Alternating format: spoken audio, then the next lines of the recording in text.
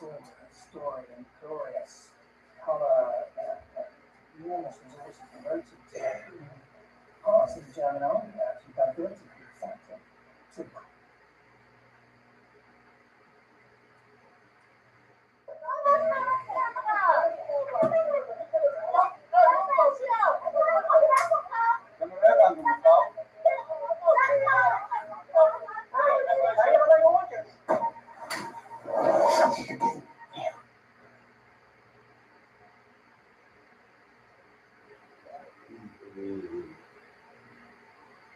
Het huis van de gemeente, ze hebben daar natuurlijk de woede over rook gehoord, is de camera's in het werk gegooid en vervolgens met vuurwerk de ramen opgegooid. Het huis van de gemeente, ze hebben daar natuurlijk de woede over rook gehoord, is de camera's in het werk gegooid en vervolgens met vuurwerk de ramen opgeblazen naar binnen. In bij Buursteden is het al een tijdje onrustig vanwege een asielnoodopvang die hier binnenkort open gaat.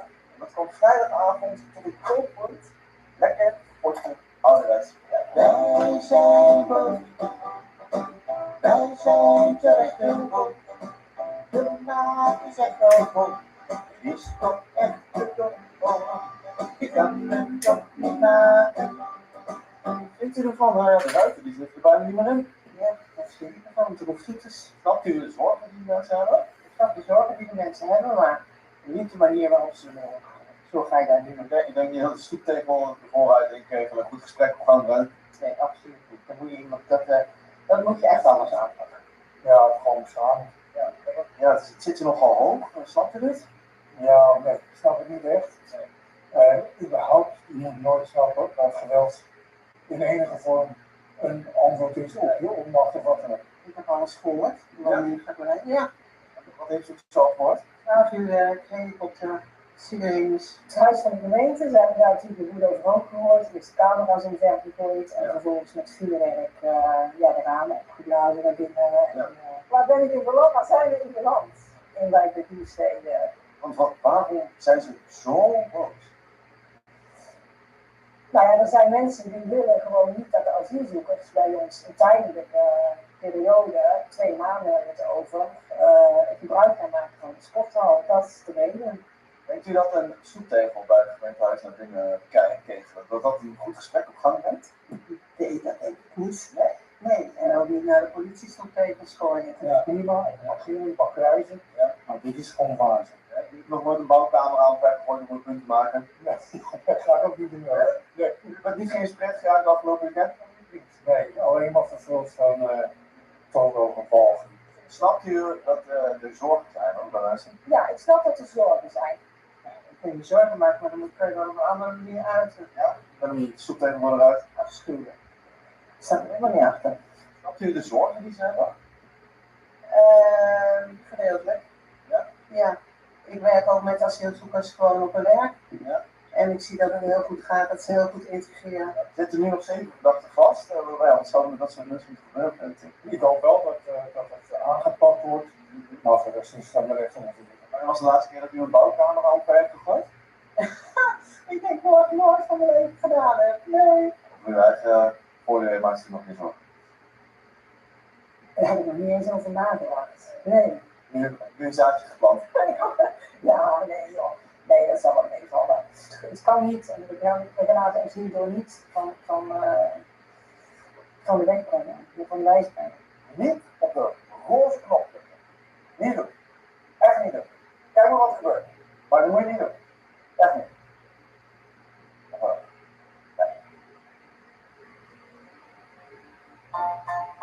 Maak jouw zin in de kaart en deel ze met je allerliefste. Na al die jaren is aankomen op het kantoor nog altijd niet gespannen. Alles is netjes gepland. Iedereen weet wat hij of zij moet doen. Maar vastgoed en verzekeringen zijn sectoren waarin je toch vooral innovatief moet blijven. Toen mijn vader in 1954 de stoffels oprichtte, was er geen internet. Tegenwoordig verloopt bijna alles digitaal. Want zonder automatisering verlies je kostbare tijd. Het liefst van al maken we de tijd van onze plannen. Exclusieve wagens, kunst en juwelen, die kun je niet zomaar verzekeren met een standaard verzekeringsproduct. vakkennis, advies op maat en ervaring bij te passen. Ook de verkoop van luxe vastgoed en nieuwbouwprojecten is een vak apart. Daar komen een team van specialisten bij kijken. Mensen die oog hebben voor detail. Die als team kunnen samenwerken om een perfect parcours te garanderen. Maar als familiebedrijf kunnen we zeker ook genieten van een gezellig moment. En op het einde van de dag denk ik bij mezelf, dat is het allemaal waard.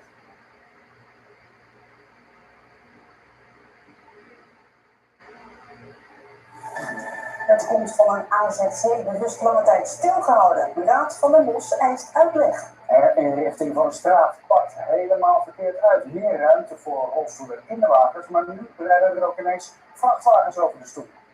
En zo, kinderen zitten alleen nog maar op een scherm. Nog even en iedereen heeft dezelfde buitenhobby. Dit is Hart van Nederland van dinsdag 16 juli.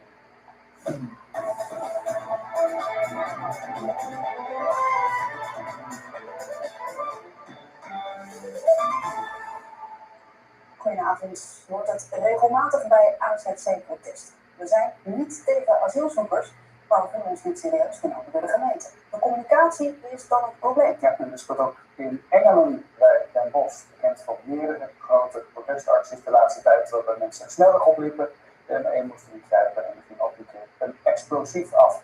Vanavond was er in de gemeenteraad van Den Bosch een spoeddebat. 9 partijen willen weten waarom de raad de AZC-plannen pas 3 maanden geleden te horen kreeg. Op dat moment lagen ze namelijk al 1,5 jaar op tafel. Je wordt gewoon voor de gek gehouden en dat is gewoon niet fijn. Want ze zeggen, we nemen de mensen mee, maar dat doen ze helemaal niet. Dus eigenlijk een stukje kindergedrag waar we het over hebben. Als ze het van tevoren hadden gedaan en hadden we anders laten landen, dan hadden ze sowieso die 8 zetels niet gehaald. Maar die wethouder, de voorman geweest. Bewoners kan naar binnen eigenlijk niet eerlijk zijn, kan naar buiten eigenlijk niet eerlijk zijn. En ik word er zelf eigenlijk helemaal niet gelukkig van. Wat moet ik dan eigenlijk zo'n redactie? De meest besproken talkshow-presentator, dat kunnen we denk ik wel zeggen, van Nederland schuift aan in Studio CD. Hij was onderdeel van het prestigieuze project dat met Philip Bombari werd aangekondigd. RTL Tonight. Op zijn plek stapte eruit en nu is RTL Tonight na slechts 1 seizoen alweer van de buis gehaald door matige kijkcijfers. En krijgt hij een nieuwe kans na de zomer met zijn eigen talkshow op RTL 4. Rens. 51 omschrijving. Hoi, we gaan het helemaal uitpluizen. Ja, als je het bent. Nou, fijn dat je wel zitten natuurlijk. Gezellig. Ja, hoe is het om hier nu te zitten en je verhaal te gaan doen? Heel goed. In die zin van, er is weer heel veel fijne, goede energie. Ik kan het opbouwen. En tegelijk, ja, het is natuurlijk het is niet het leukste seizoen. Dus, ik wil niet zeggen het moestje, maar het is wel dat je moet nog even van het hart. Ja, dan hoop ik dat het net goed is. Ja, maar heb je de afgelopen maanden met een vervelende energie en rondgelopen met een vervelend gevoel? Nou, ja, kijk, ik moet er wel meteen bij zeggen, er zijn natuurlijk allemaal veel erg. Het is maar werk, het is maar televisie, dus ik ben ook heel erg aan het realiseren. Daar we er niet moeilijk over doen, maar had ik het liever allemaal wat anders gezien? Ja.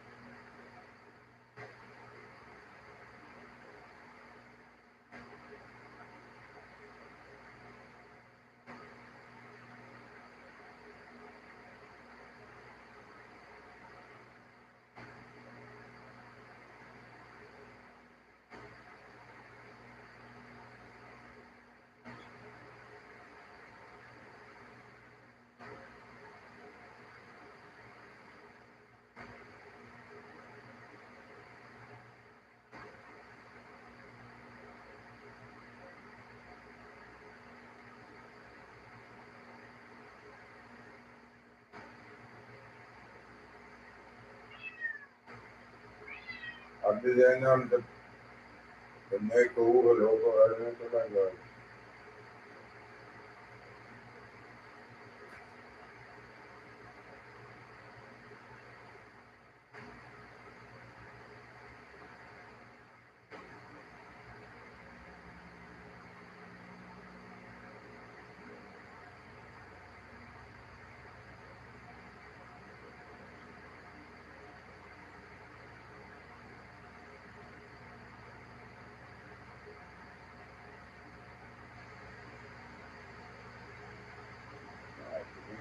After you was in die argumenten inwerkt.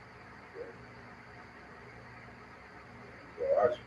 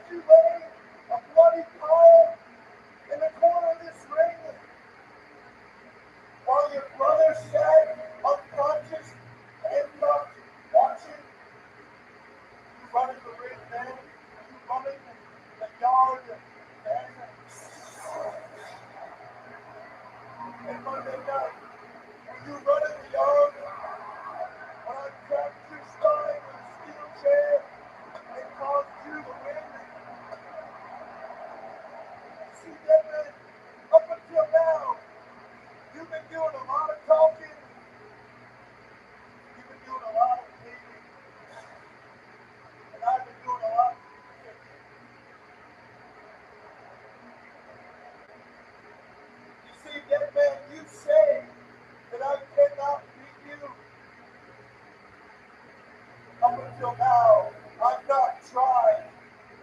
The truth is that since I have tried, I have been beating you day in and day out. And at WrestleMania, it will all come to an end. At WrestleMania, Deadman, you will get the chance to play the game.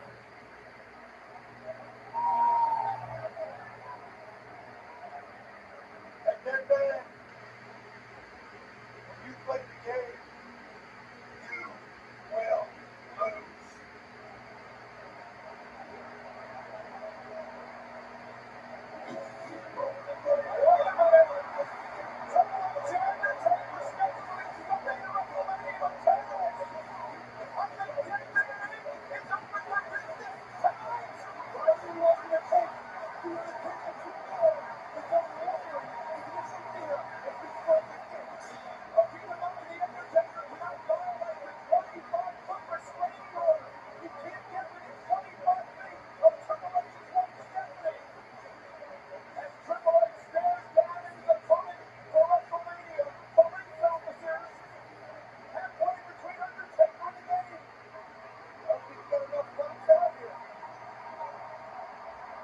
Now let me see if I've got this right.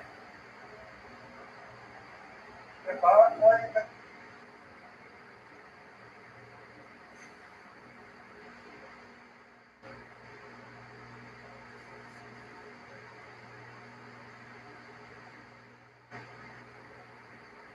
Dit is het dan, de episode Solarbank, Max AC, 73 kilo, dat is het ding. Laat me kijken, we moeten eens naar zijn echt is.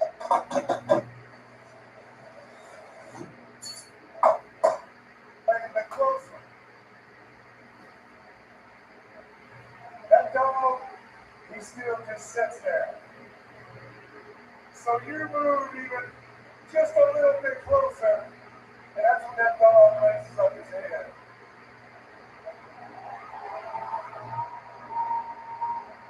And that's when you realize that's what that dog wanted all along. So now you're standing there, Triple H. You're too scared to fight, and it's too far to run.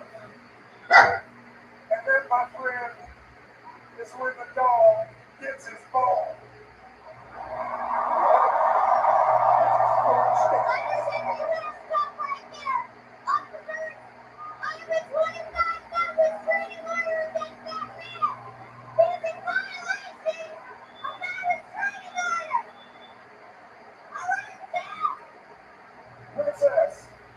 Princess, shut your face.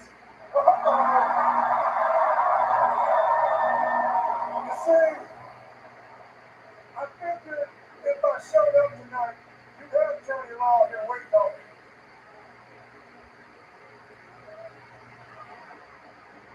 So I made a few phone calls. The first call was to a lawyer. The second call was to a bail bondsman here in Detroit.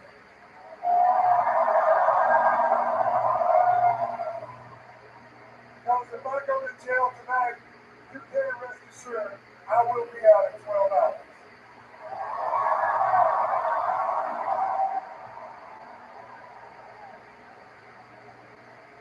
And the third call was to 911.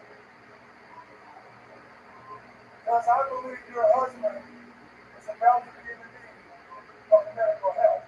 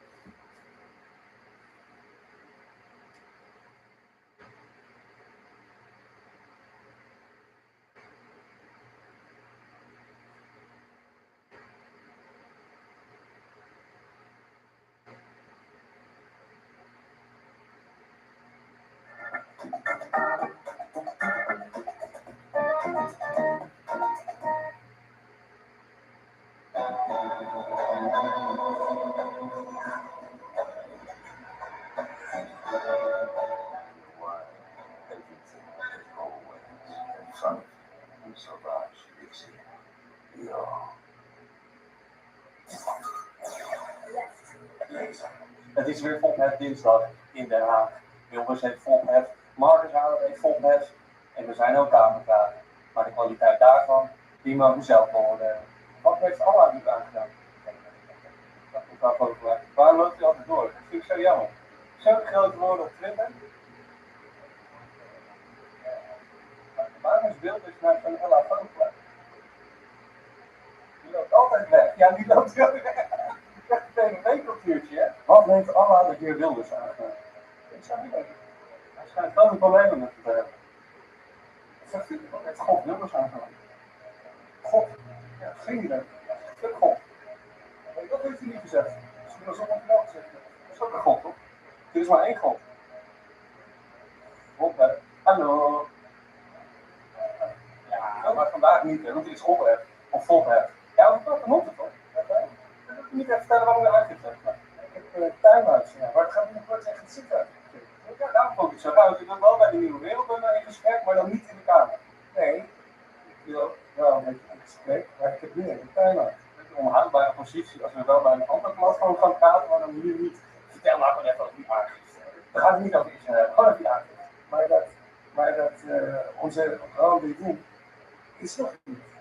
Dus ik heb toegezegd, ik ging ze wel praten, dat wil moeten lopen. Dus vertel me even over die aangifte. Zeg maar jij nog niet. Oh, ja. Ja, nou, dan zie je dat daarna heeft onze time-out. Even die aangifte.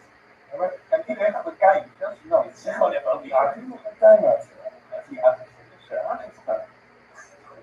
Ja, dat is aangifte.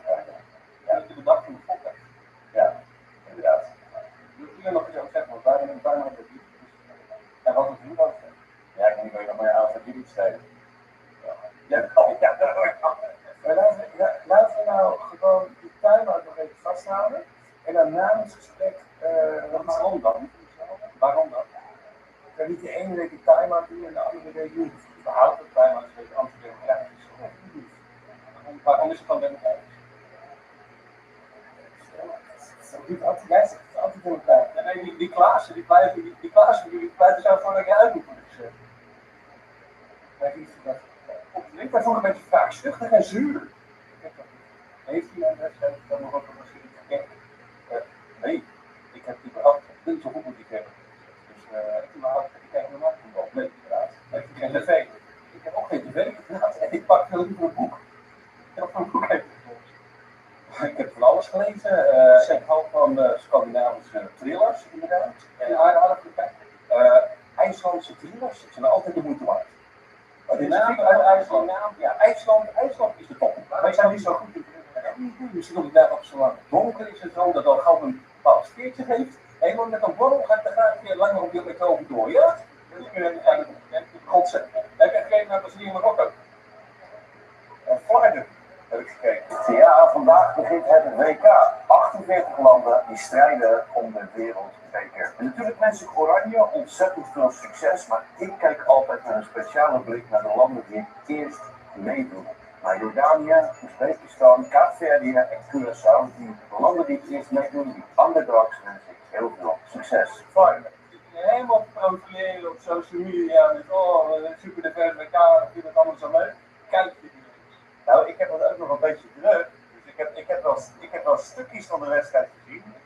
Ik heb helaas niet alles kunnen kijken, maar ik heb stukjes gezien. Het was eigenlijk nog één grote marketing natuurlijk, hè, dat voetbalfilmpje van jullie. Ik heb de stukken van gezien. Hè. Dus dat is al meer dan dat ik naar andere dingen kijk. Ik heb heel veel naar elkaar gesteld arbeid. Nou, dat moet ik niet. Ik denk niet dat het voor een voetbalwedstrijd al gaat. Dat is belangrijk. Nou, dat is de belangrijkste bijzaak van de wereld, inderdaad, voetbal. Wat staat er nou? We gaan het hebben over de energieprijzen en de staat voor de boeks. Die hopelijk toch weer open gaat en dat dat iets gaat doen met de energieprijzen. Ik kan het antwoord van de minister wel uittekenen. We moeten weer energie inzetten op duurzaamheid en isolatie. Maar ik hoor tegelijkertijd ook dat er wel heel erg wordt gebagatelliseerd over het gasverslagen. Het zit allemaal wel goed. U vraagt uit dat ze gewoon bijna leeg zijn ten opzichte van vorig jaar. En ik vraag me af hoe de minister er nou voor gaat zorgen dat we nu wel voorbereid zijn komt die toekomstige prijs van bezonswaarhouders? Alsnog las ik in de Telegraaf $20 per vat duurder dan voor het sluiten, toch? Ja, het is inderdaad nog heel stabiel. Ja, die onzekerheid zal voorlopig nog wel blijven zitten. Ja, wie gaan jullie de Zwarte Piet toedekken? Dienstkopen zo? Het is een kwestie van vraag en aanbod. Daar moeten we ons ook zo zeker maken. Met Met de aanval die eruit.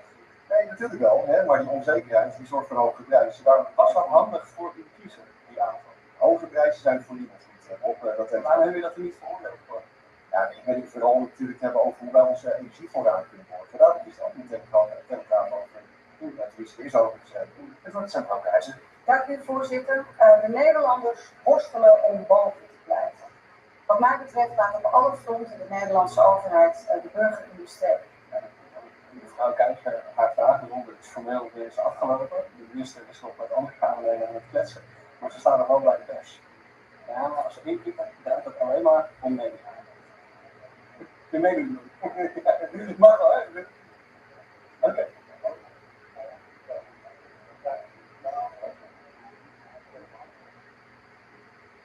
We hebben 500 producten in prijs verlaagd. Ontdek ze nu bij ons in de winkel. Apparaat kapot, weggooien, mooi niet, repareren.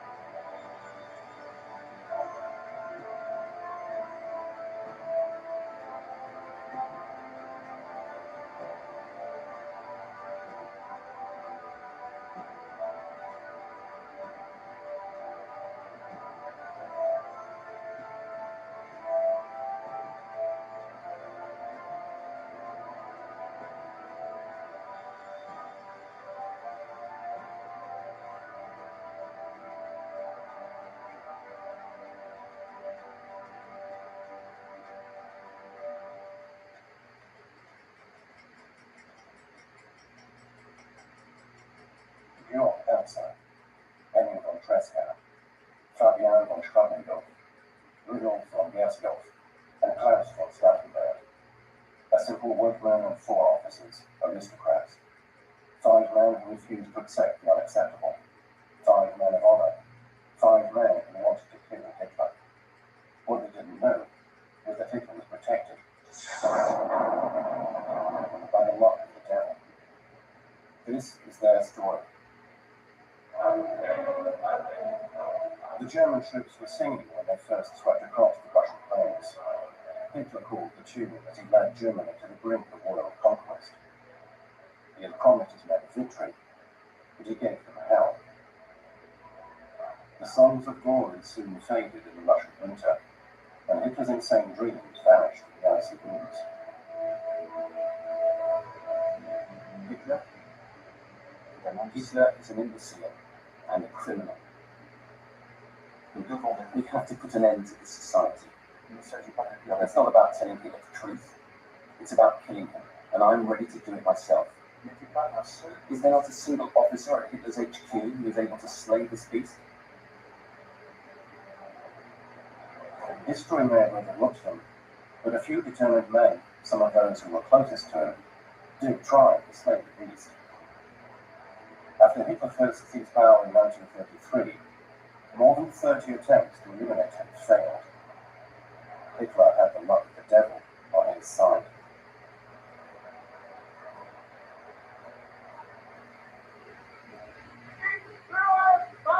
As the new Chancellor of the Reich, Hitler gave himself the title of Führer of the German people, the Guide. He also declared himself to be the supreme chief of the army, and it was to him that soldiers had to swear obedience and loyalty. The army and its officers were bound to Hitler personally.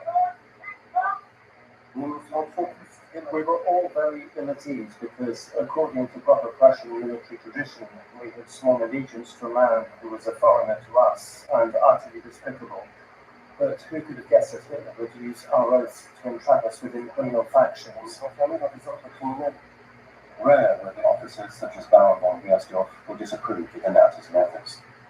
In the late 1930s, Hitler was adored by almost 90% of his fellow citizens. The rest remained silent or were in prison. But millions formed an ardent swastika around their Führer. In Munich, one man decided to act. His name was Johann Georg Elsa. A skilled carpenter and a communist sympathizer, Elsa worked in secret in his workshop for 3 months, preparing a bomb. Conditions in Germany could only change with the elimination of the powers that be. By the powers, I mean the superiors. I mean Hitler, Goering, and Goebbels. I was convinced that the elimination of these 3 men would enable others to enter government and help to improve the social conditions of the working classes. Elsa was not alone. General Beck, chief of the General Staff, along with several fellow officers, was also preparing a putsch against the Führer that despised. Hitler forced him to resign, and after Austria and Czechoslovakia, he launched the troops against Poland on September 1st, 1939. Nothing could resist the German armies, as troopers inaugurated the first terror attacks on Warsaw. It was a full-scale dress rehearsal, where the first victims were civilians. In Munich, Elsa continued his preparations. Now the only man could stop Hitler. Well, I learned that the next meeting the leaders would attend was to be held on November 8th and 9th at the Bürgerbräukeller. I left the smaller hall, where I almost always sat at the same place, and went through the dressing room into the main hall, which was never locked. I hid in a storeroom near the exit.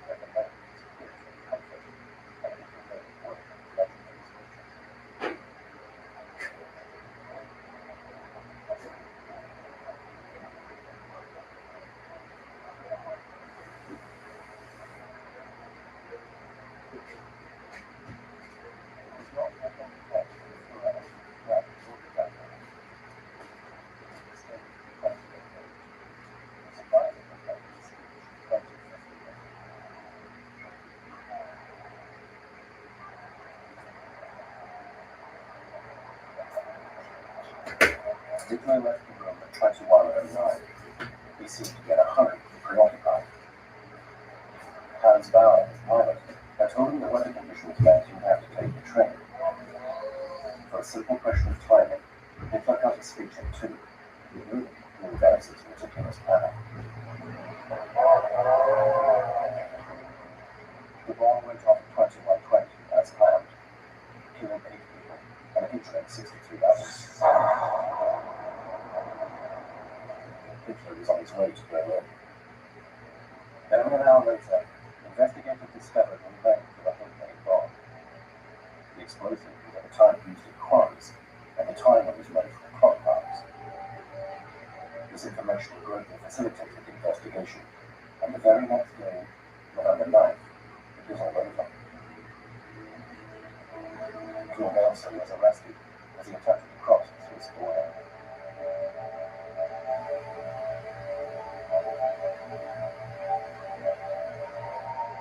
My only considerations involved ways in which the life of the working classes could be improved and war avoided. I was encouraged by no one, and I was never influenced by anyone else in any way. I never heard conversations of a similar nature. I never heard Radio Moscow say that the German government and regime had to be overthrown. I did it so that no more blood would be spilled. I acted alone and was encouraged by no one. I never doubted the worthiness of my action.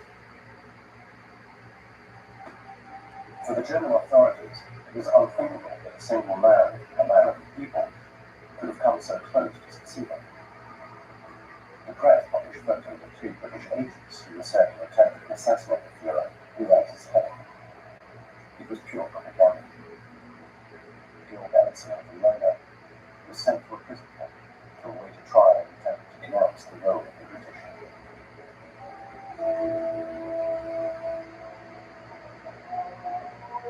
Without a change in the weather, Hitler should have died, and the future of the world would have been very different.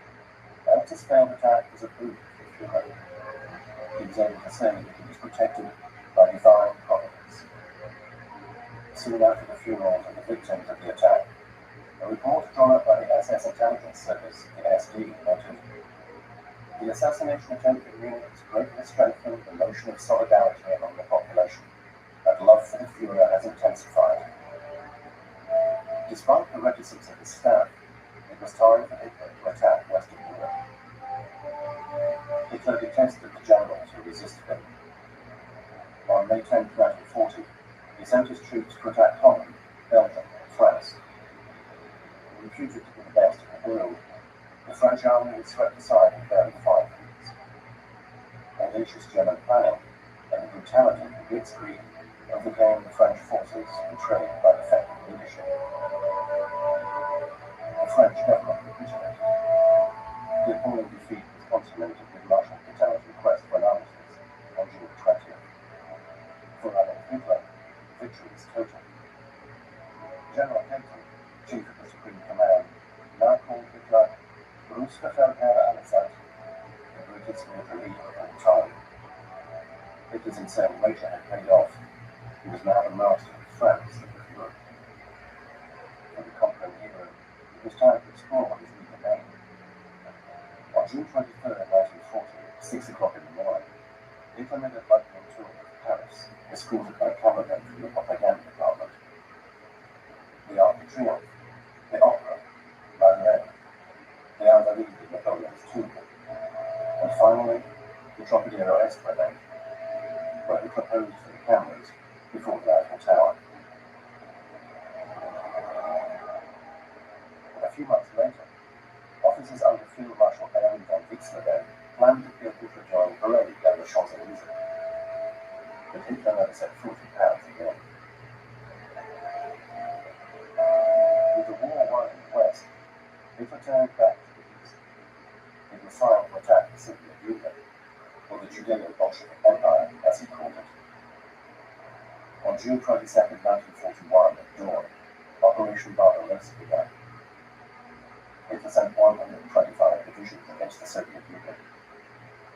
Preceded by thousands of planes which devastated Soviet defenses in just a few hours, 3 huge armies with 5 million men and 4,300 tanks swept over the Red Army, heading north towards Leningrad, east towards Moscow, and south towards the Ukraine grain belt and the Caucasus oil fields. The greatest military invasion of all time, a warfare in steamroller. Leningrad was soon within artillery range, Moscow less than 100 kilometers away, and Kiev already captured. Nothing could stop Hitler from expanding his landing trap or living space. Nederlanders gaan gelukkig goed voorbereid op vakantie. Maar er is één ding wat ze altijd vergeten. Om voor vertrek, gewoon in Nederland, wat vreemde valuta in huis te halen.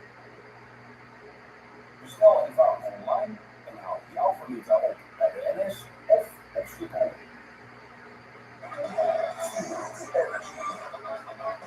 Feel the anticipation. A world of possibilities awaits.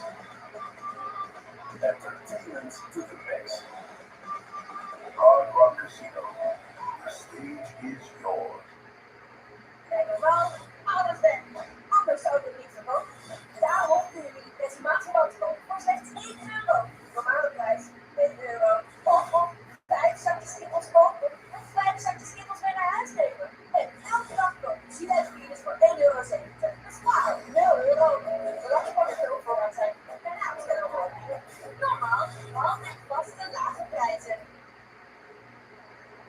Red Army losses were colossal, and millions of prisoners were taken. Few of whom survived the Nazis' barbarism. With the Wehrmacht HQ, Marshal Peter handed out orders to his officers, a license to kill, permission to assassinate. But the most frightful document landed on my desk. He bore Hitler's signature and ordered that any commissar or political leader from the Red Army who came into our hands should be delivered to the security services in order to be eliminated or shot in situ. The war was already brutal, and led by Hitler, it would only get worse. Every Wehrmacht unit was to be followed up by an SS group, the Einsatz group, entrusted with mopping up operations. Savage arrests, mass assassinations and executions.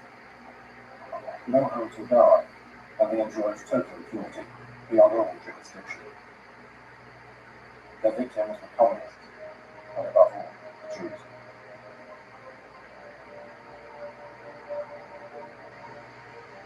We are soldiers, not assassins. As long as I'm the Chief Operations Officer of the Army Group Center, there will be no execution of political agents or prisoners. May such things never be allowed to happen.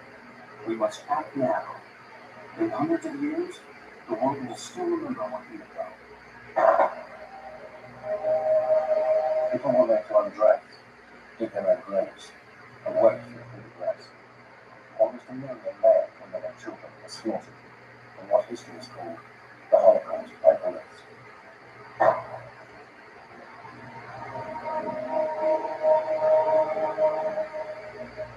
The men who govern us, in my view, are nothing more than common criminals. Their unlawful methods employed both within the Reich and the conquered territories are unworthy of a civilized country. They dishonor Germany and lead it to its ruin. Schreiber was adjutant to Colonel Hermann von Tresckow of the Army Group Center HQ. Von Tresckow formed a group of faithful allies, all prepared to eliminate Hitler. Numerous attempts were made, all of them failed. Hitler's security was reinforced, and his schedule and movement kept secret.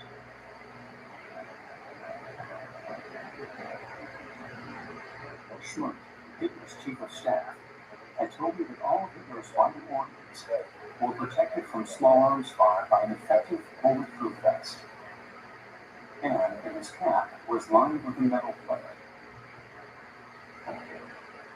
The war held its breath when German and Soviet forces faced off at Stalingrad between July 1942 and February 1943. The Battle of Stalingrad was the bloodiest and most costly of human lives in all military history. 6 months of combat, 2 million dead. Stalingrad became a symbol. Hitler forbade his troops from taking one step back.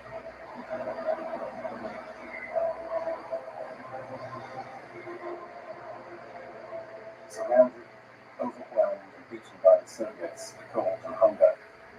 On February 2nd, 1943, more than 90,000 German soldiers surrendered, including 2,500 officers, 24 generals, and a marshal, Friedrich von Paulus. Stalingrad put an end to the myth of Hitler's invincibility.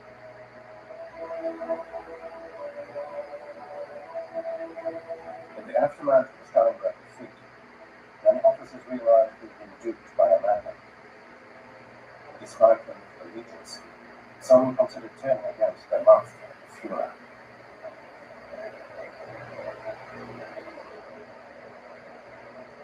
At his headquarters in Smolensk, Colonel Hermann von Tresckow was waiting to take action. We confirmed that Hitler was planning to visit Cleveland's command post. The opportunity was too good to miss. I believe that the highest German military authorities were incapable of initiating a coup d'etat. They would only follow orders. In order to act quickly, I therefore decided to take the first steps myself. There was absolutely no alternative if we wanted to maintain our dignity and self-respect. It had to be done.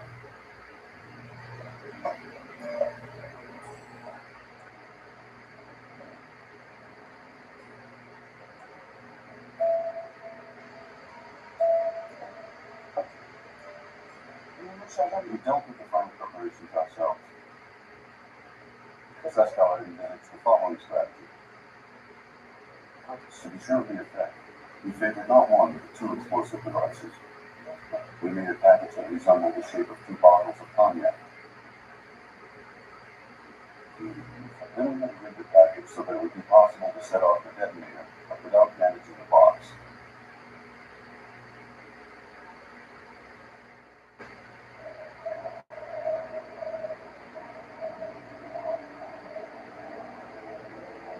Two identical komgoeds from distant Russia prepared to land. Security precautions meant that no one knew which plane it was on. The convoy was escorted by flankers.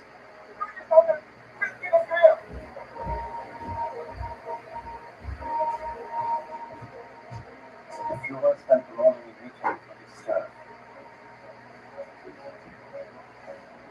Lunch was served in the officer's mess. At table, we had to put up with Hitler's good mood, as he was pleased to be among real soldiers.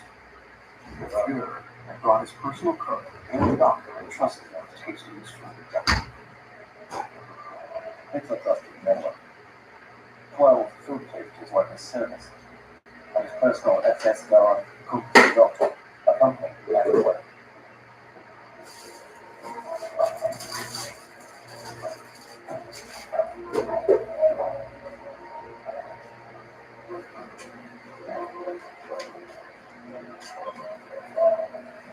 Hunched over his plate with his elbows on the table and only sitting up straight to take a swig from his glass, he was a contemptible sight.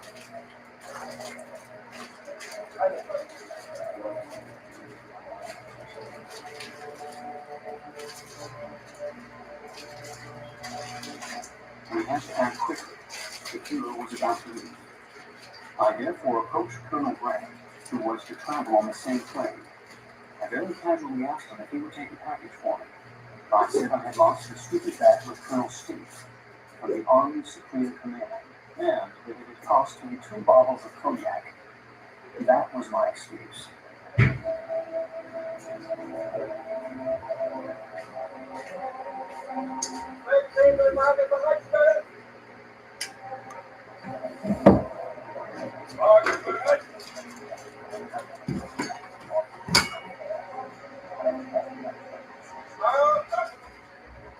General Grant agreed to transport the package. And the shrubbery was attached to it was the pride of the law.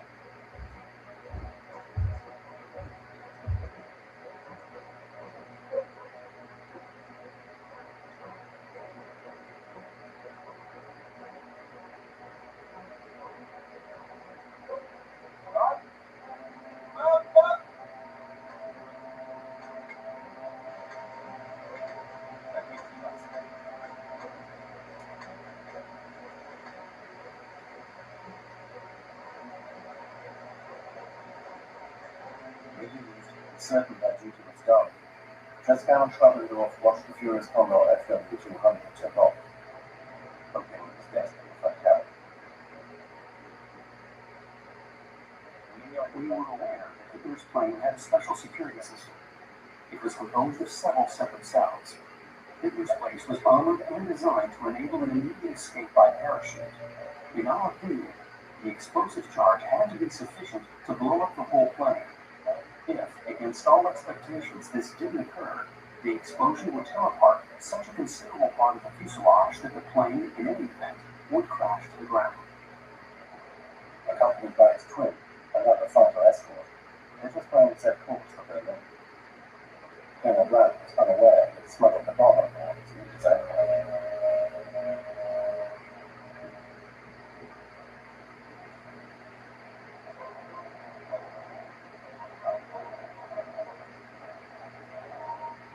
HQ in Smolensk. Nerves were full as they waited by the radio.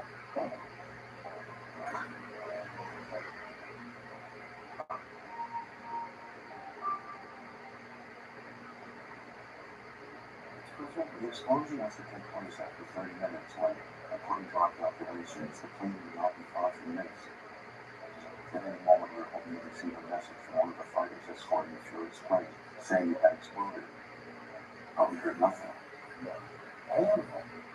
Finally, after 2 hours, a routine message arrived from Berlin. saying that after the inspection at the Eastern Front, Hitler had safely returned to Berlin and reached his headquarters at the appointed time. So I'm going to face the facts. As incredible as it may seem, while I attempt to fail, trust on myself will literally stop us. For the two conspirators, it was vital to recover the package to see what I think. Trottenhoff flew to Berlin with 2 real bottles of cognac and exchanged them. Explained to Colonel Bragg the mistake had been made. Trottenhoff and von Tresckow would soon find another opportunity to use their arms. A remembrance ceremony at the Military Museum was planned to celebrate Heroes Memorial Day, held then in Tag. It was a fine opportunity. According to the schedule, the Fuhrer was going to attend, accompanied by Heinrich Himmler and Hermann Goering.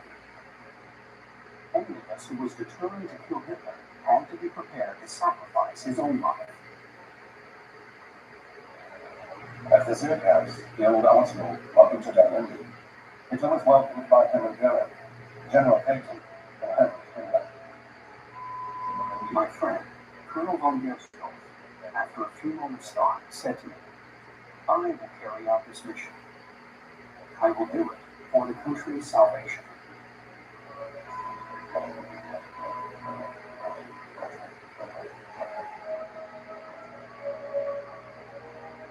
As every year, the ceremony began with a concert in the Court of Honor. On the program this year, Bruckner's 7th Symphony.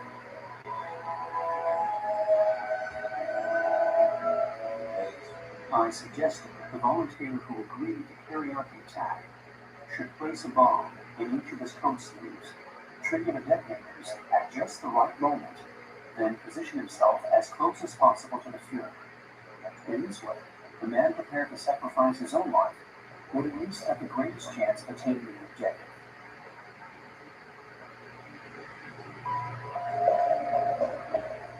After the concert, Hitler was to visit the museum to inspect trophies and weapons taken from the Soviets. Colonel Gersthoff was to act as his guide. In order to be able to sleep with his right arm, Gersthoff pressed only a single bar on his left sleeve. After triggering the chemical detonator, he would need 15 minutes to act. At that point, Gersthoff would be close to Hitler, and the mission would be accomplished. After the complaining Fuhrer entered the exhibition hall, General Schmundt, Hitler's aide-de-camp, came up to me and told me that the Fuhrer would only be spending 5 minutes to inspect the trophies. It was therefore no longer possible physically to carry out the plan, as I needed at least 10 minutes. Okay, you infallible too.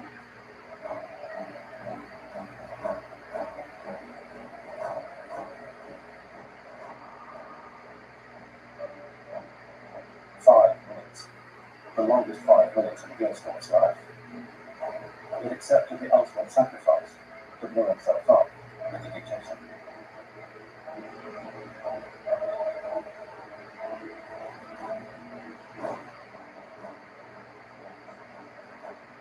Hitler barely glanced at the trophies. He raced around the exhibition in less than 10 minutes.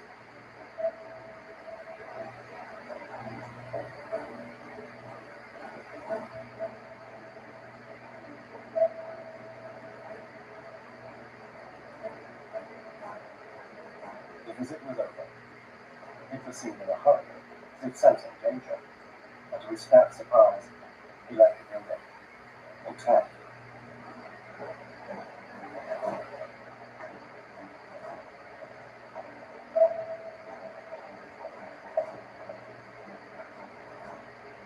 The detonator was triggered, but had no time to take effect. Gersthoff just had time to rush to the restroom and defuse the deadly device.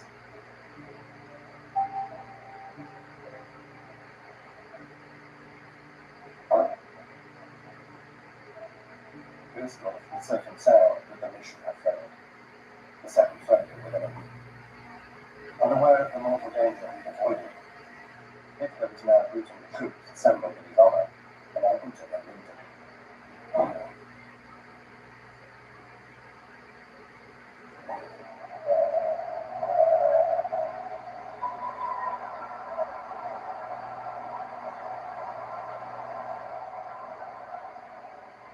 Nieuwe Heizero.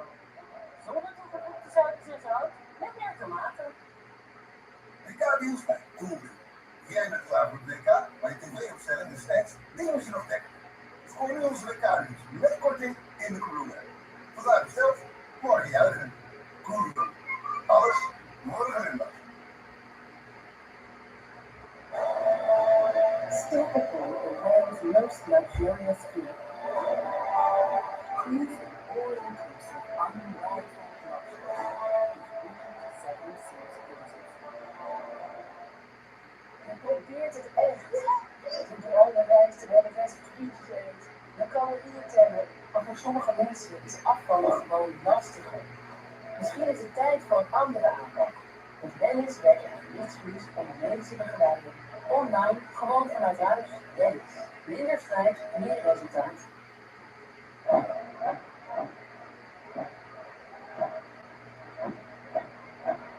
In the weeks that followed, the Fuhrer would emerge unscathed from 2 further assassination attempts.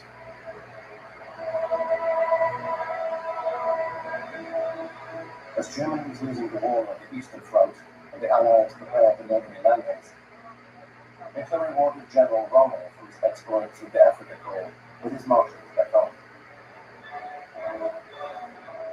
Rommel was one of the most popular figures in the Nazi film propaganda. For the Germans, he was an icon. Tresckow and Stellar Hitler Wehrmacht officers longed for the support from man that Germany loved that could follow. But Rommel, like many other high-ranking officers, felt he had to respect the oath he had sworn to his Fuhrer. In the winter of 43-44, Hitler sent Rommel and his 30 officers to strengthen the Atlantic Wall, the defense system intended to prevent landing on the French coast.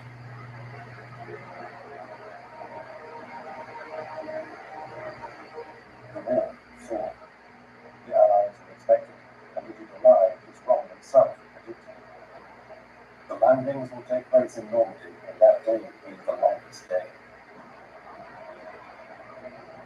On June 6, 1944, 1,213 warships, 736 support ships, 864 cargo vessels, and 4,126 barges and landing craft landed 20,000 vehicles and 156,000 men on the beaches of Normandy. The Allies set foot in France, and nothing could now stop them on their march towards Berlin. Rommel knew that the battle was lost, but even wanted to negotiate a separate peace with the Allies. Montgomery from Britain, Eisenhower from the USA. German resistance had sounded Rommel out, but he hesitated, knowing that an attempt was to be made on Hitler's life. Perhaps he sympathized with conspiracy, but he opposed his own conditions. Hitler should be arrested and tried. He was resolutely opposed to assassination. July 17th, and as usual, Rommel was inspecting his troops on the front. As ever, Adjutant Daniel was driving as Captain Edward Lyon watched the skies. Allied planes were everywhere, and it was almost impossible to keep around. But Rommel didn't care. The Desert Fox had seen worse. It was 5 p.m. when a Spitfire truck spotted Rommel's car on the road to Djibouti.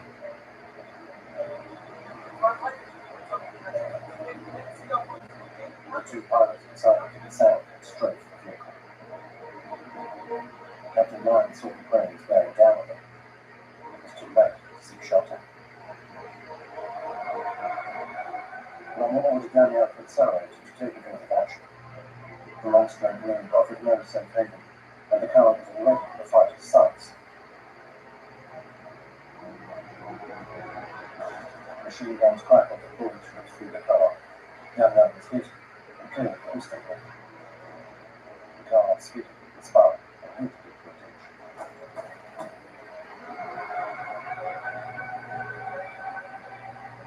The fighters were already soaring as the clouds above. Rommel lay in the northern grass, a severe headwind.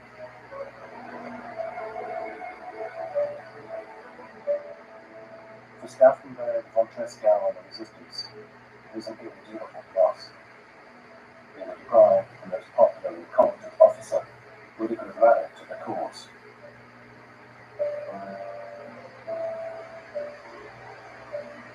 Skulle jullie ook inloggen? The generals have achieved nothing. So now it's up to the colonels to act. As officers, it's our duty to save Germany.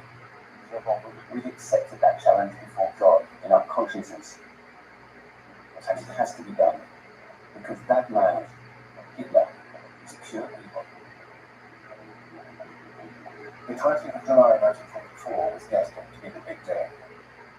In Berlin, Colonel von Stauffenberg and his aide-de-camp, Werner von Haeften, set off for the Wolf's Lair in Rastenburg.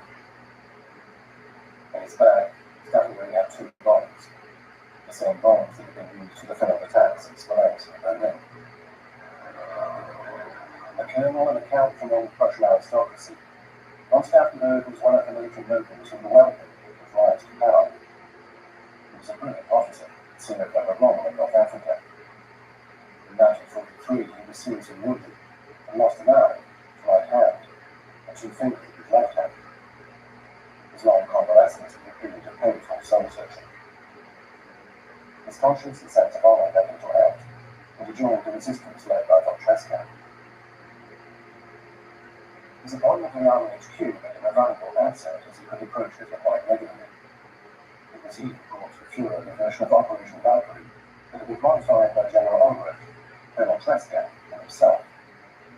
As usual, Hitler signed the documents without reading them.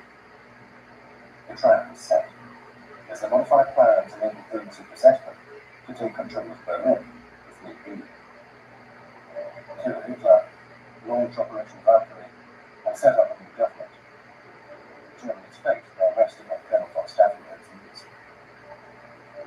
After a flight of 2.5 hours, Stauffenberg and von Haeften arrived at the Wolf's Lair.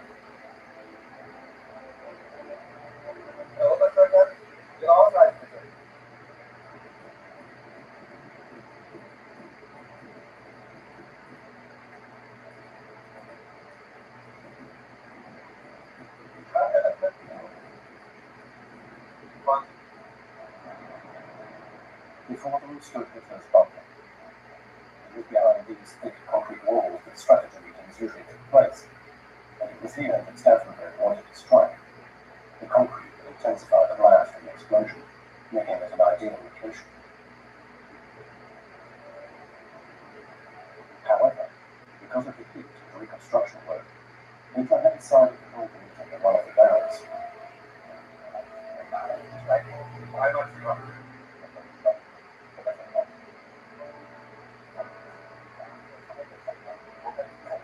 12:20. After greeting Hitler and his staff, Stauffenberg asked permission to freshen up and change his clothes, as the heat was stifling. Hitler and his entourage immediately headed for the barracks conference room. In a further note to Stauffenberg, the meeting had been brought forward an hour due to a visit from Mussolini that afternoon.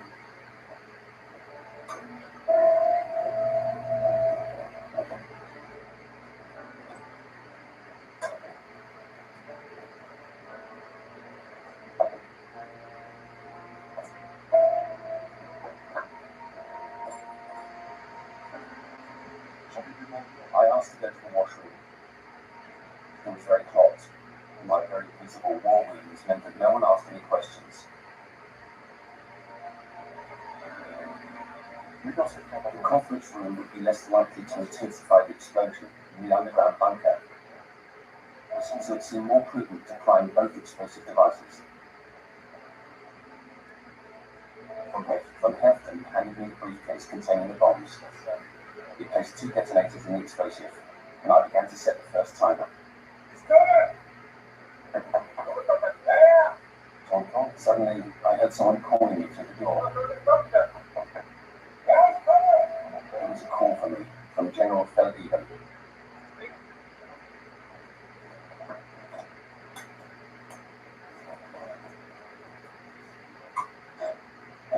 The first charge was set. There was no time for the second. It was in Van Heften's briefcase. Only one block. Never mind, this should be enough. 12:25.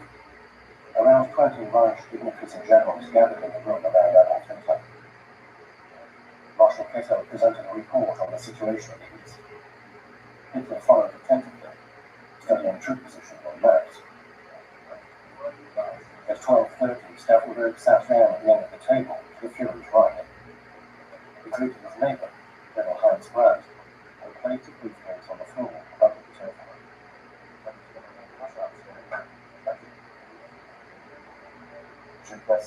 I put my briefcase on the floor under the table, next to Colonel Brandt's foot.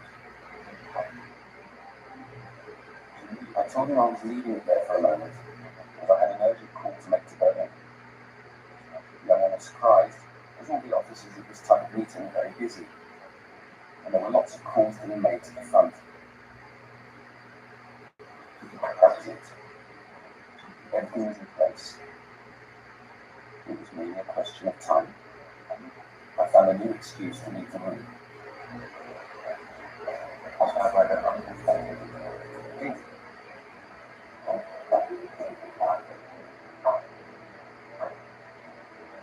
The briefcase was in Brandt's way, and he moved it, pointing it against the thick pillar that supported the heavy table. With his casual but faithful gesture, Colonel Heinz Brandt unintentionally deflected the glass away from Hitler. Es ist soweit.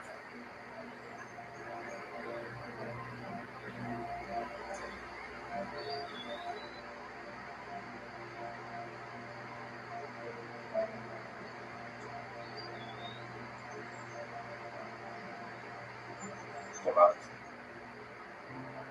12:40, Stauffenberg had left the window. It was only a matter of time.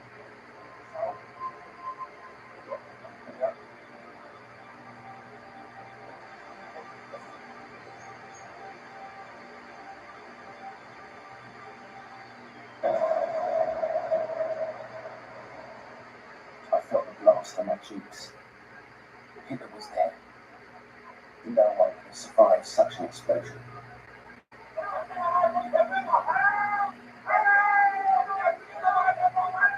The conference room was blown apart. There was total confusion as guards and soldiers rushed to remove the wounded from the wreckage. Stauffenberg was convinced that Hitler was dead. He saw his body on a stretcher.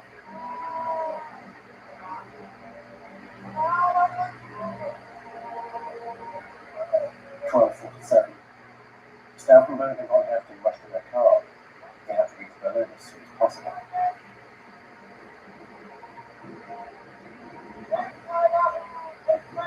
The conspirators believed their accomplices had cut all communications between the Wolf's Lair and Berlin.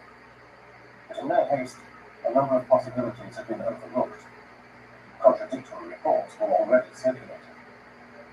At 1:15, Klaus von Stauffenberg took off from the aerodrome heading for Berlin. For him, the operation was a success. Hitler was dead. In England, the sealed orders for Operation Valkyrie had been distributed in the provisional government formed by General Beck, but nothing was to go as planned. Co-conspirators General Albrecht and Colonel Krenheim were waiting for confirmation to launch the operation. 3 precious hours were lost before Stauffenberg finally landed and told them that Hitler was dead. At 4 p.m., Operation Valkyrie was launched at last. All the officers mobilized, the Valkyrie had received a sealed envelope containing brief orders. All the heads of the SS were to be arrested immediately and their men disarmed, as well as Goering, Bormann, Himmler, and the Goebbels. But nothing was to go as planned. Suddenly, towards the end of the afternoon, a voice rang out from every loudspeaker in the city: the Fuhrers. A very small clique of ambitious and unscrupulous officers formed a conspiracy to do away with them.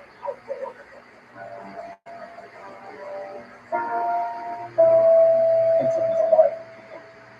He put on a new uniform to welcome his friend Mussolini at the station only hours after the explosion. Hitler told the Lucian, "I regard this as a confirmation of the task imposed upon me by Providence. Nothing was going to happen to me. Everything can be brought to a good end."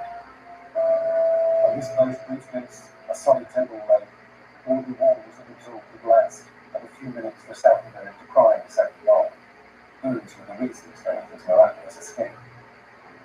As Hitler said goodbye to Mussolini, reprisals were already well on the way to Berlin, and Major Otto Renner, the Guard Regiment commander, had been ordered to arrest Goebbels. Goebbels phoned Hitler, who then spoke to Renner, proving he was alive. The hunt for the insurgents began, and Operation Valkyrie was doomed.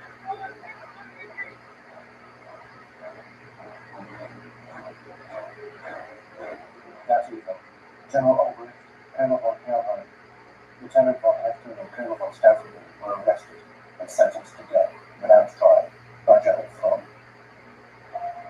Fighting for his own survival, Fromm betrayed his fellow conspirators. The witnesses to his collaboration had to disappear.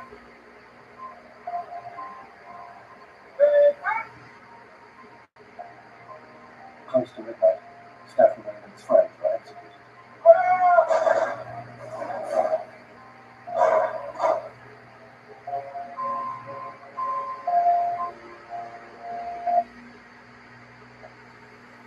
Verzorg, zweet, zuig, huil, verfris, herhaal. Geef hem je uit zoals je een voetbal geeft. 12 men plus keer. Grote kans dat je ons al kent, van die laagbaan, die het gewoon doen. Het zijn er inmiddels 17.551. Wij laden Nederland op. En vanaf nu doen we dat onder geleerde naam. Geen jaar. Zorgeloos aan. Kijk, een leeuw!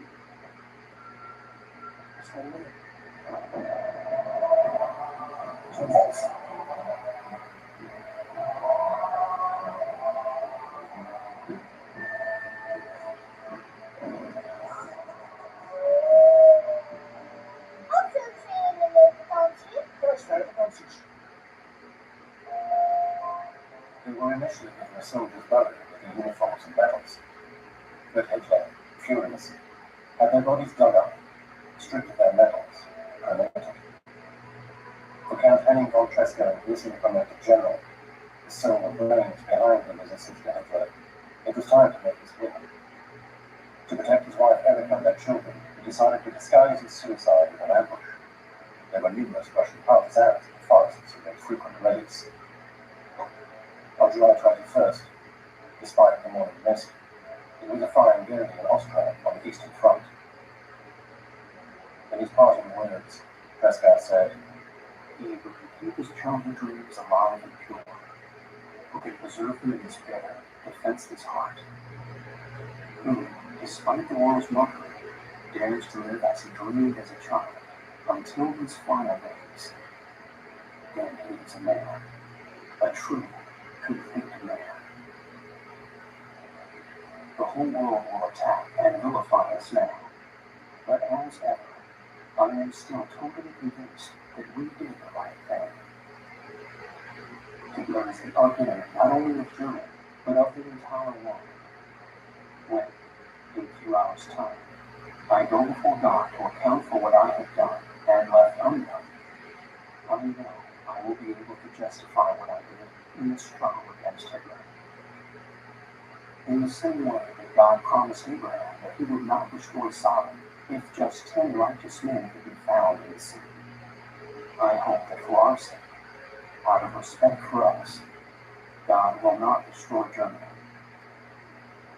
I would like for you to witness my death. I have no wish to allow my enemies to take me from this life. Farewell. We shall meet again in a better place.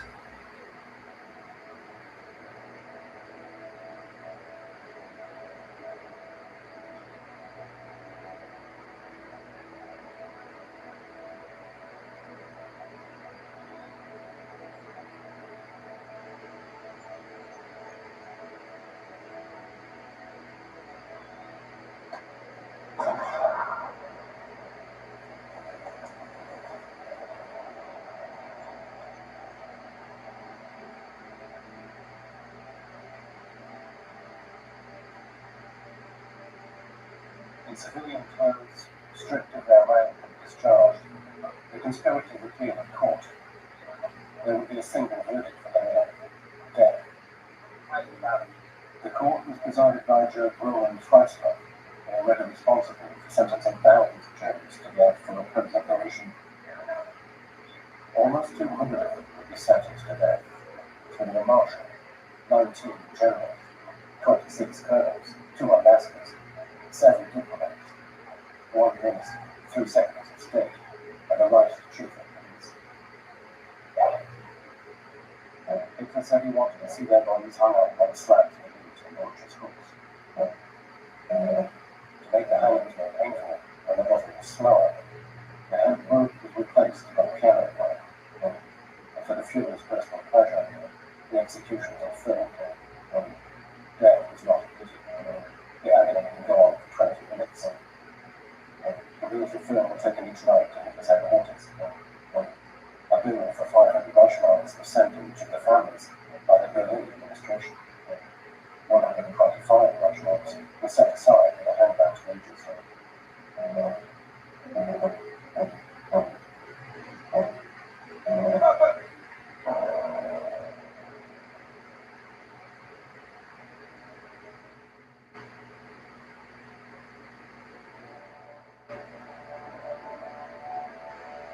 On October 18, 1944, Hitler offered a state funeral to his favourite field marshal, Erwin Rommel. In his eulogy, Marshal von Rundstedt said, "His heart belonged to the Führer." It was only 4 days previously, at midday, 2 generals had arrived at Rommel's home to propose a rather sinister deal. During the post-Valkyrie investigation, Rommel's name was said to have been mentioned during certain interrogations. Hitler therefore ordered that Rommel should face the ignominy of a trial, or commit suicide with honour, and the guarantee that nothing would happen to his family. After kissing his wife and his son, Manfred, Rommel climbed on board the general's car. 5 minutes later, he swallowed 2 cyanide capsules. The Germans' greatest military hero had just officially died from an embolism.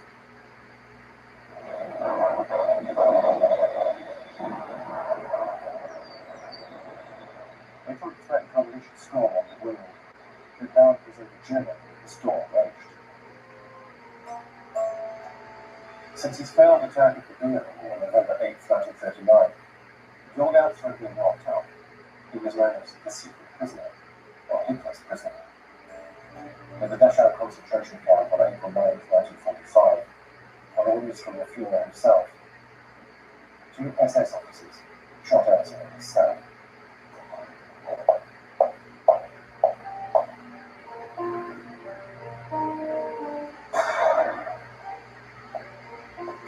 Later, American forces liberated the camp. 20 days too late, the same man tried to kill Hitler. On April 20, 1945, Hitler's 56th birthday, the first Soviet shells fell on Berlin. 2 million more followed. In an attempt to stop the Soviets' T-34 tanks, arms were distributed to old men and young boys. Hitler's last army was made up of children not yet 12 years old. After saluting them and sending them to their deaths, Hitler returned to his bunker. He would not even be out alive. The Battle of Berlin raged for more than 10 days, a bitter and desperate fight, with the Soviets were irresistible. Losses on both sides were appalling. 2,000 Soviet tanks were rendered ineffective, some by unarmed children. The city had no intention of surrendering to the Russians, but it was too late. The Reich, whose last 1,000 years, collapsed.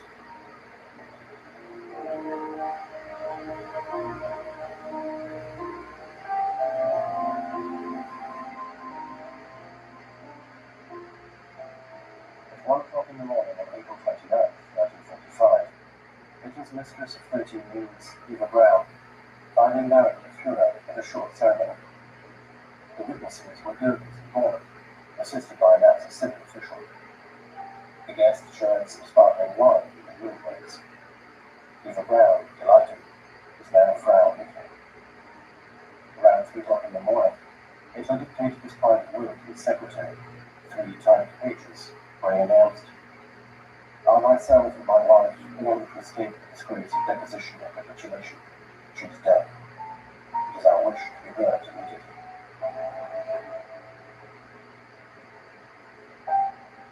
festive. The red flag flies over the Reichstag. At 3:30 p.m., he retired to his room with his wife, Ava. She is chosen poison. He fires a bullet in his cabin. At 3:50, the two bodies are taken outside. 200 liters of petrol are poured over them and ignited. Many people wanted to kill Hitler, but he died by his own hand, when he wanted and where he wanted, in the heart of his capital city, Berlin. The war is madness. We have to prevent it. The key figure is Hitler. He has to be killed. The world has to be saved from the greatest criminal of all time. We have to kill him like a mad dog, threatening all humanity. They were guided by our courage in Holland, Tresca, Schleppen, Petersburg, Stauffenberg, Elsa. They all wanted to kill Hitler. They all failed. If not one of these men had succeeded, millions of lives could have been saved, and the history of the world may have been very different.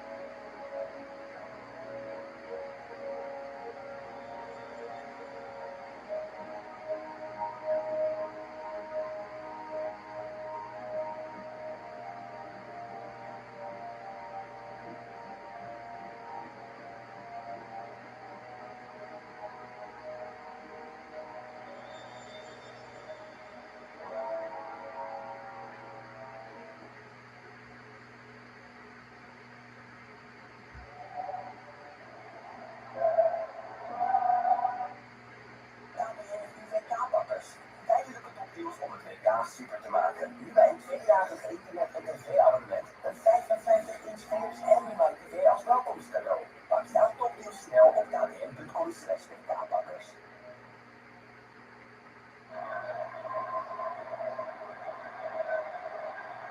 When Hitler triumphed in the summer of 1940, acclaimed by the Germans, his people take him for an infallible genius, endowed with extraordinary intelligence. Only, it is an image created from scratch. The Hitler myth that is sold to the Germans. It's the Führer who knows everything, who works day and night, whose light in the office never goes out. This is the exact opposite of reality. Hitler is a dilettante. He never really works. He is someone who has never worked. I'm someone who can't stand long-term intellectual effort and long-winded and unable to read a file more than 20 pages. Hitler does not work. In fact, Hitler likes to retreat to his refuge, like an artist hovering above reality. A handful of collaborators work in his place. His name is Joseph Goebbels, Heinrich Himmler, or Albert Speer. Hitler took over 15 years to recruit them. To say today that he is a good human resources manager, he surrounded himself very well by choosing as companions people who brought him something extra each time. Who are these men in Hitler's shadow? What is each person's role? Around the Führer, there is an extensive network of collaborators. First of all, there is the close guard, the only ones who have direct access to him. Among his followers, an essential trio has been formed, whose first character is Hermann Goering.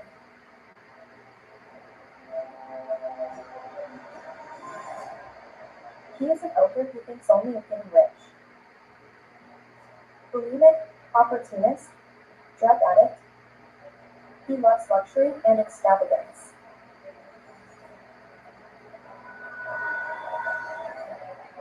The second, Joseph Goebbels, is a failed writer. His leg disability makes him complex. He avenges himself by a radical hatred. He lives only through his idol, Hitler. The third, Heinrich Himmler, is a petty bourgeois, cold, stubborn, meticulous, a smooth man who will become the assassin of the century, by organizing what the Nazis call the final solution.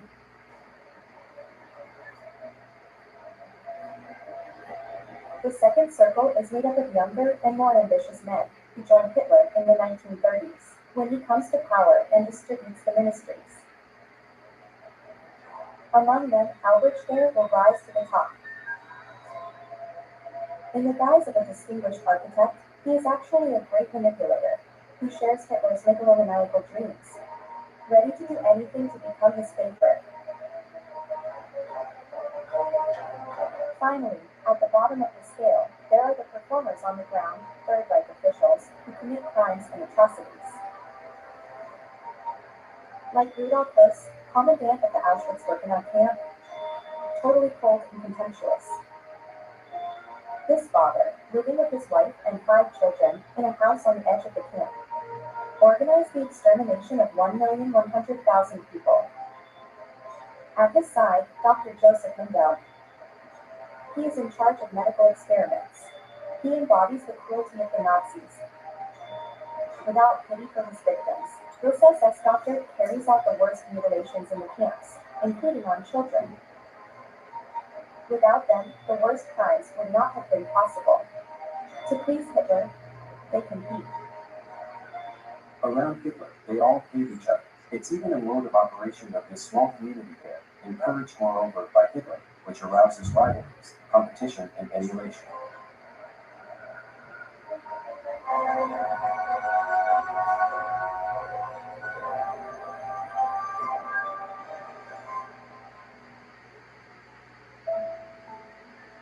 Hitler, still unknown, will recruit his accomplices in the early 1920s. In a troubled Germany, the vanquished of the First World War have only an army reduced to 100,000 men. So everywhere, former soldiers still constitute groups of mercenaries. The country is afraid of falling into civil war. In this procession, a small group from southern Germany has chosen as its symbol the swastika. It is called the National Socialist German Workers' Party, NSDAP. Born in Munich, this small party attracts workers and the unemployed. In the front row of the spectators, Hitler, 30, small employee of the army, is not yet its chief.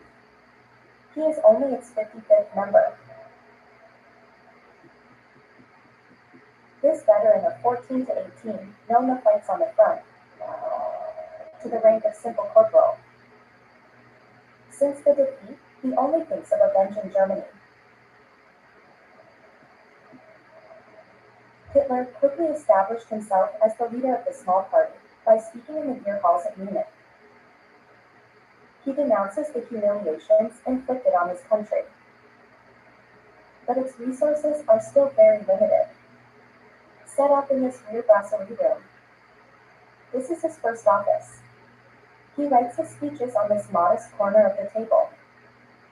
To have more echo, it misses in Hitler more prestigious representatives. In the fall of 1922, when a personality came to listen to him, he feels he has found an ideal candidate. Hitler was really full of joy because he said, "You see, there we have a wealthy person, a war hero. That is propaganda that we need. He's someone we absolutely must have as a member of our party." The new recruit has a certain panache. Hermann Göring, 27, was a fighter pilot during the Great War. In combat in the sky, he shot down 21 aircraft.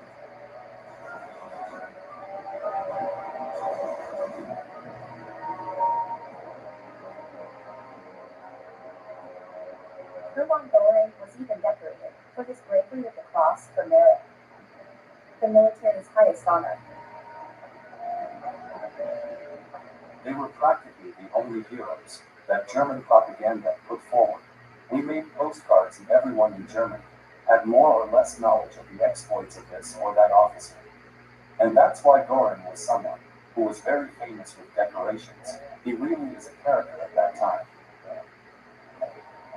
After war, as the German military aviation is disbanded, he is unemployed. But in Hitler's eyes, Göring presents another interest. He has connections in high places. Goering brought in his considerable prestige and social network. The fine ace married a wealthy woman. Karin von Fock comes from the Swedish nobility. They met in the family castle, close to Stockholm. The couple frequents the aristocracy and precisely, Hitler needs donors to finance his small movement. Upon joining the party, Goering is immediately propelled at the head of the armed militia called SA. Less than a year later, in Munich, the Nazi Party wants to take power by a coup. During this November 1923 putsch, a shootout breaks out between the Nazis and the police.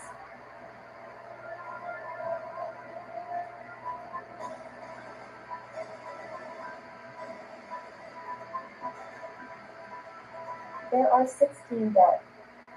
For the Nazis, it is a total failure. Hitler was locked up for 8 months in the fortress prison of Landsberg. His party is dissolved. In cell, he writes Mein Kampf. In French, Mon Combat. Seriously wounded by bullet, Goering, he is on the run. He is inadmissible on German soil. He has to be operated on, and he is treated with morphine to ease his pain. He becomes addicted to drugs. Goering takes refuge in Stockholm, in the country of his wife. Without profession, without future, he has bouts of violence. It gives him a mental breakdown from the moment, where it also becomes a bit difficult to manage. It was his wife who, at that time, preferred to put him in an asylum to treat him. Goering needs several stays in the psychiatric hospital around Stockholm. According to his confidential medical records, he was admitted for morphine poisoning. Goering is portrayed as suicidal, self-absorbed. He explains his mental disorders because he sees himself as politically dead.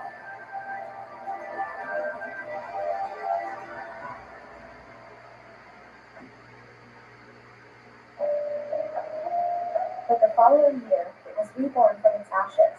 Thanks to the presidential election of 1925, an amnesty has just been proclaimed. He is allowed to return to Germany. Without his Führer, Goering is nothing. He hopes to regain his place as leader in the party, but the current does not pass anymore with Hitler. Hitler at the beginning wasn't so keen to see his ex-SA chief again, because now he has another SA leader. So Goering reminds Hitler the services he rendered her. He said, "Me, I lost everything. I was always your most faithful collaborator, so now it's up to you to show me a little bit of your appreciation." Hitler needs dedicated men, and he finds a new place for them. Goering won't fight in the streets anymore, but he must conquer the worldly salons. He will struggle to regain his rank. He did not succeed until 1928, when he entered the Reichstag, the German parliament, elected among the first 12 Nazi deputies. In 1932, he even became president of this assembly.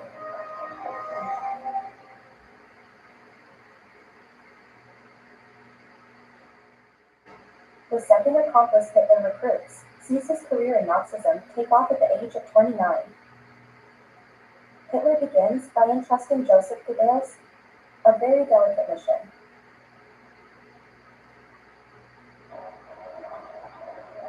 He sends him to Berlin, the capital of Germany.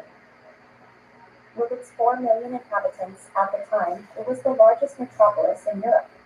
It is made up of huge suburbs, where the workers are crowded. It is nicknamed Red Berlin, because the communists have made it their stronghold.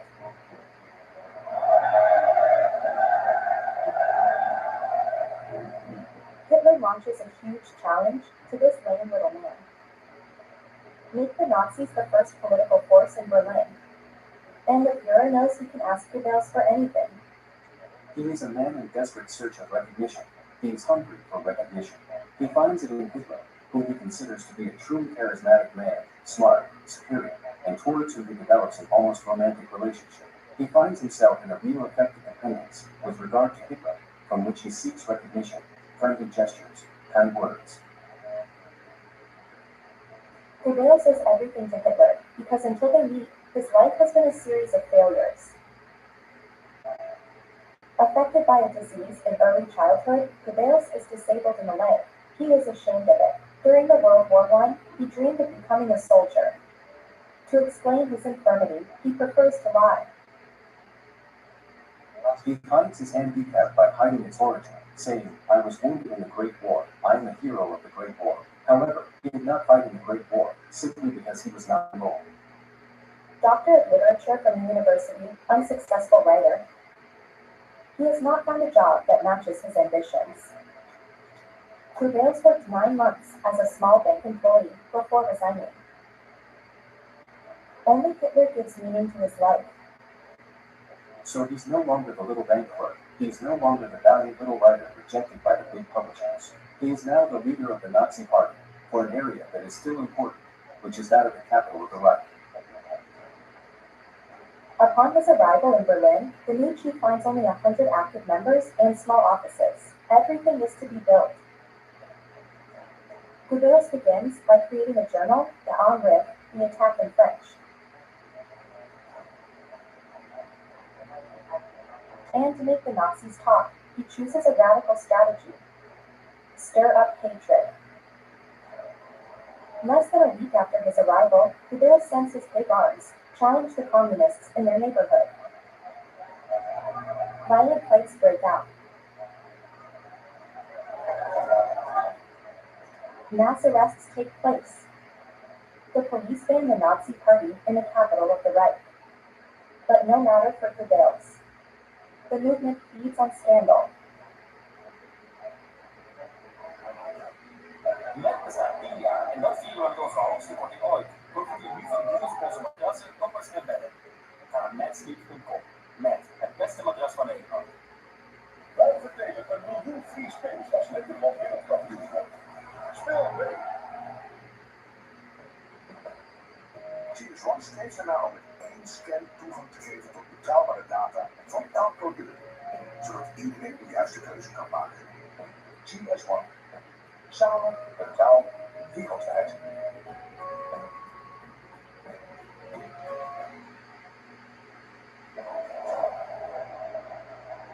In this violent climate, Nazi propaganda finds itself a martyr. In 1930, a young activist, Horst Wessel, was stabbed to death by a communist. In the presence of Hitler and Göring, his funeral with great pomp provided opportunity for an impressive show of force for the Nazis. And Goebbels keeps throwing oil on the fire.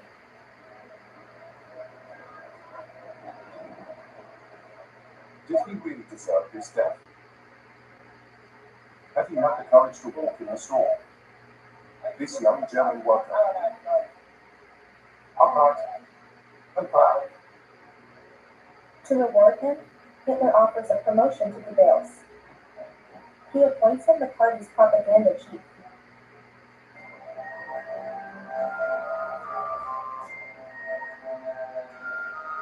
The third man in Hitler's bodyguard does not have the usual profile of workers and the unemployed who join Nazism.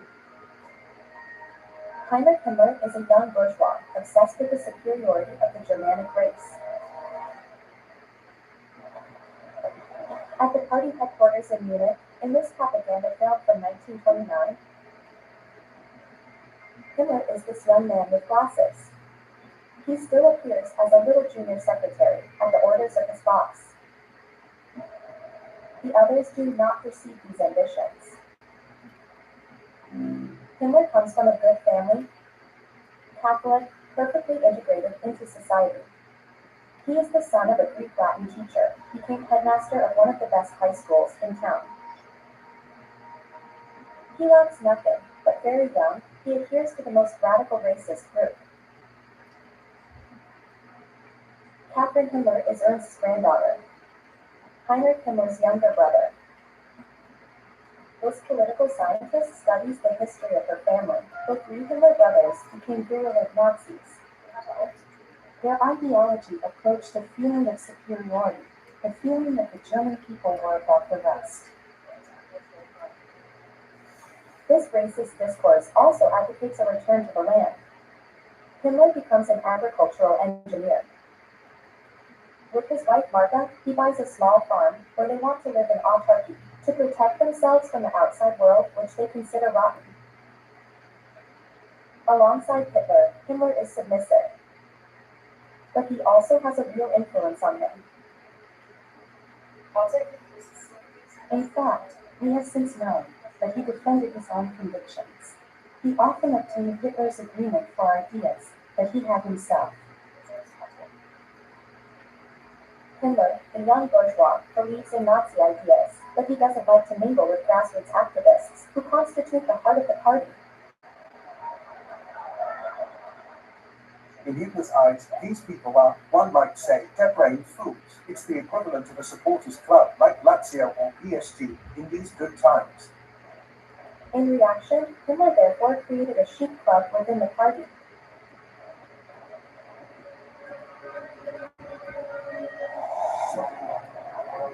These disciplined men in black will form an elite under his authority.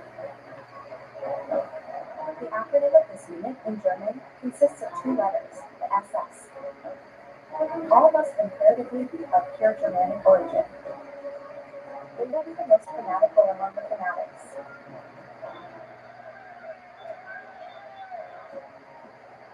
When, that evening in 1933, Adolf Hitler is appointed Chancellor of Germany, once again, he does not want to work, as his role would require. He doesn't like being forced to work every day from 9 a.m. to 5 p.m. For him, it is unthinkable. When he began his career as Chancellor, from a few days, he immediately insisted that it was not his place to work. Once in power, the sharing of roles between his accomplices will have winners and losers. Goebbels did not immediately become a minister. As for Göring, he triumphs. Hitler brought him into his first government in 1933. And no one is going to accumulate as many titles as him. In 12 years of power, just look at the variety of his uniforms. President of Prussia, Grand Huntsman of the Reich, Air Minister, Marshal of the Empire. A riot of decorations that triggers the jealousy of his great rival, Joseph Goebbels. Goebbels at the start is quite skeptical of Göring's role. He describes it very well as being an unbearable balloon, puffed up with fatuity, vanity. A vulgar pleasure seeker, a redneck in fact, a nouveau riche who wants tinsel, who struts around in ridiculous uniforms decorated with medals and fire. It's a puppet in his eyes. However, Göring is also a strong man. He installed the dictatorship in 1933. When the Reichstag catches fire under mysterious conditions, Göring, Speaker of the Assembly, attributes the fire to the communists and is threatening. I will sweep with an iron broom all those who have obtained positions and privileges exclusively through their political affiliation, red or black. I will knock them down. A wave of repression descends on Germany. More than 3,000 opponents of Nazism were arrested without trial. Göring creates a new political police, the Gestapo. In 1933, the first concentration camp opened in Dachau. Opponents are subjected to forced labor. Göring earned points in Hitler's esteem. Göring has each time the one when Hitler looking for someone to entrust a difficult job to one of his collaborators. But Joseph Goebbels also ends up receiving a tailor-made position. A great ministry for propaganda. The frustrated writer now has the power to choose aloud books and ban others.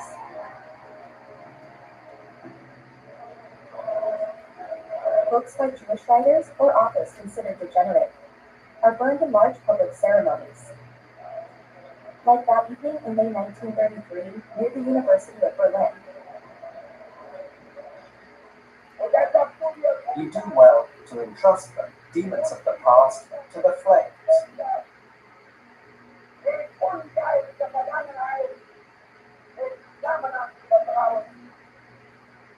The German man of the future will not be just a good man, but also a man of character. And for this we want to train him. He is also a fanatical anti-Semite.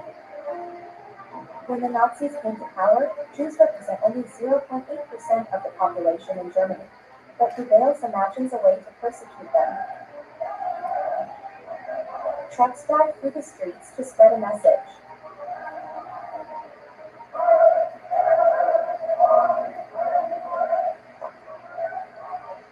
My dear compatriots, this morning at 10 a.m., we started the boycott of Jewish traders. Stores run by Jews are singled out, and the Nazis firmly dissuade customers from entering.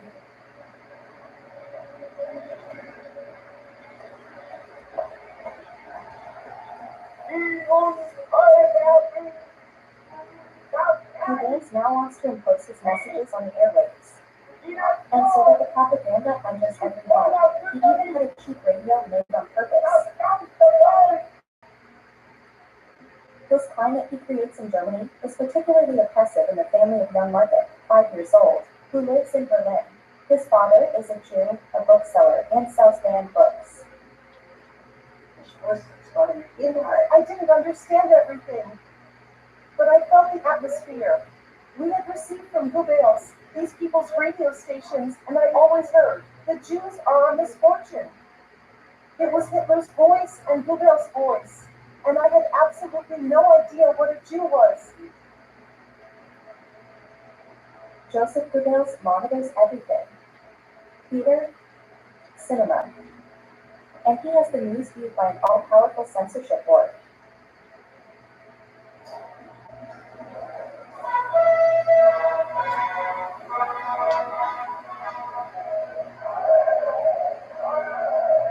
Goebbels also orchestrates a monumental staging of the regime.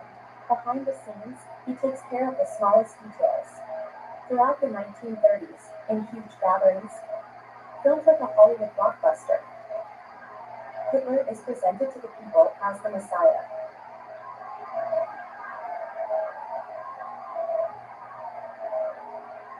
Joseph Goebbels' career is at its peak, but his tormented character will take over. Goebbels is completely at ease in crisis situations, in situations of distress, disasters. There, he is not at ease. He needs sound and fury. The storm for Goebbels will come from his private life. He married Magda in 1931 with as witness of marriage, Adolf Hitler. Their children are used over time by propaganda. The Goebbels are the regime's model family. Dear Dad, do you see us walking towards you?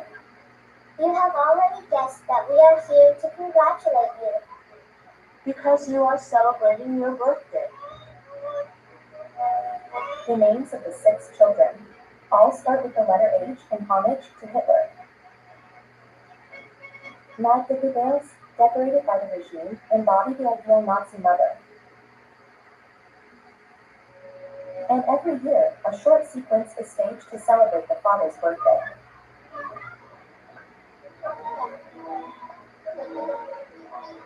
Saying, dear daddy. Quit saying, dear daddy. Stronger. We congratulate you. Really? For your birthday? Because you're at work and you don't know what we're doing here. Joseph Goebbels cultivates this image of a good father. Like on Christmas Eve 1936, where he is filmed distributing gifts to the most modest little Germans. Thanks for the short note. You want that? Only, reality has nothing to do with this perfect image.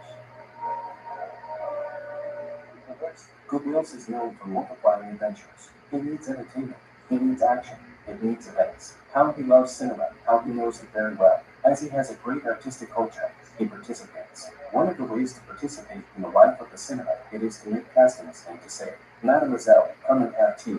He is known to be, I quote, his nickname in the film world, the Babelsberg Dope. Babelsberg is German Hollywood. It's on the studios, near Potsdam, the Babelsberg Dope. In 1936, Goodale strikes up romance with 22-year-old starlet Eva Barova.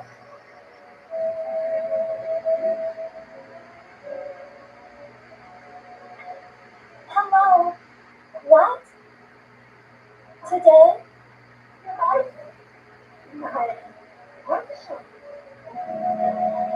It's a faux pas who will have repercussions on the career of Goodale's. To put an end to this scandalous affair, his desperate wife Magda threatens to divorce. She confides in the couple's closest friend, Adolf Hitler.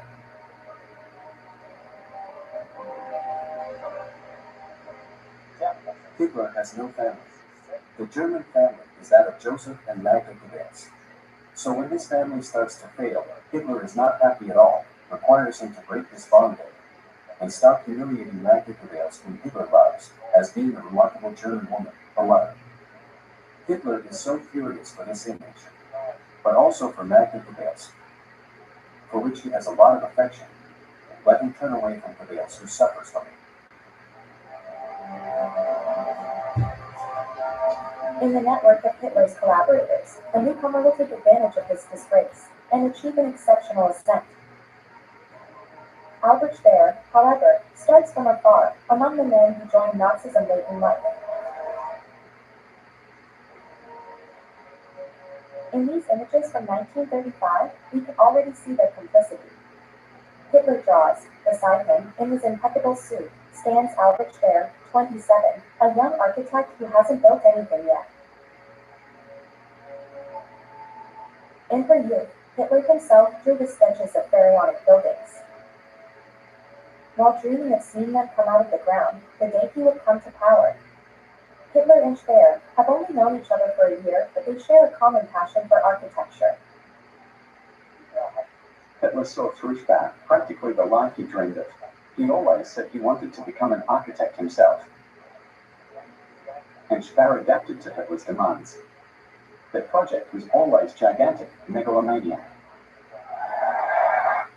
Hoe cool moet je koelkast eigenlijk zijn?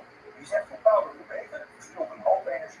5 graden houdt je boodschappen vers genoeg. Scheelt je koelkast flink wat werk, dus gaat hij langer mee. Ontdek alle tips op de witgoedspecialist.nl. De witgoedspecialist. Zo werkt het beter. Hitler, Speer remarked, on May 1st, 1933, at Berlin Airport, on Labor Day, which brings together more than 1 million people. A human tide.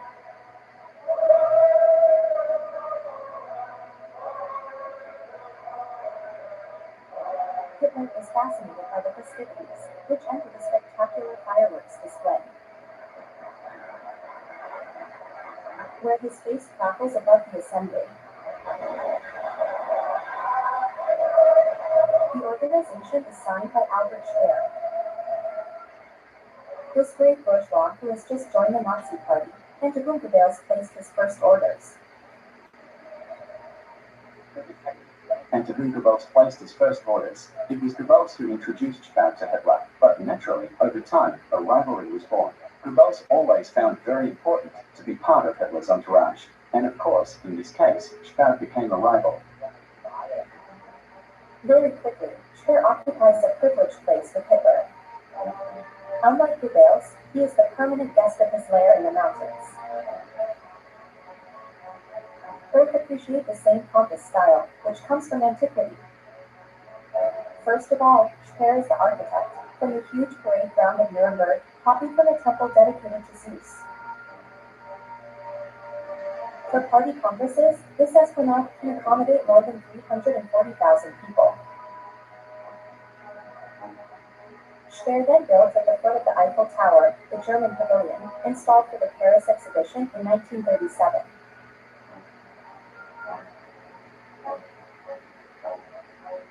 That same year, Hitler will give him the Order of the Century. Germania, the future capital of this empire. This disproportionate construction site was to last until 1950. It's about rebuilding Berlin. Along a 5 kilometers avenue called Victory Avenue, Germania's buildings will be the largest ever designed. At the very end, this dome reserved for the Great People's Hall will be 16 times larger than that of St. Peter's Indian alone, which would still make it today the largest building in the world. For the people of Berlin, it will be an earthquake. 50,000 apartments were to be raised.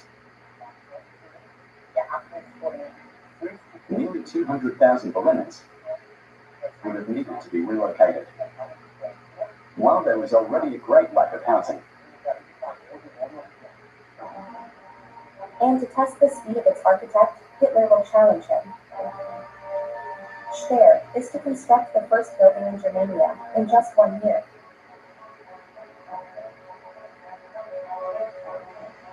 "8,000 workers from all over Germany work at the same time, day and night. They build the future Reich Chancellery." To please Hitler, Albert Speer delivers the building 2 days before the fixed date.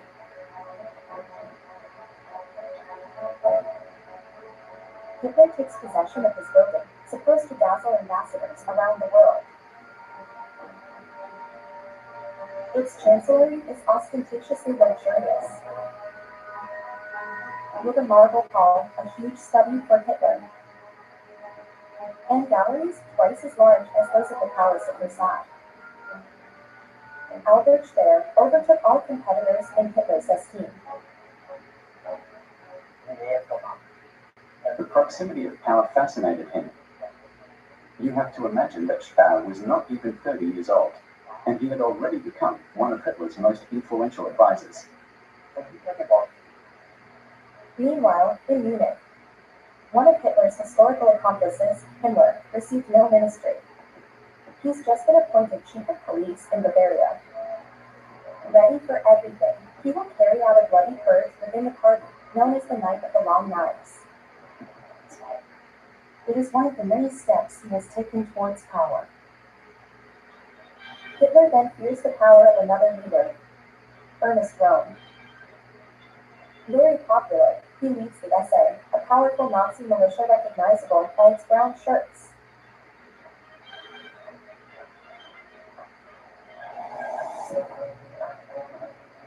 While under his command, Hitler oversees the assassination of Röhm and his entire staff. Even at the cost of blood, if a comrade stands in his way, he doesn't see any problem with his being eliminated, even if it represents a great danger. And Himmler emerged as the big winner from this bloodbath. His organization, the SS, the Black Order, no longer has a rival. Himmler will be able to make it much more than a simple militia. For him, the SS is a real political project of which he managed to convince Hitler. Himmler worships the Germanic race.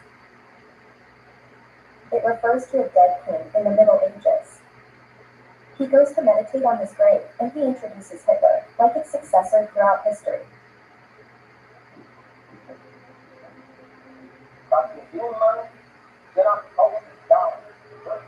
King Henry I transmitted 1,000 years ago to our Führer Adolf Hitler human values and the guiding role for Germany. Himmler wants to build a new society, deeply racist, where the Germans of pure race will be the only masters for centuries to come, and for the blood of the superior race to reproduce on a large scale. Himmler founded special maternities where the SS could abandon the newborns who will be raised by the regime.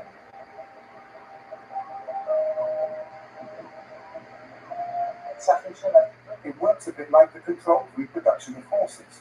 You bring your fillies to the stables, there are stallions who are there, they impregnate your fillies, and etc. To found a superior race, the Nazis also want to eliminate what they call worthless lives.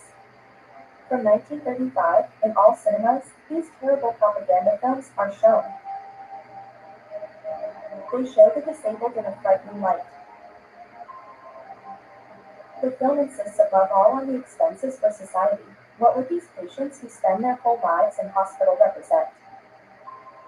This woman suffering from a hereditary disease would cost 153,000 mark per year to the community.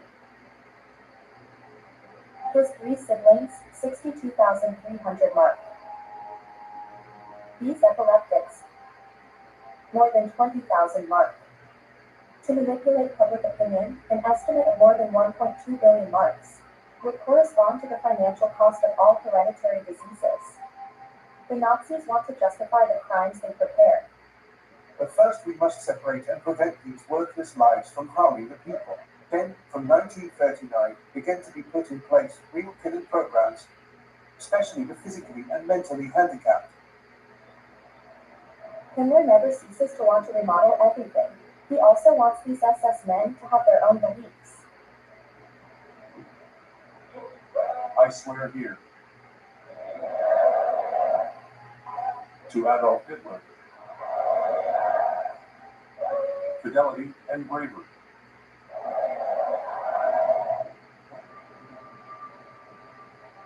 Strange ceremonies take place in the chapels of Waldsburg Castle, SS training center with this black sun as an occult symbol.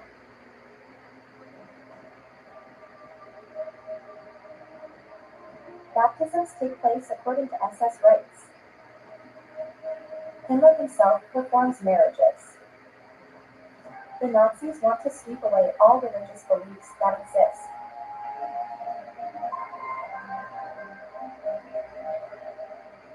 If the Nazis had won, there would have been a new calendar, there would have been new feasts and new liturgies, a new baptism, a new party that would not have been Christmas. This is also the Nazi utopia. It is such an important and global revolution that she had to change everything, including belief and including God. In secret, in the mid-1930s, Hitler is going to make a strategic decision, which he first shares with his right arm.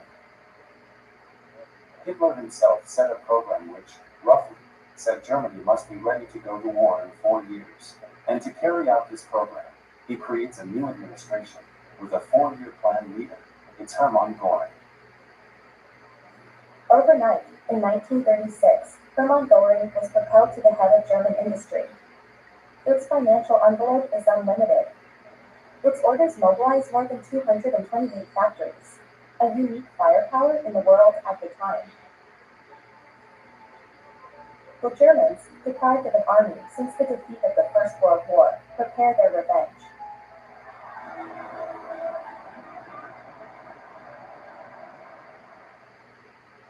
My dear compatriots, my dear brothers in arms, what is the purpose of this 4-year plan? I could sum it up in one essential sentence. The safeguard of German honor and the safeguard of German life.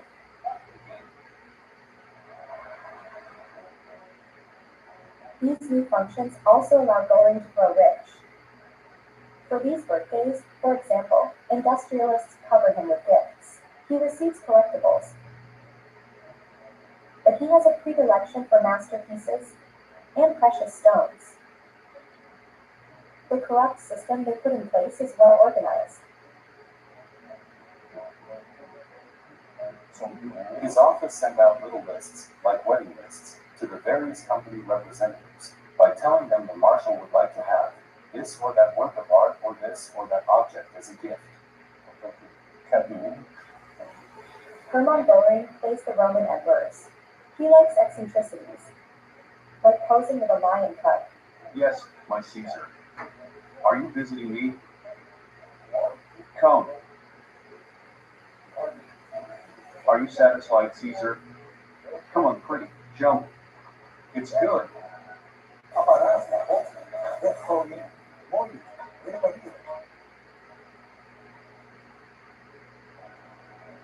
Hitler appoints Göring as his successor. Since Karin's death, his first wife died of cancer. The Germans lack a first lady. so his second marriage in Berlin is worthy of a crown head.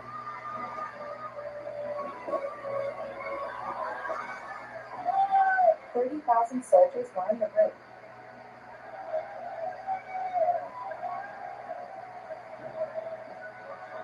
Hitler, his witness, favored his grandiose nuptials to hide his own private life. Emma and Hermann Göring now embody the official couple of the regime. They increasingly represent Nazi power on important occasions, like here, at a reception in honor of Mussolini.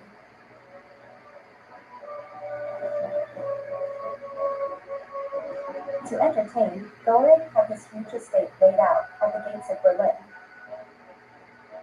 Hundreds of works of art cover the walls of this palace.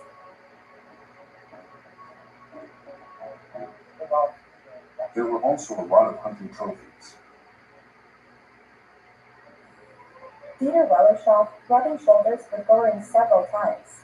Very young, he was enrolled in the Hitler Youth, and at the age of 17, he was for some months a soldier on Göring's estate.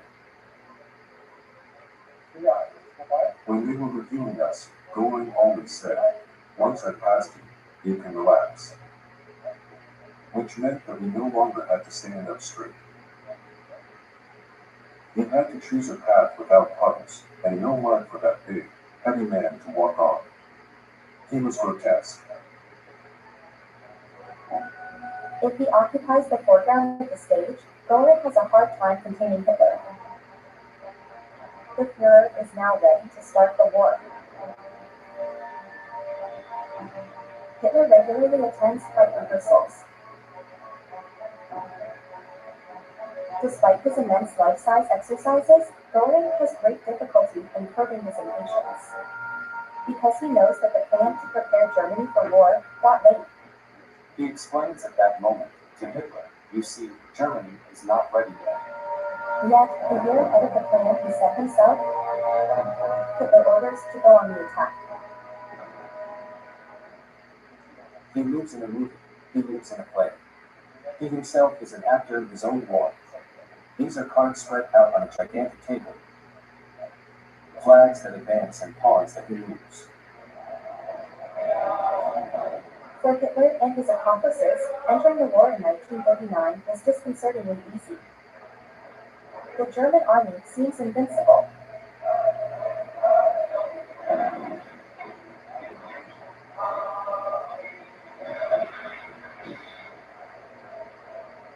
After a single year of struggle, Poland, Denmark, Norway, Belgium, Holland, and France are invaded. Half of Europe is collapsing, and the division of the empire between Hitler's accomplices will be bloody.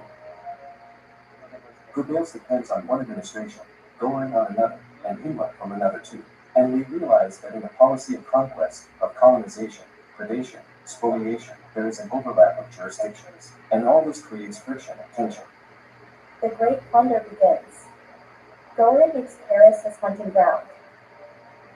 He arrives in a convertible limo, roam the streets, and go down to Place Vendôme in a palace, the Ritz. Göring came to help himself in French museums, Matisse, Monet, Cézanne. He seizes hundreds of paintings to complete his gigantic collection. The same year, Hitler also landed in Paris. Albert Speer, its architect, is at its side. He promises to copy the most beautiful monuments of the French capital for their future Germania. Hitler was very impressed with Paris, the Champs-Élysées, the Arc de Triomphe. Of course, he wanted to reproduce all this in Berlin, but in much larger dimensions. Back in Berlin, Marshal Göring triumphs in the front row. He directs military operations, and yet he hides the reality from Hitler. See, it is of course, from the point of view of the public, a dazzling success. From an economics point of view, it's a disaster, because after a few weeks of fighting, Germany has no more bombs, more ammunition, and very few planes. For fear of displeasing Hitler, Goering won't say anything. Boastful, on the contrary, he promises to crush England in just 3 weeks. Himmler, he carved out an empire in Eastern Europe, where he oversees a vile policy of extermination with total coldness. When Hitler visits him in Poland, its SS soldiers are already waging their great racist war. Himmler spends his time motivating his troops to justify systematic assassinations. What he always says to his SS men is that it's hard to bear, like a test, a painful task that they must carry out. But he says, we are morally strong enough. And he thinks that in sacrificial mode. He is saying, I'm sacrificing my psyche so that my children can live. There is a whole discourse behind that. From 1939 in Poland, then from 1941 in the USSR, the Nazis experimented with policies of mass murder and deportation. Under Himmler's orders, they built their living space, a colonial empire populated by slaves and rid of its Jews. This project involves the death of tens of millions of people from starvation. We are in an imaginary world of letting die. At the same time, in Ukraine, but also in the Baltic countries, operate small mobile groups of SS killers, called Einsatzgruppen.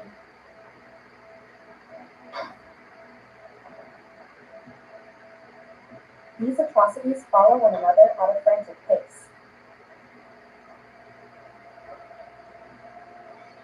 More than 1 million people will be exterminated by the shootings.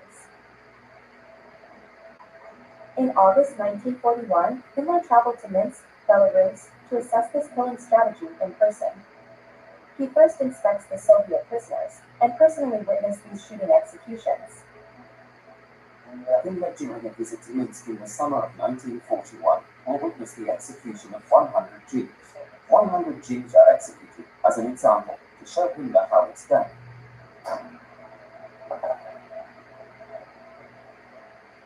And Himmler will faint before the spectacle.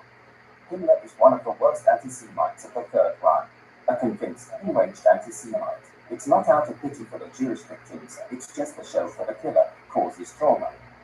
As unbearable as it may seem, Himmler, as the great leader of the SS, worries only about psychological trauma for his men. You have men who are not born killers, and so there are disputes not to make them accept before they start killing. Following the killings in Minsk, Himmler will ask his men in Berlin to find the method to spare the kids. In 1941, different methods of mass murder coexist. But at the end of the year, one order came from Hitler himself will unify the procedures. He demands the extermination of all the Jews of Europe. 3 years earlier, Hitler had warned, if the war became global, he would carry out his threat. Even today, I will be a prophet. If international Jewish finance in Europe and outside Europe had to succeed in precipitating the peoples into a world war, then the result would not be the Bolshevization of the world, so the victory of Jewry. On the contrary, it will be the annihilation of the Jewish race. And it is the entry into the War of the United States in December 1941 who finally motivates his decision. The final solution is decided by Hitler. At this moment, mass executions take place. In that year, there are almost 4 million Jews who were exterminated. For Himmler, it will not be possible to assassinate millions of people by mass shootings. And it is for this reason that the gassing will be seen as an efficient recourse to protect the killers. Gassing is not introduced to kill more people. On the other hand, the gas chambers have a major merit. It's to spare the killers. There is no more contact with the victims. You don't even see people dying anymore. We pick up the bodies at the end. Himmler then decides to concentrate on a single place, all these new extermination policies. A gigantic place that will become the largest of concentration camps and killing centers. a place to which they will be deported. 1,300,000 people. 1. It has to be a place that is central to the Nazi Empire. 2. It must be well connected to all parts of Europe. And 3. That he has a killing mind, which is extremely fast and efficient. The real railway and central node of the Nazi Empire, which is going to be chosen, is Auschwitz.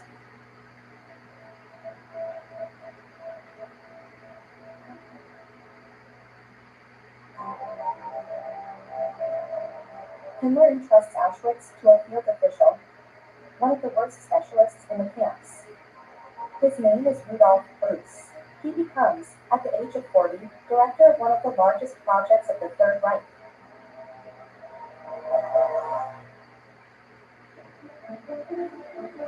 These images of Auschwitz that we know are those of the liberation of the camp in 1945 by Soviet soldiers.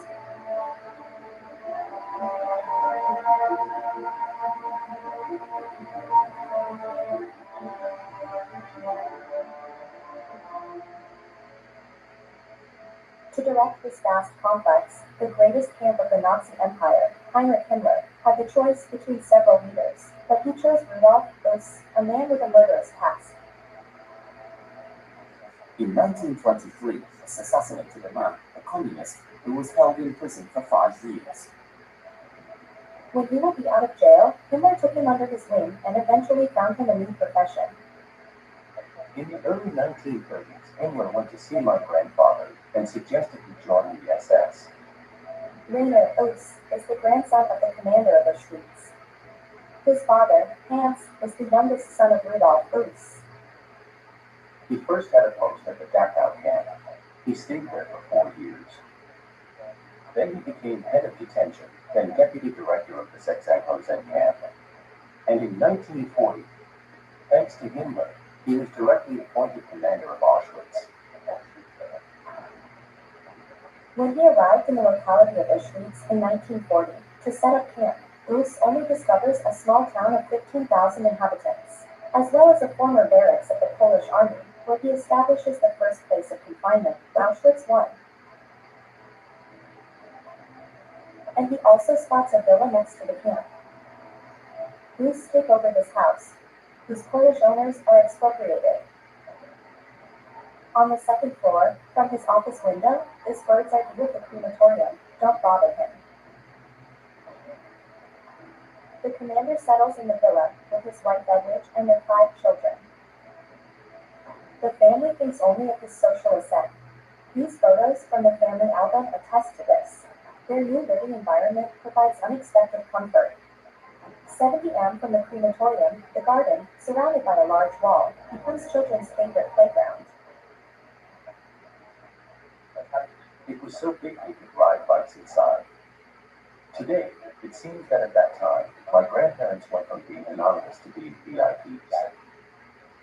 Thanks to the concentration camps, the Oos lead a comfortable life, with a workforce reduced to slavery.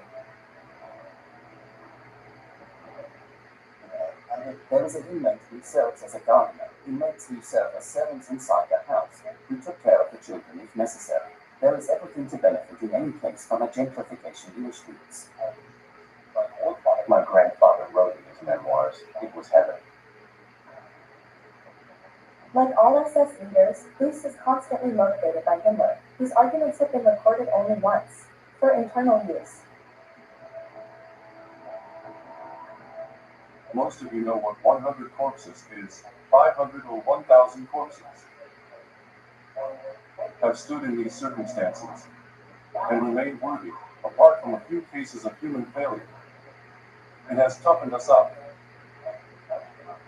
It's a page of glory in our history that has never been written and never will be again. As early as 1941, Himmler ordered Oos let Auschwitz go on an industrial scale to receive more and more convoys. The red brick buildings of the old barracks are no longer enough. 3 kilometers from this first site, then began the construction of Birkenau, a gigantic concentration camp, but also a killing center, where upon their arrival, the deportees are sent directly to the gas chambers. Oos, also uses prisoners to supply labor for an entire industrial complex. A large chemical plant is set up at the cutting edge of technology at the time. In particular, it manufactures rubber for tires. The set of Auschwitz, that is, the camps, the city, the factories, is a permanent and incessant construction site from 40 to almost 1945, the end of the war. Auschwitz continues to diversify. After this huge factory, East develops a large agricultural project with Himmler. Michel established Heinrich Himmler, renamed from 1918 Agronomy Studies, and so they have a common passion. Is oversee the installation of these greenhouses to research new plants.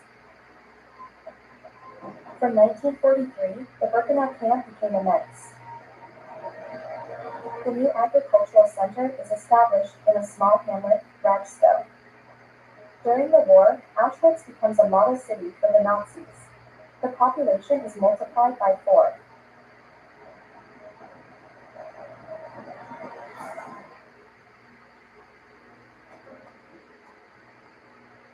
Having arthritis makes pushing a safe perspective really difficult. Ontdek hoe torkhygiëne en sanitaire ruimtes inclusiever kan maken.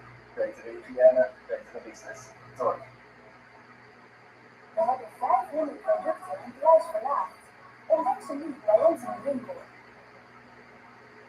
Hier in het herinneren. De verbood in de open lucht die je zonder aarzeling je ogen dicht winkel kan. Within the camp, alongside Rudolf, Oos, another great Nazi criminal, also took advantage of the convoys arriving at Auschwitz. Son of rich industrialists, Dr. Joseph Mengele conducts medical experiments. Mengele conducts official research there, in an official setting. The concentration camp is run in a way, like at the butchers.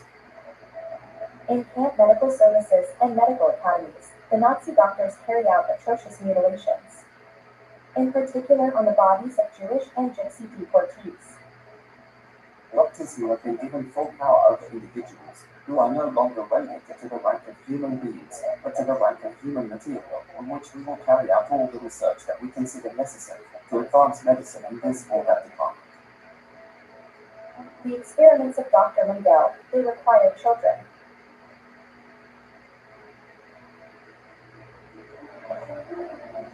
In this column of little survivors, filmed here in 1945, in the front row, 2 little twin sisters hold hands. Hungarian jury, her name is Miriam and Eva, 11 years old at the time. We were little girls, between the ages of 2 and 6, starved for food. We had no rights.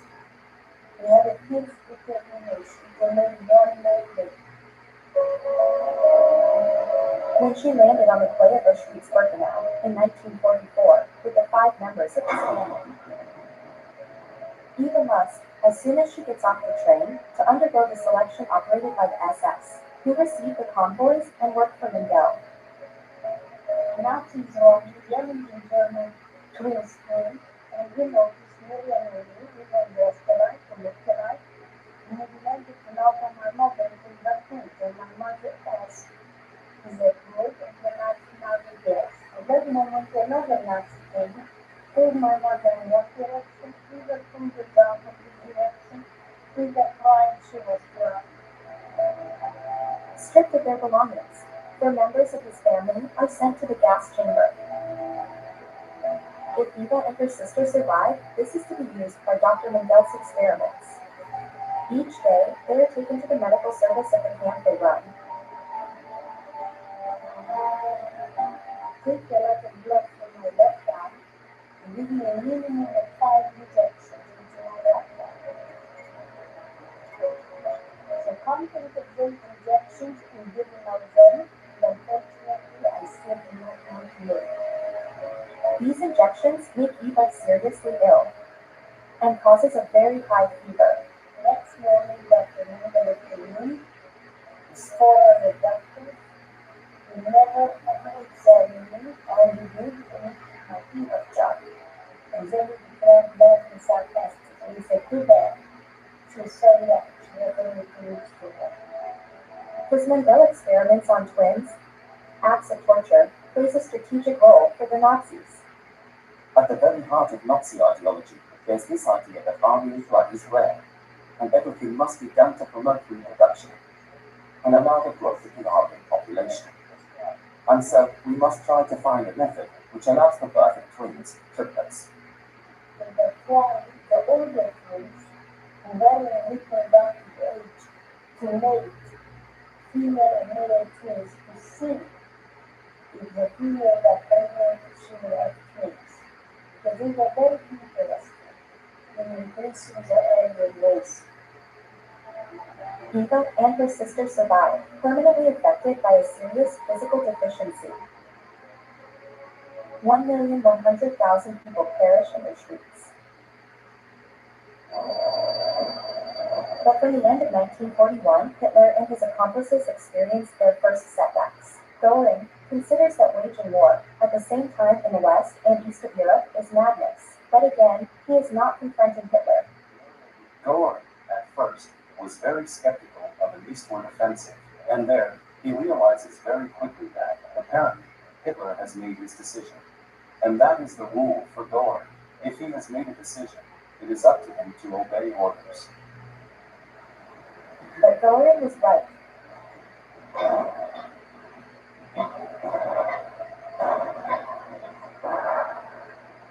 Against the USSR, the German army had not taken the measure of the freezing winter.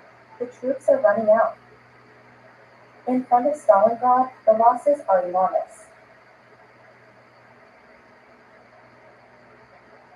At that time, the young Dieter moved from the Hitler Youth to the Russian front, where he fights in the Hermann Goering division. The young soldier is only 17 years old. What I learned from the adults who were there, it is that Goering had a different opinion from Hitler. He didn't want war, and in a conversation with Hitler, Goering said, "We don't want to play a game of chance." Hitler replied, "I've always only played games of chance." Engaged in multiple battles, the Germans lacked the necessary armament.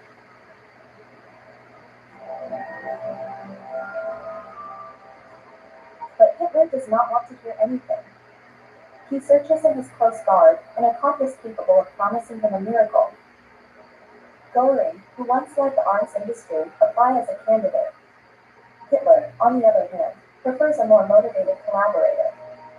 He chooses his architect, Albert Speer. Hitler said to him, "You must become Minister of Armaments." Speer said he had no training in this area. Hitler insisted, saying, "You will do it." So he accepted this mission. Without Speer, the war wouldn't have lasted that long.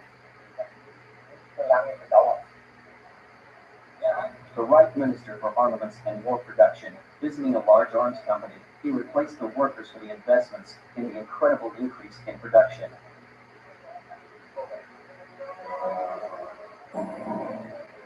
Hitler asked him to double production rates. But from the start, for Speer, the problem seems complicated. The men are sent to the front, women have replaced them in the arms factories. Propaganda even encouraged them to quit their previous job. This worker was until recently a seamstress in a fashion salon. This one, a saleswoman in a jewelry store. This one, a saleswoman in a perfumery. But it's still not enough to achieve the exorbitant goals dictated by Hitler. In addition, Speer is responsible for overseeing the development of secret weapons, who must reverse the course of the war. In particular, the V-1 and V-2 missiles, which have been tested for more than 5 years.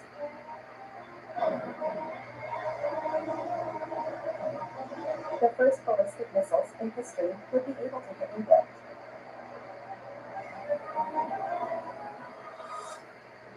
Against all odds, Speer pulled off the miracle.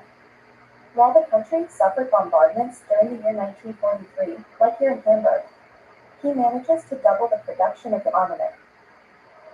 The guns and the tanks are assembled on a chain in huge factories, where the workers work more than 70 hours per week. But his miracle also has a hidden side.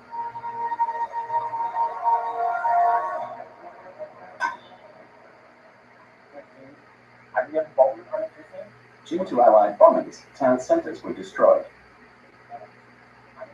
and some industrial sites as well.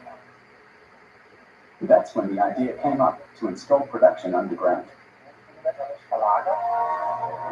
In central Germany, in a region of forests 150 kilometers from Hanover, a sprawling project is going to be buried under this hill. The Nazis imagine a network of galleries of more than 12 kilometers, who cross from side to side all the mountain of Middle Bavaria. You enter through this vast entrance, 7 meters high. The old mine looks like an endless succession of tunnels. This maze has 45 bays. It is the largest underground factory in the world, where workers assemble the famous V-2 missiles. But it is also the heart of the system organized by Albert Speer. Thousands of deportees from concentration camps. They are locked up there night and day, to work like slaves. Of the 60,000 prisoners in the tunnel, 20,000 will die there, including more than 2,000 French. Albert Speer will always say to know nothing of these barbaric living conditions who make his miracle possible. Hitler considered him an organizational genius. He decorates it.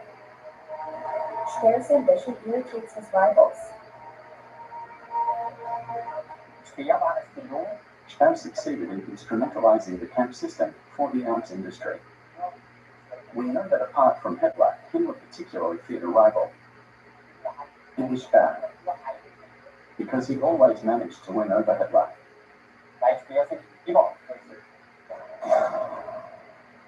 Speer's miracle is not enough. The news coming from the Russian front are more and more catastrophic for the Germans. 200,000 soldiers are taken prisoner. Goering now physically bears the brunt of defeat. His drug use is skyrocketing. Puffy, glassy-eyed. He weighs more than 120 kilograms. He feels useless. It's a personal crisis.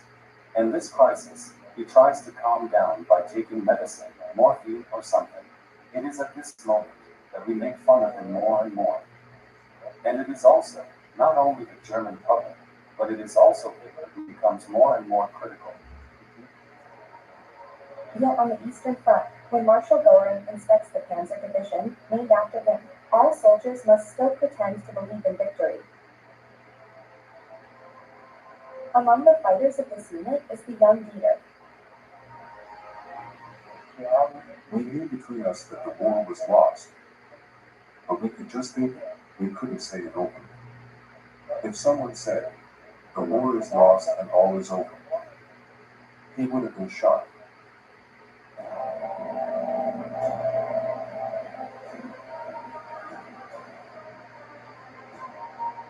To curb this demotivation, Hitler needs a collaborator, capable of enlisting the Germans behind him. It's time for the most fanatical of his accomplices to come back into the light.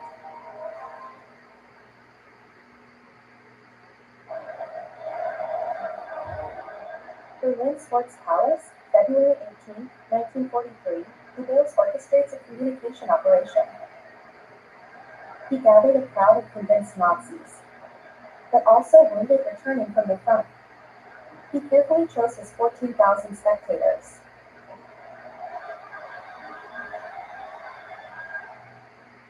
The English claim that the German people oppose our government's total war measures.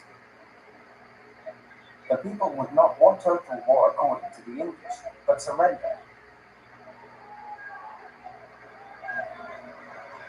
I ask you, do you want total war? It creates a climate of hysteria in Germany. Do you want this war so total and so radical that we can imagine?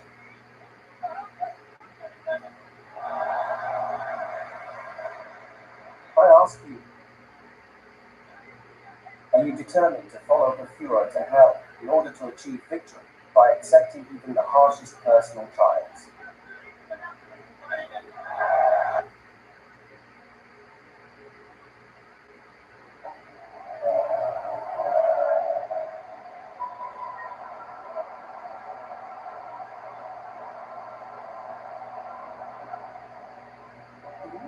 eindserum. Zonder toegevoegde suikers en zout, met meer tomaten. De KD's bij komgoed. Jij bent klaar voor het WK, maar je tv opstellen en snacks, die moet je nog dekken. Scoor nu onze WK-deals met korting in de komgoed. Vandaag besteld, morgen juichen. Komgoed.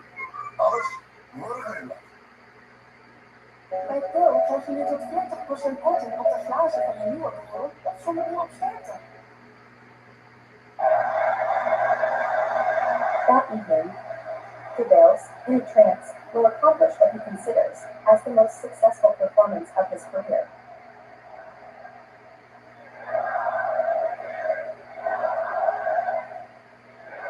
Germany must sacrifice herself to the last.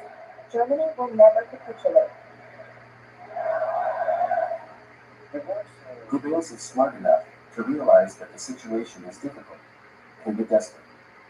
If victory is possible, it will be thanks to the energy, to the will, and the sense of sacrifice. If defeat is inevitable, well, the Nazis will disappear. With such a din, such a crash, such an apocalypse, that at least they will be immortalized by their sacrifice. His eternal rival, Goring, is finally disgraced. He comes back to the fore.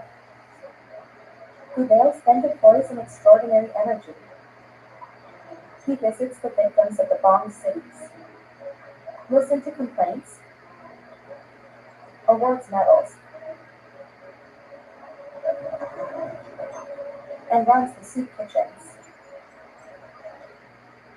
He will return fully to the fore, like a kind of vice Hitler, like the second Hitler, for the benefit of disaster. Goebbels also extends the age of mobilization for all Germans.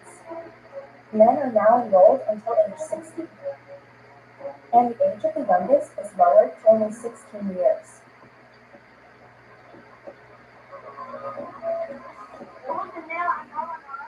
As the Allies approached, I decided to commit. New recruits go to the front in their everyday clothes with the weapons they have at hand. Goebbels named the operation. People storm.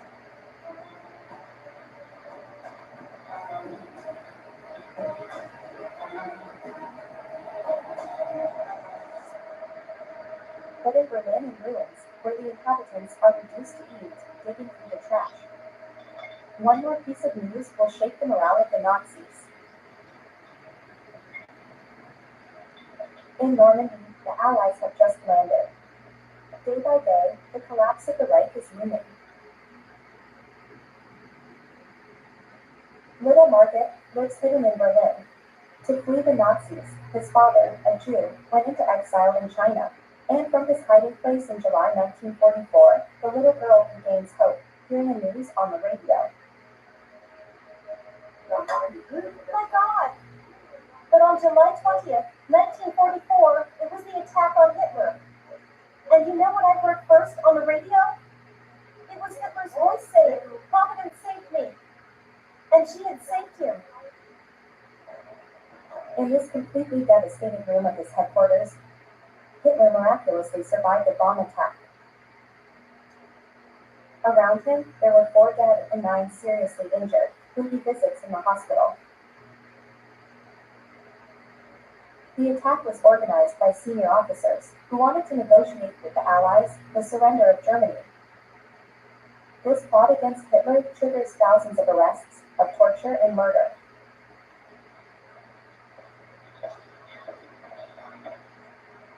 Speer, Himmler, Göring, Goebbels know now all that they risk if they betray him. But they will make very different choices.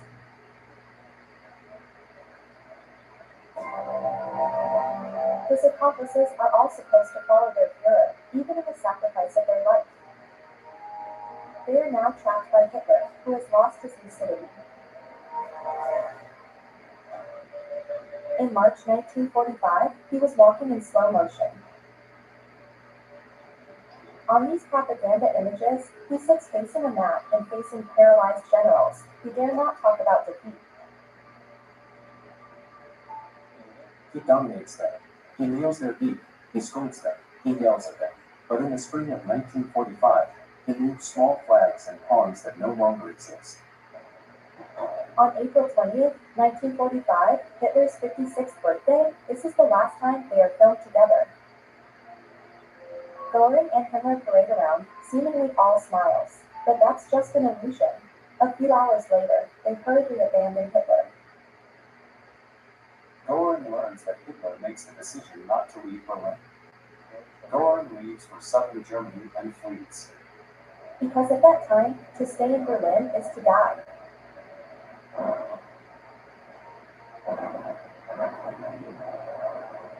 The Soviet soldiers crushed the city under the bombs.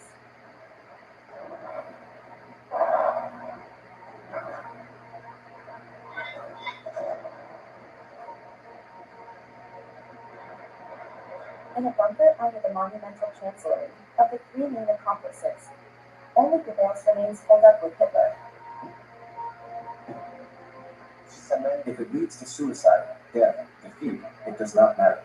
Because Dr. Goebbels, chief propagandist, will have worked on the staging of his death, so that forever and ever, the myth of his death, of his sacrifice, of its disappearance, will resound. As the empire crumbles, Joseph Goebbels, the fanatic, addressed to the Germans, April 21st, one last radio message. The moment of truth is approaching. I'm staying in Berlin with my entire cabinet. My wife and children too are here and will stay in Berlin. While the city is in the hands of the Soviets, on April 30th, 1945 at 3 p.m., Hitler commits suicide. According to his last wishes, he designates Joseph Goebbels as his official successor. But Goebbels is only chancellor for a few hours. When the Soviets arrive in the Chancellery Gardens, they discover the charred bodies of Joseph and Magda Goebbels, with the corpses of their 6 children that they poisoned before committing suicide. With Magda Goebbels, his wife, they agree that there is no future, there is no possible world without Nazism, so they murder their children. They turn off the next generation. It's finished. Everywhere in Germany, the Allies discover the same scene. Thousands of anonymous Nazis do not want to surrender and commit suicide as a family. Unlike Goebbels, Himmler, and Göring, then are ready to negotiate. Himmler and Göring remain politicians to the end, that is, people who leave all options open, who calculate and who want to survive. Hermann Göring takes refuge in his residence on the border of Germany and Austria. Before his death, Hitler fired him. The Führer had designated him as his successor. So on April 23, 1945, Göring had sent him this classified telegram, where he had offered to replace him. If negotiations are necessary, I would be in a better position than you in Berlin. There he asks Hitler, if you are no longer able to make decisions, it is now up to me to take over your duties. Hitler considered this telegram a serious betrayal. And that is why Göring is dismissed from all his functions. Finally, in May 1945, Göring surrendered to the Americans.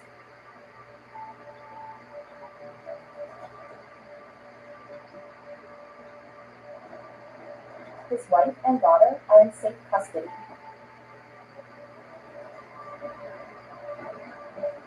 Göring is still convinced that he will be able to negotiate a surrender with honors. He is a marshal, the highest military rank, but he is told that he will be treated like a criminal. He understands from one minute to the next that he has no chance of negotiating anything, because it's an unconditional surrender that the Allies have been asking for years. Hitler was also betrayed by his faithful Heinrich Himmler.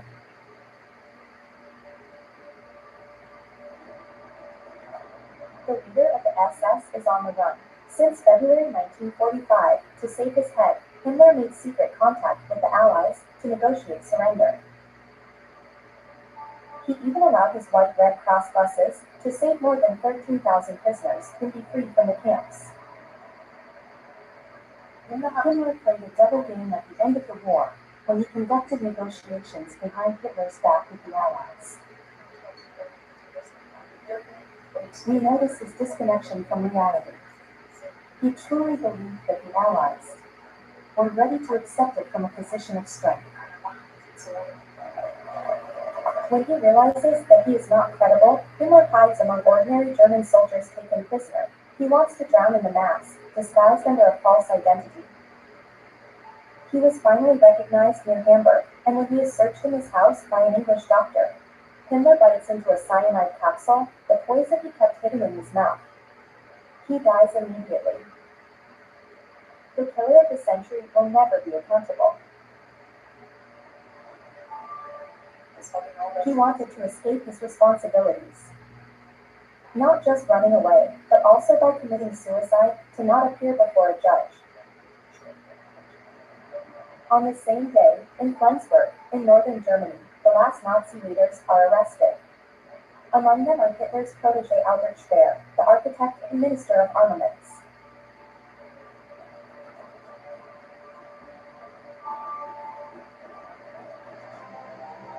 In the summer of 1945, among the accomplices of Hitler's close guard, only Göring and Speer are still alive.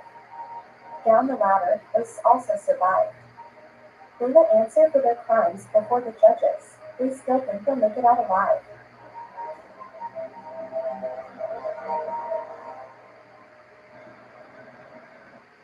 Zelf je apparaat repareren, gemakkelijk het juiste onderdeel gevonden en morgen al in huis.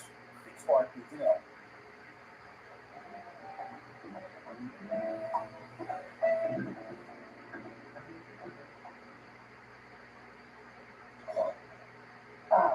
Herkenbaar. Gefrustreerd omdat je dak probeert te zijn met zonnepanelen en je moet dus weer terugkijkt. Maar je tafellaken al beter? Echt man. Nee, dat een goed plan. Zonneplan. De energieleverancier die niet straft maar beloont voor zonnestroom. Goed plan. Zonneplan.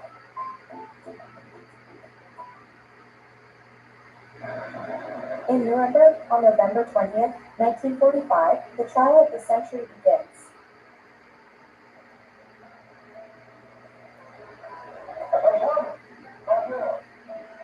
These American, English, Russian, and French magistrates must judge the 24 greatest Nazi criminals still alive. All face the death penalty. And for the first time in history, they will have to answer for a new crime, the crime against humanity. Accused number 1 is Hermann Göring, slimmed down, cured of his drug addiction. He feels particularly combative. He was in really good shape at the time, and he really took this trial as a fight. Hermann Göring. From the opening of the trial, Göring wanted to impose himself. According to American procedure, defendants just have to plead guilty or not guilty. But prepared a long tirade for him. Before responding to the court, whether I'm found guilty or not guilty. The president calls him to order. I inform you that the defendants are not authorized to make a declaration. You just have to plead guilty or not guilty. Guilty or not guilty. On these charges, I plead not guilty. After him, all defendants will plead not guilty in turn. Not guilty. Not guilty. During the trial, Göring takes center stage. He still thinks of escaping the death penalty by his strategy. He wants to defend Hitler's project for Germany. His idea, it was almost at that time, to justify his Führer.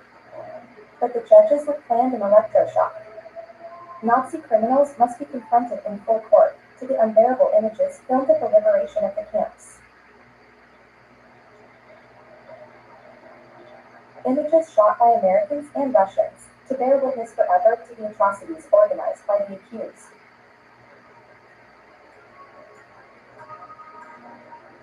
During the screening, Göring looks away. He understands that his defense is collapsing. Seeing the images on the screen, he had very little luck to succeed with his idea to explain and justify what happened for 12 years in Germany. The chilling testimony of Rudolf Fuss, the commandant of the Auschwitz camp, will still overwhelm the accused. Certainly, the prisoners were treated harshly, but with a certain method. Until the end, they defend the Nazi regime. But in Nuremberg, only one will renounce his convictions and claim to know nothing about the Holocaust. It is, however, one of the closest to Hitler, Albert Speer, the architect. Hitler and the collapse of his regime prepared for a terrible time of suffering for the German people. After this trial, I will condemn Hitler as the person responsible for this misfortune.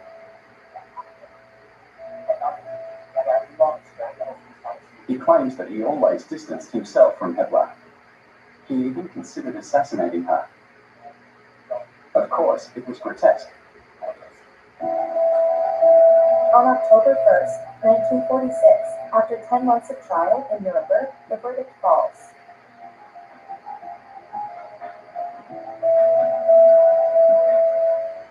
Accused Hermann Wilhelm Göring, the International Court condemns you to work by hanging. 12 defendants are sentenced to death by hanging. Speer's strategy paid off. He was only sentenced to 20 years in prison. Göring does not want to be hanged like a simple criminal, but die like a soldier, shot by firing squad. The court refuses him. So, ultimate provocation, a few hours before the execution of the sentence, with the complicity of one of his American guardians, Göring procures a poison capsule and commits suicide in his cell, still convinced to leave his mark in history. He explained that now I will be condemned, but in 50 years, you'll see, we are going to have small statuettes of Hermann Göring in all German apartments. Those in charge of Auschwitz, then, are delivered to the Polish justice, because the atrocities happened on its soil. Among them, Rudolf Fuss, the camp director. He is judged in Warsaw and condemned for the example to be hanged in a camp at the scene of his crimes.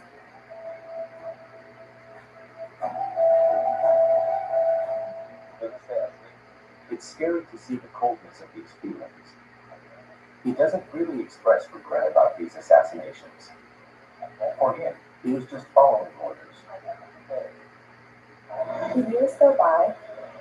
In Hitler's close guard, only one remained alive and will become a master in the art of lying.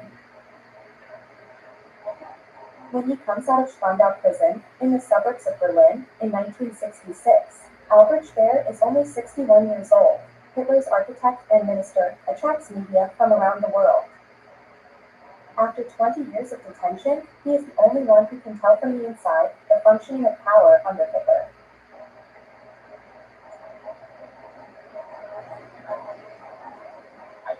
When Speer got out of prison, he had already signed a very lucrative contract to write his memoirs. For 2 years, Albert Speer has become a successful author. His memoirs, written in prison, are translated into 14 languages and have sold over 1 million copies. It's a star. Speer is interviewed on every television set around the world. Why did Hitler make you a friend of his? Hitler never had friends. And I said at the Nuremberg trial that if Hitler would have had friends, I was a friend of his. Maybe I fulfilled the dream of his youth. He continues to present himself as an architect who hasn't heard of the regime's worst crimes. According to his claims, he knew nothing of the extermination of the Jews. But in the 70s, Speer is gradually overtaken by revelations on his involvement in the Holocaust. In particular, we know, thanks to this photo, which he visited in 1943, Mauthausen concentration camp, where more than 200,000 people died, and that he heard Himmler talk about the extermination of the Jews. If we knew everything we know today, he would have been sentenced to death at Nuremberg. He was a very dangerous personality. Under a bourgeois mask, he hid his true nature as an icy politician. Albert Speer will escape the truth until the end. Hitler's last relative dies in his bed from a heart attack in 1981. Joseph Mengele, the Auschwitz doctor, nicknamed the Angel of Death, died in 1979 in Brazil without ever having been caught by justice. None of these great criminals, who worked so hard in Hitler's place, has no grave today. Their ashes were scattered, or their remains buried anonymously, to avoid any gathering of nostalgic people. Their traces are gradually disappearing. At the end of this path lost in the forest, without indication, these abandoned ruins are those of Adolf Hitler's favorite house, where all his accomplices met.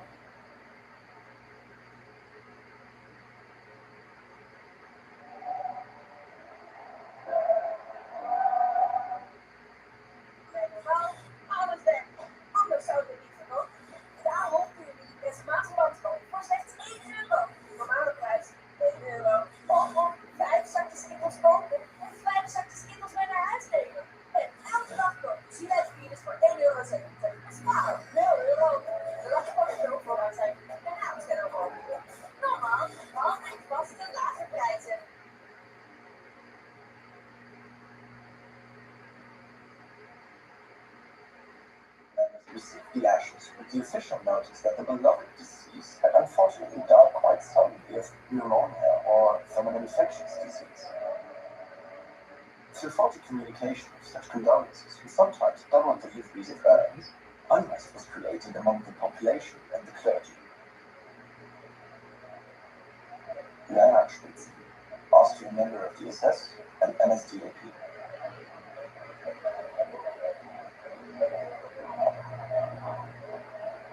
The Bishop of Münster, Clemens August Graf von Galen, finds the courage to deliver a frank opinion in public. Sermon in St. Lambert's Church, Münster, August the 3rd, 1941. So now we must expect that poor, defenseless, sick people will be killed sooner or later. Do you, or do I, only have the right to live as long as we are recognized as productive by others? If it is legitimate to kill unproductive members of the community, then woe betide our brave soldiers who return home from war with serious battle wounds as invalids. If the principle that man is entitled to kill his unproductive fellow man is established and applied, then woe betide all of us when we become aged and thus unproductive. Clemens August Graf von Galen, Bishop of Münster.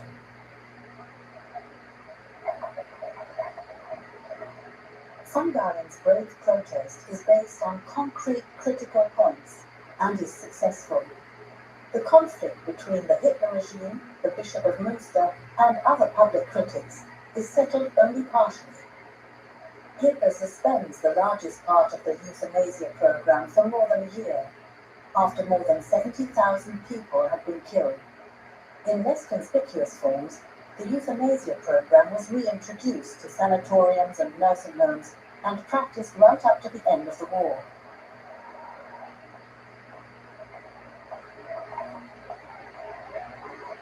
The Führer called me into the Reich Chancellery at 4 p.m. today. To start with, he spent a whole hour describing the campaign in Poland. The Poles, only a thin Germanic layer. Underneath that, dreadful stock. The Jews, the worst that you could possibly imagine. Only a master's heavy hand could rule here. Alfred Rosenberg, director of the Foreign Policy Office of the NSDAP.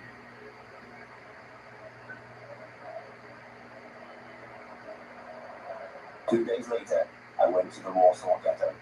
A brick wall about 8 feet high had been built around the entire desolate area, from which all the Aryans had been evacuated and into which more than 400,000 Jews had been forced. The entire population of the ghetto seemed to be living in the street. There was hardly a square yard of empty space. As we picked our way across the mud and rubble, The shadows of what had once been men or women fleeted by us in pursuit of someone or something, their eyes blazing with some insane hunger or greed. Frequently, we passed by corpses lying naked in the streets. Jankowski, co-ed the Polish Underground.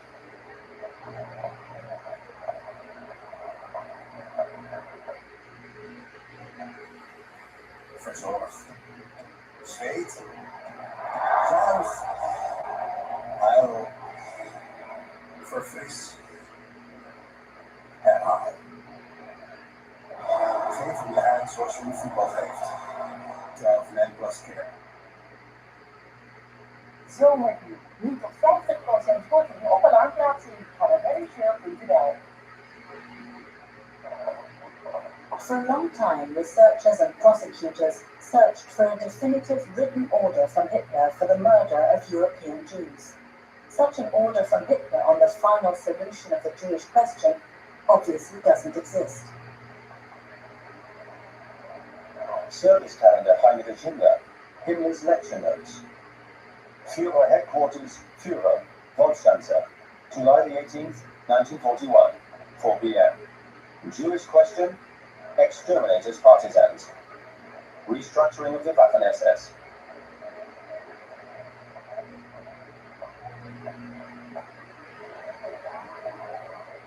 In any case, I'm totally convinced, even without written proof, that the extermination of the Jews goes back to a specific order from Hitler, because it's unthinkable that Himmler and Göring would have carried this out without his knowledge.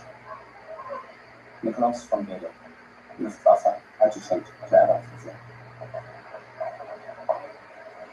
Immediately after the invasion of the Soviet Union by the Wehrmacht, the 3,000-man death squads of security police and the Reich Security Service begin their killing operations. The political responsibility lies with Hermann Göring, to whom Hitler has transferred the coordination of Jewish policy. If I'm asked whether I knew about the shooting of the Jews, I have to say that I received an order to attend the shooting of Jews as a spectator. I remember that we had to be at the shooting site at 8 p.m. And Navy Captain Lipaya.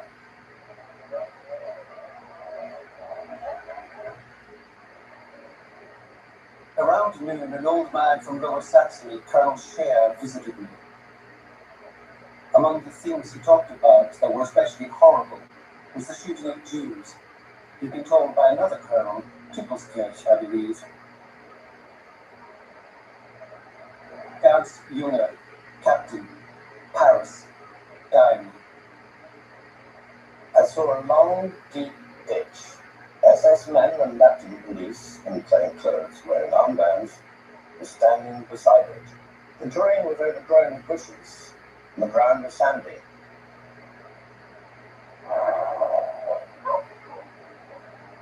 We watched about 1.5 hours of the execution. During this time, 3 to 4 trucks were brought in from the city to the shooting site. Then the victims were driven like cattle from the truck to the ditch. Each time, 5 had to march in single file into the ditch. The shooting took place under the command of the SS. The victims stood facing us. I can remember exactly that after the salvos, the victims collapsed. And Navy Captain Lipaya.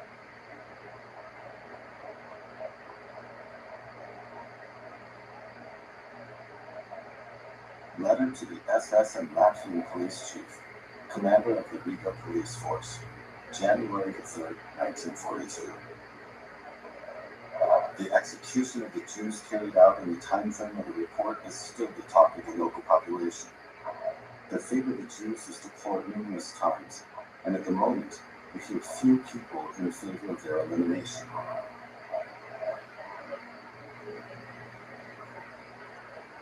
Among other things, there was a rumor circulating that the execution was filmed. SS and Police Chief Lipaya.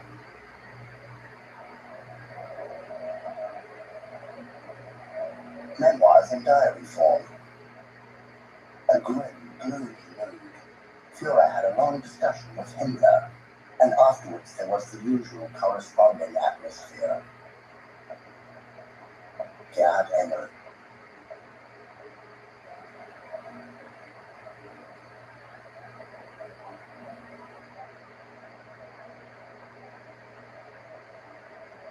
Hitler never told me anything about the treatment of the Jews. In foreign policy, the subject only arose when the Jews were to be deported from some country or other. Franz von Sonnleitner, NSDAP member, after 1939 legation counselor in the foreign ministry.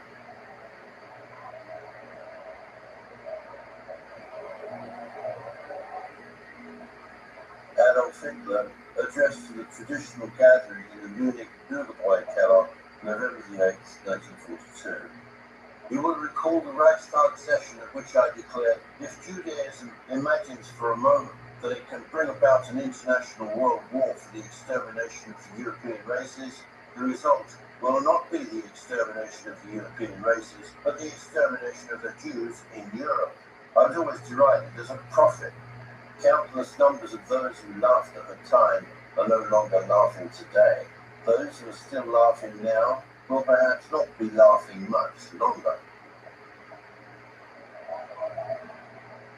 Danziger Vorposten Daily Newspaper, May 13th, 1944. Germany records major losses in other regions of Europe. The core areas of Jewish settlements that we found in Poland, like those in Warsaw and Lublin, have today been neutralized. The settlements of 1.5 million Jews in Hungary are currently being dealt with in a similar fashion. Thus, in these countries alone, 5 million Jews have been eliminated.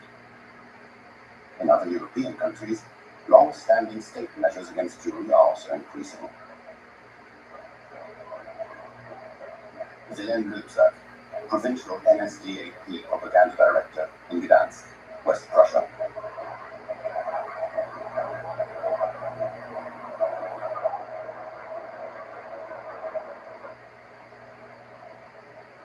During the military briefing around autumn 1944, the Reich press chief Dietrich came up with an English report. In this newspaper article, it was alleged that the Russians had taken a German concentration camp by the name of Maidanek. Pictures showed racks, on which a large number of combs could be seen, well laid out, as foreigners expect to see in a German institution. The text said that people had been exterminated. Dietrich presented the press report to Hitler, who stood there with bated breath to hear what he would say. The answer was swift. Those are the hands of Belgian children chopped off during the First World War. It's nothing but enemy propaganda. I believe that I quoted Hitler's statement correctly. In any case, we were all relieved. Franz von Sonnleitner, after 1939 legation counselor in the foreign ministry.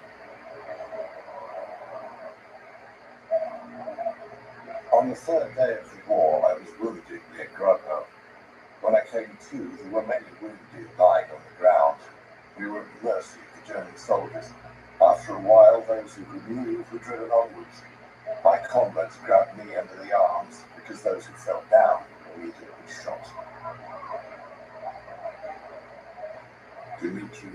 Dmitrienko.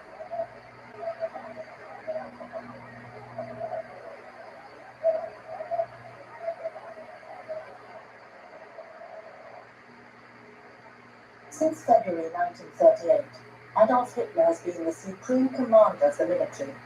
In this capacity, he is responsible for the mass killings of Soviet prisoners of war. Whereas 1 to 3% of Anglo-American prisoners died, some 50% of Red Army prisoners perish. Of the roughly 5.3 to 5.7 million Red Army soldiers in German captivity, 2.5 to 3.3 million died. Estimates vary. Only the grave diggers were given food.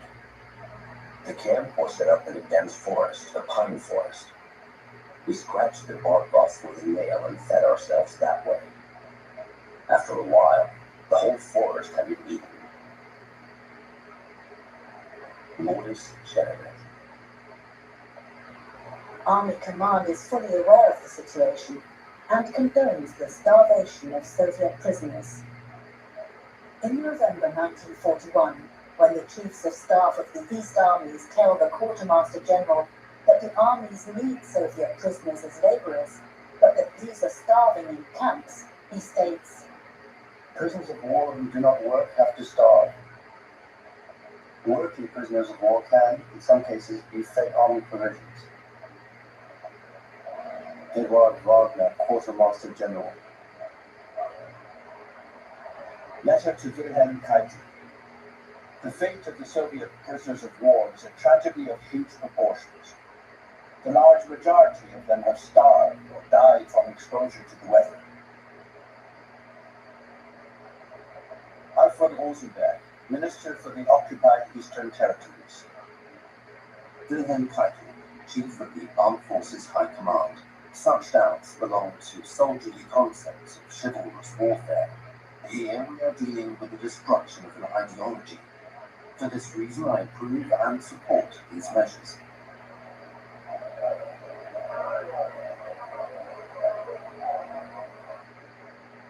I keep hearing that Hitler could not have known about everything.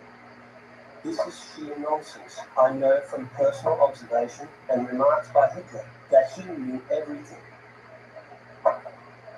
Heinz Himmler, valet to Adolf Hitler.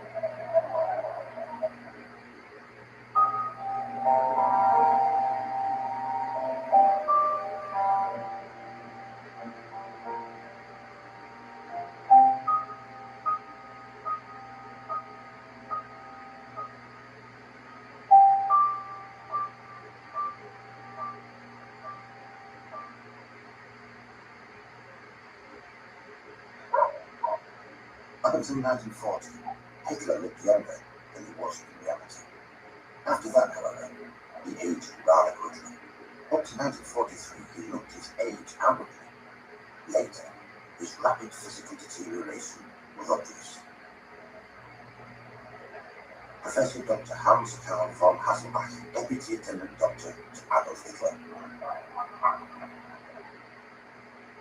The death of a human being didn't bother him at all. He saw people as the links in a long chain, and he considered the first link to be himself. Children were in his eyes only the potential by which the greater or smaller living space of a people was measured. Christa Schröder.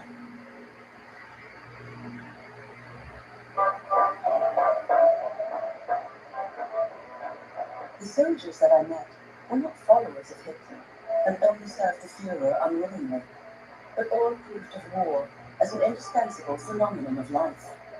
The war is the ultimate exertion that you cannot dodge. This picture is deeply ingrained in me. Wilma Sturm, journalist and writer.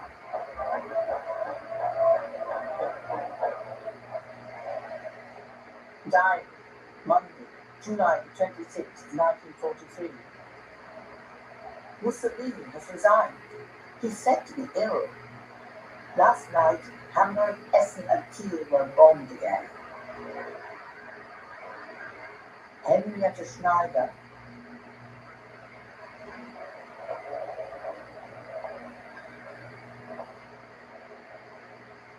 While I endeavored to establish worthwhile targets to Hitler and the General Staff of the Air Force, our enemies launched 5 big attacks on only one major city, Hamburg. Although this action contradicted all tactical considerations, it had catastrophic consequences. Albert Speer. Diary of fighter pilot Hans Ahrens, born 1921, killed in action February 21st, 1944. That first night of terror on July the 25th will remain unforgettable for us and the majority of all Hamburg residents. Personally, I'm glad that I experienced it. As a soldier, it led to an ultimate, resolute hatred of our enemy.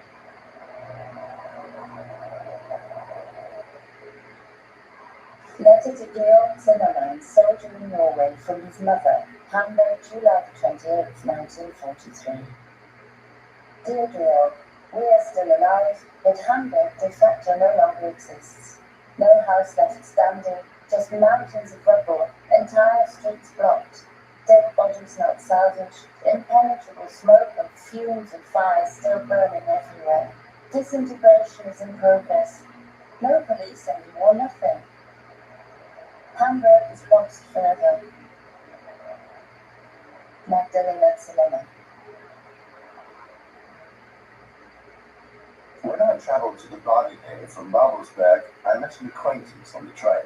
He'd experienced it all in Hamburg as an anti-aircraft soldier. It smelled so strongly of corpses that you couldn't get the stench out of your nose.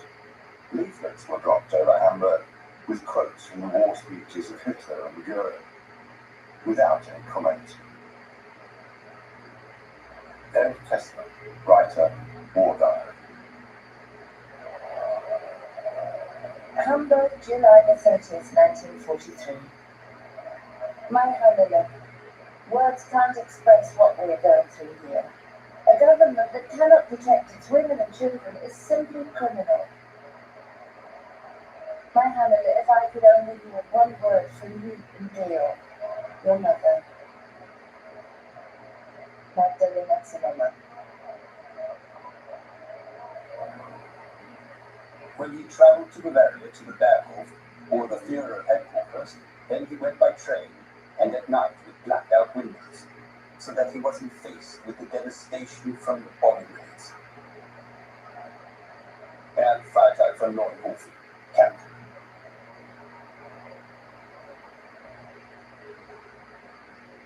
During the entire war, Adolf Hitler never once visited a bombed city. Albert Speer. Dr. Theo Morell, Adolf Hitler's personal physician. Diary, September the 23rd, 1943, 8:15 p.m. Examination after dinner. Strong flatulence, spasms from agitation, stomach shows increased fat formation. Prescribed a diet. He admired Morell and his art, and was, in a sense, dependent on him and his medication. Albert Speer. Hilly's Proclamation, 1944. The year 1944 will make hard and heavy demands on all Germans. The monstrous events of the war will come closer to crisis this year. We are fully confident that we will endure. Adolf Hitler.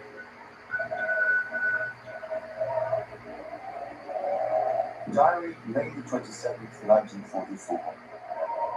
An impression of an increasingly destroyed Berlin. Devastating. At the same time, Berliners are sitting in the sunshine on chairs amid the rubble and debris on the Esplanade, as if it were peacetime. Ulrich von Hassel, diplomat and member of the resistance. Diary, May the 9th, 1944. Patient A. Tension headache, left side. Legs trembling due to agitation. Invasion imminent, but where? Dr. Theo Morell. The plutocratic world of the West can undertake this threatened landing attempt. Whenever it wants, it will fail. Adolf Hitler, Order of the Deutsche Wehrmacht.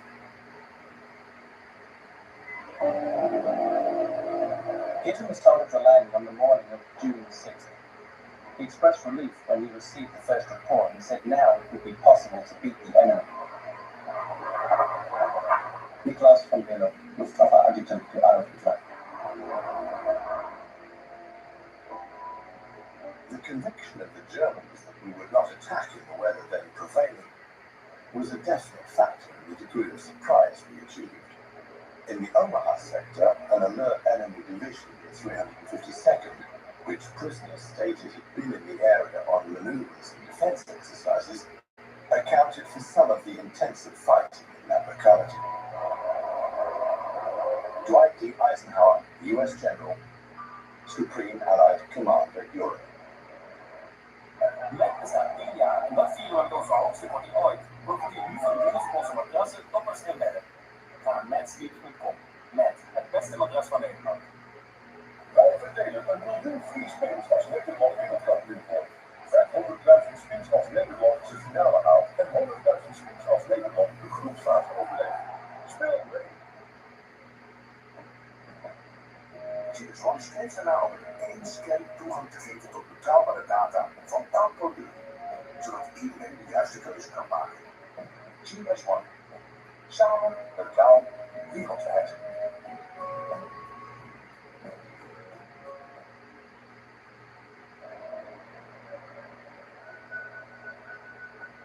Heinz Himmler, valet to Adolf Hitler. Among Hitler's habits, which despite our efforts couldn't be remedied, was that he kept asking what time it was, above all, during the war. I principally only ever stop at 12:05. Adolf Hitler, in November 1942. On July the 20th, 1944, I received the order to prepare for the move of the operations unit from Mauerwald to Soest, south of Berlin. It was a hot East Prussian summer's day. Mauerwald was located just 20 kilometers away from the Wolfschanze, where Stauffenberg's bomb exploded around 12:45 p.m. Bernd Freitag von Neuenhofen.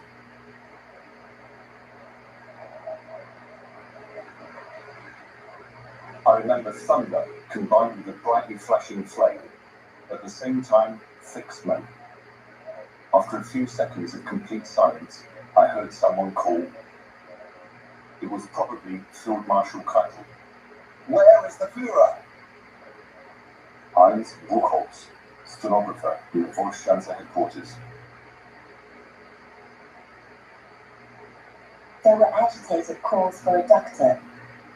A bomb exploded. Nothing happened to the boss, but the hut was blown sky high. Christa Schröder. Heinz Himmler. When I arrived, I saw Hitler. He looked at me inquiringly with big eyes and stared at my troubled face. With a calm smile, he said, William, someone tried to kill me. Died Friday, July the 21st, 1944. The radio broadcast details of the attack. The bomb was planted by a Count von Stauffenberg. Around 1 o'clock, the Führer spoke to prove that he had survived. What would have happened if the Führer had died? The war would be over, and there would be revolution in Germany. Henrietta Schneider. His confidence, his faith in victory and his assurance, but also his power consciousness and delusions of grandeur now exceeded all boundaries of reason. Karl Junge, Hitler's private secretary. Personal War Diary, October the 7th, 1944. Morning briefing. Beginning of the attack on East Prussia and Budapest. Long discussion with Goering. Station 12, heavy anti-aircraft batteries immediately to protect the Führer's headquarters.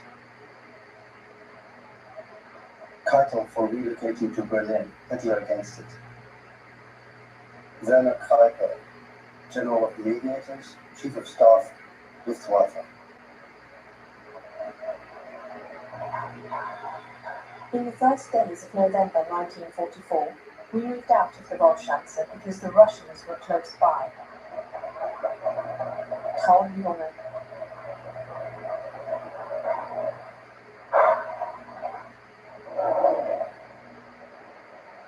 Germany was under intense pressure.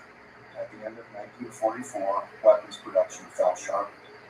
Trapped in the east, southeast, south, and west, Germany was strategically encircled and could not break free. Nevertheless, Hitler took one ultimate measure after the other. The Nazis suppressed without mercy the slightest opposition to the regime. It was clear to us that Germany was mobilizing its last forces, but at the end of 1944, Germany was still able to defend itself and put up serious resistance. Its military still consisted of around 17.5 million men, of whom 5.3 million were fighting troops.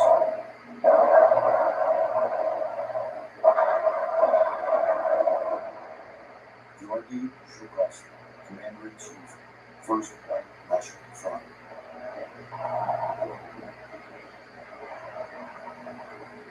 At just 19 years old, Walter was also killed in action. I was sitting on the roof of our house that had been damaged in another bombing when I saw the postman bring the death message. My aunt called through the house. Walter had fallen. The death of my brother was a deep shock for me. Helmet, cold, school bag.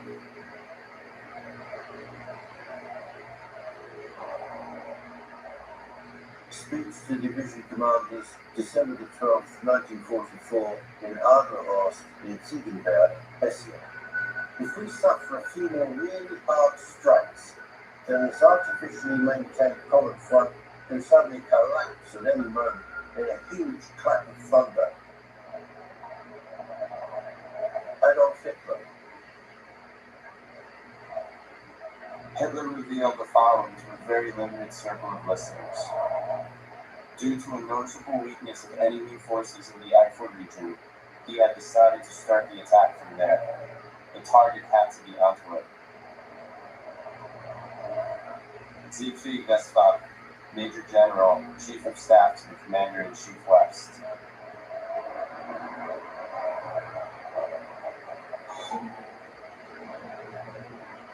On December the 16th, 1944, General Bradley came to my headquarters to discuss ways and means of overcoming our acute shortages in infantry replacements. Just as he entered my office, a staff officer came in to report slight penetrations of our line.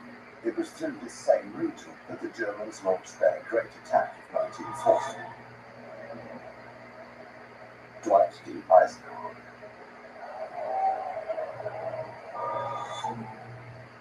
German tanks have been spotted north of the city of Luxembourg. Rundstedt has ordered the tanks to advance from the Ardennes in nearly the same place as the Germans penetrated in May 1940. They're heading in the same direction again, to the Channel coastline towards Antwerp, in order to stop the Allies using the port through which their main supplies come. Stefan Hein, Corporal of the U.S. Army, writer.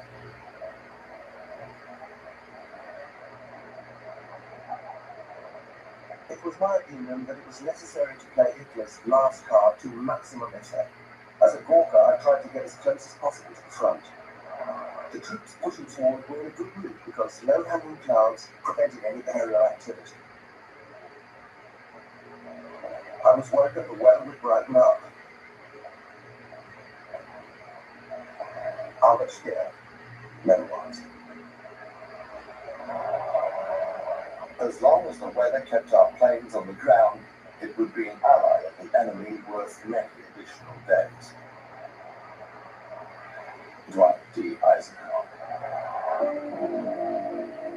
Our last major offensive in the West, with 300,000 men that was so gloriously successful at the start, failed in the end thanks to 10 days of radiant sunshine.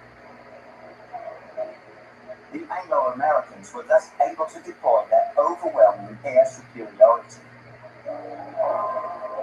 Leon de Creux, commander of the Wallonian Waffen-SS.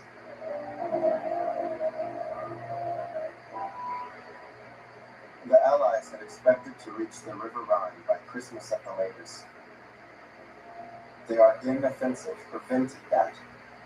But how many men lost their lives due to this senseless delay? Walter Roman, industrialist, commissioner for tank production in Ministry of Armaments and War Production.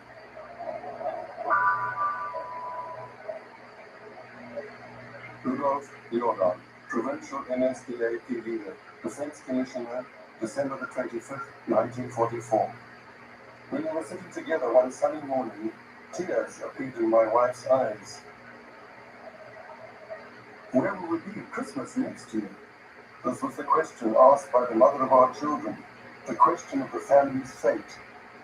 This question would be asked in the house of the provincial leader and everywhere else in Germany. I was frightened because I felt that the answer was no longer convincing, but I had to remain the same person, Hitler's deputy, the spokesman of German hope until the end. I know today that it was the belief in a miracle.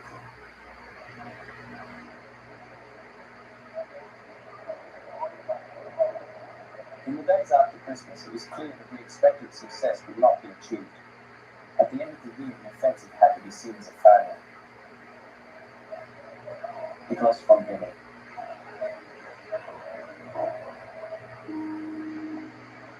Adolf Hitler, at the end of December 1944, to his adjutant Nicholas von Billy. I know the war is lost. Their superiority is too great. I would prefer to put a bullet in my head now. We will never capitulate, never. We can perish, but we'll take the world with us.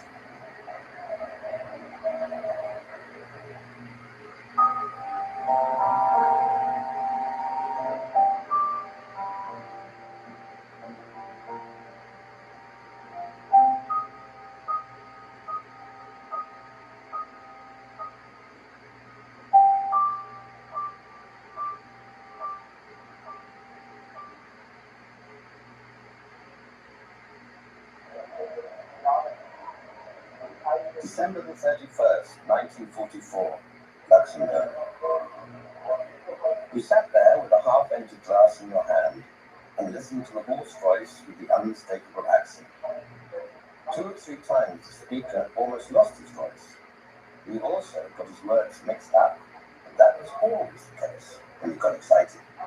It was significant that his throaty bellow no longer wanted to work that New Year's Eve. Stefan Hein, Corporal of the U.S. Army, writer. Adolf Hitler, last radio address to the German people, January 30th, 1945. Thus I now appeal to the entire German people to gird themselves with a yet greater, stronger spirit of resistance, until we can again, as before, put on the graves of the dead of this titanic struggle a wreath inscribed with the words, "And yet you were victorious." I therefore expect every German to fulfill his duty to the utmost, to make every sacrifice that will and must be required. February 13th, 1945. The model of Linz was finally finished.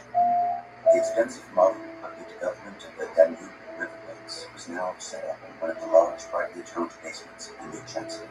When I led Adolf Hitler into this room, he stood for a long time, just looking, as though overwhelmed by the general impression. I moved the spotlight to the position of the sun's rays in the afternoon. Now he was presented with the perspective of how his city on the Danube would look in his return. Hermann Giesler, General Building Inspector for the redevelopment of the city of Linz. Not a day went by when the government quarters were not attacked. When a bomb exploded nearby, the bunker lying in the ground water swayed noticeably. The light began to flicker, so Hitler raised his voice as if in a dream. That was close. Those bombs could have hit us. He was noticeably fearful and didn't feel safe. Christa Schröder. In mid-March 1945, Hitler transfers nearly all of his activities to the bunker under the Chancellery. Since then, he rarely sees daylight. Sometime in mid-March, Eva Braun arrived at the Reichschancellery. Hitler tried his best to get her to go back to Munich, but she made it clear that her place was at Hitler's side, and no one would be able to change her mind. Robert Nisch, telephone operator in the Führer's bunker. April 20th, 1945 was always referred to as the date of the last photos and film segments of Hitler and the delegation of the Hitler Youth. This is not true. They are in fact from a different reception of a delegation by Hitler. This took place on March 20th, 1945. Waxman, leader of the Hitler Youth.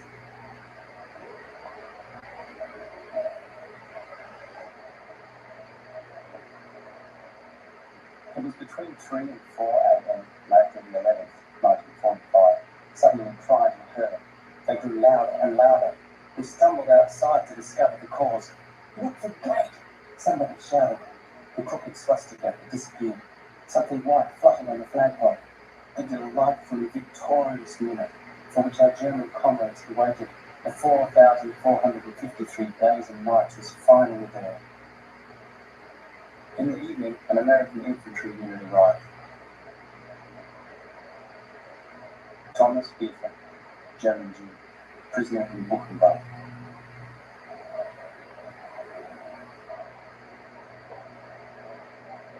April 12, 1945. It will not be pleasant listening. I propose to tell you of Buchenwald. We reached the main gate. The prisoners crowded up behind the wire. They surged around me, an evil-smelling stink. Men and boys reached out to touch me.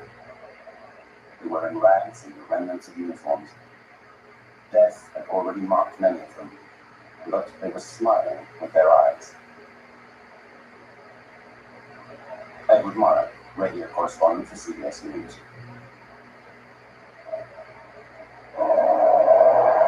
On April the 21st, our troops reached the Berlin Autobahn ring. This success created favorable conditions to totally enclose the fascist capital. Vasily Chuikov, General.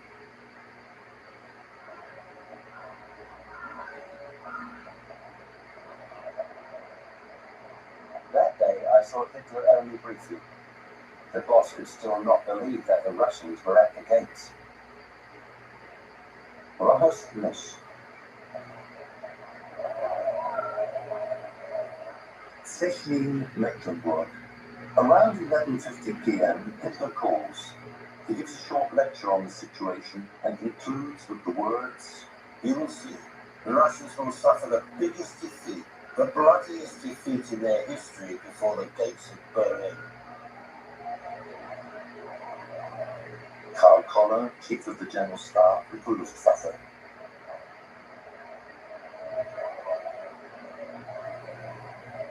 April the 22nd, 1945. This date marks the end of the Reich for me.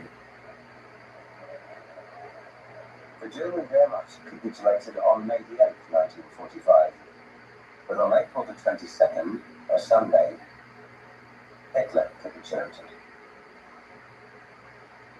Rahosmish.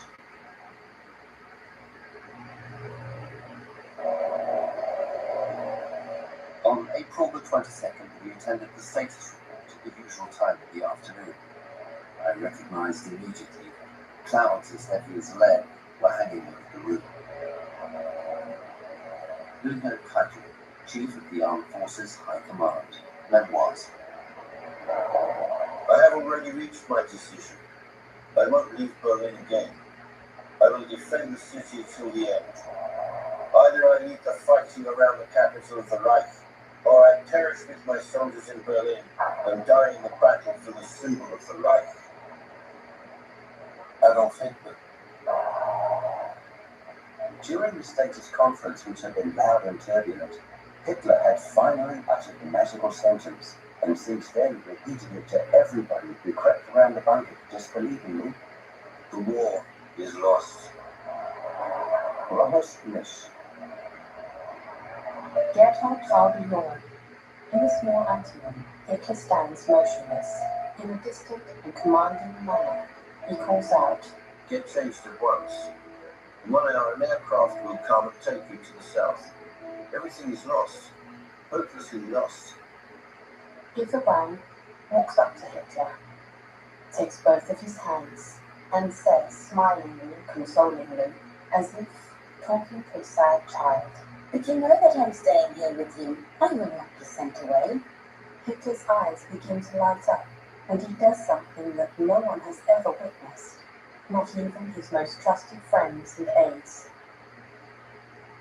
He kisses Eva Braun on the lips.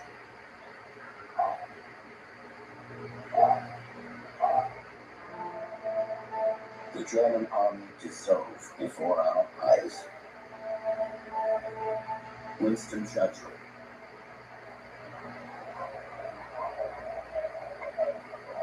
Gloom and doom began to spread throughout the bunker.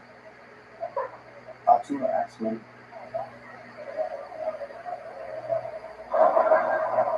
The Fuhrer comes up to me, shakes my hand and asks, Have you rested a little, my child?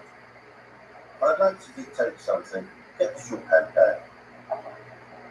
Gerhard, call me Junge. My private will and testament. As I did not consider that I could take the responsibility of contracting a marriage during the years of fighting, I have now decided, before the closing of my earthly career, to take the girl who, after many years of faithful friendship, entered the practically besieged city of her own free will in order to share her destiny with me as my wife. At her own desire, she goes as my wife with me into death.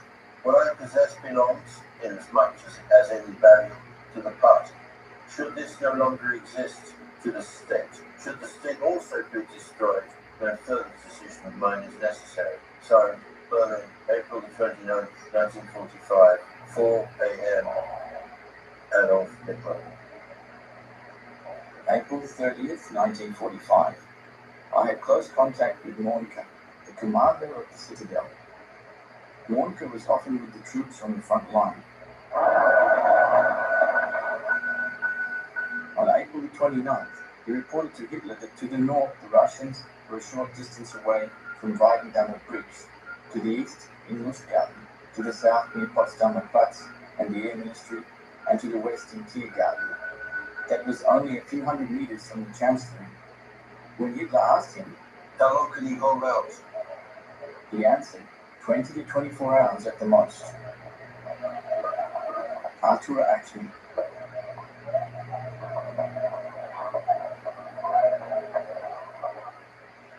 On April the 30th, 1945, around noon, Bormann told me that Hitler's decision was now firm. Then Hitler said to me that he would now shoot himself, and that Fräulein Braun would also take her life. The bodies were to be buried. He assigned me to make the necessary arrangements. Otto Günscher, SS Adjutant to Hitler.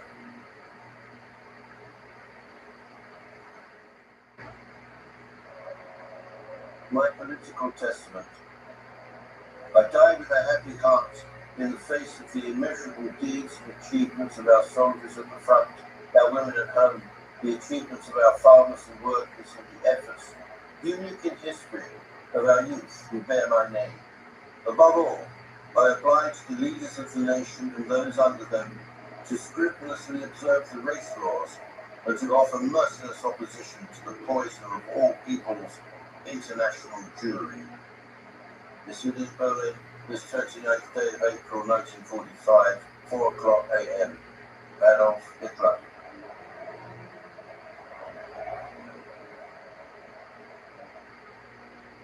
There cannot be the slightest doubt that Adolf Hitler took his life in the Führer bunker of the Reichs-Chancellery in Berlin on April the 30th, 1945, with his own hand, namely by a shot in the right temple. Cause of death, District Court 2, Berchtesgaden, December the 8th, 1956.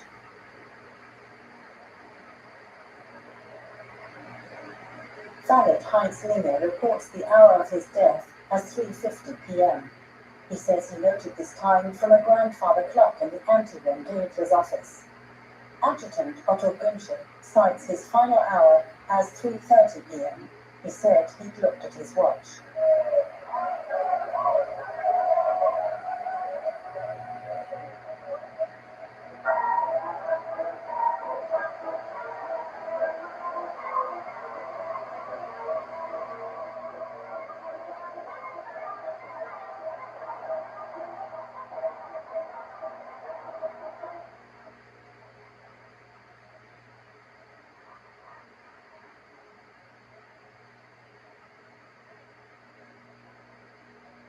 It was not disloyalty, but rather his suicide that put an end to Hitler's organization.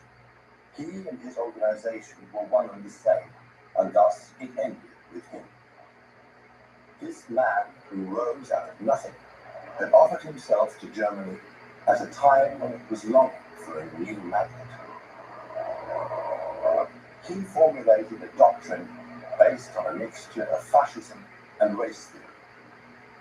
The totalitarian system allowed him to act without restraint. The mechanization of the military gave him the trump cards of lightning attacks and surprise. All of this led to repression, and that, in turn, led to his crimes. Charles de Gaulle, Memoirs.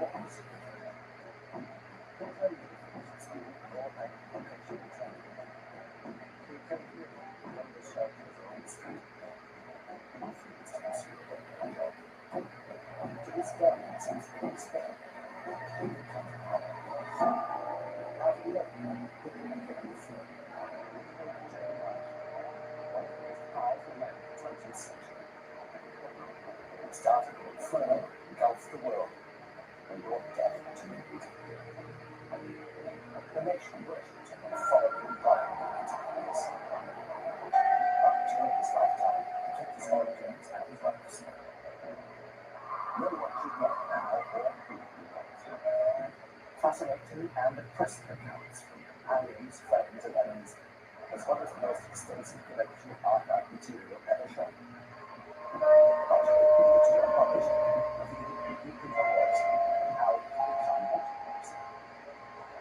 Notorious liar and the unspeakable snake. After the death of his strict father and beloved brother, Hitler lives as an element of Vienna, with no school graduation and twice rejected by the Academy of Arts. Living in a men's shelter, he makes postcards to bolster his small orphan's pension. In order to avoid being called up for military service in Austria, Hitler moves to Munich.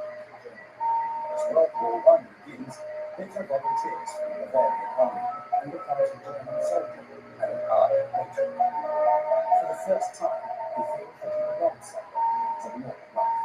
At the end of the war, Hitler does not know what to do next.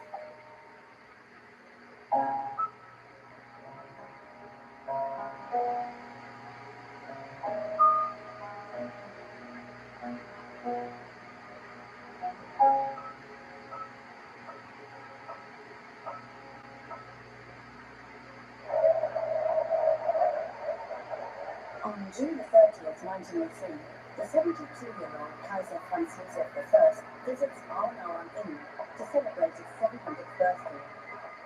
In historical coincidence, this border town to Bavaria, of all places, is the origin of the oldest film footage shot by an Austrian cinematographer. In the late 80s of the last century, my parents lived in a small town which is Bavarian by blood and Austrian by nationality. Adolf Hitler, Mein Kampf. The worst disaster to strike the town of Arnhem occurred on March the 28th, 1874. A violent storm fanned a terrible fire that destroyed 120 buildings. This stroke of fate was a pivotal moment in the history of Arnhem. Conrad Meining, History of Arnhem, 1892.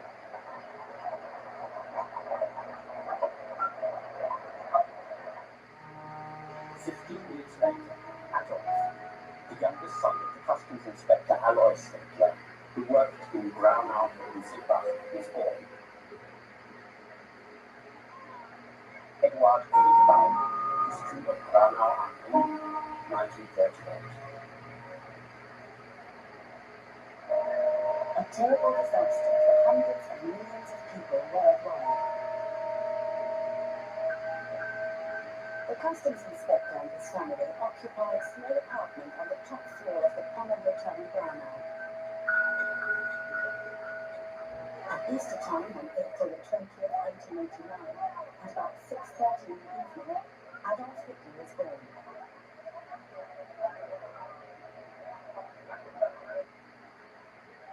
Paris Register, Braunau. Adolf Hitler, born on April the 20th, 1889, at 6:30 in the evening. Baptized on April the 22nd, at 3:15, by Ignaz Prost. To begin with, there is this picture of little Adolf from the year 1899, a few months after his birth. One thing worthy of note in this first picture of Hitler is the close resemblance of Adolf to his mother. August Kubitschek, childhood friend of Adolf Hitler.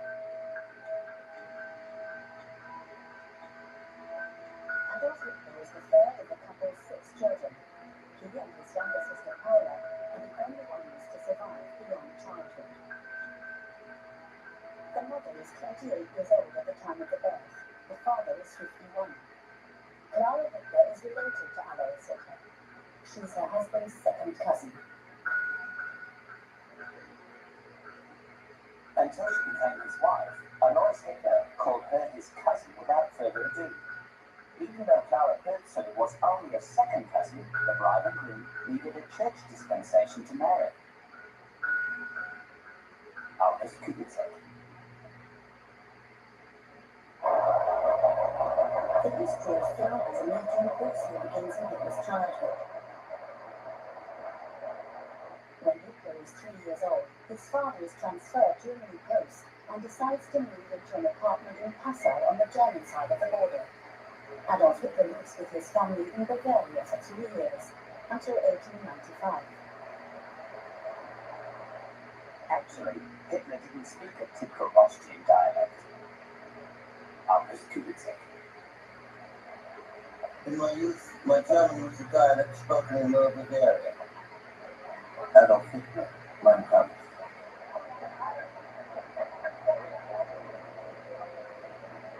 The oldest phone recording made in Austria-Hungary was shot by foreigners, the Lumiere brothers. It shows Vienna, the capital of a multinational empire, in the year 1896.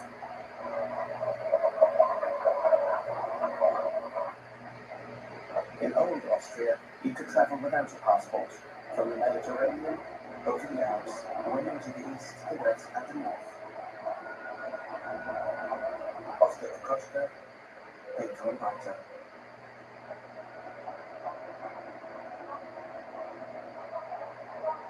Hitler's ancestry from Lower Austria, as well as a total of 21 years spent in Upper Austria and Vienna, do not suffice to make him Austrian in the sense of a citizen of that nation. Kurt Schuschnigg, Austrian Chancellor from 1934 to 1938. Austrians who spoke about the nation before 1938 meant the national culture that extended beyond their borders, which is what Austrian man also identified with. This cultural nation is Germany.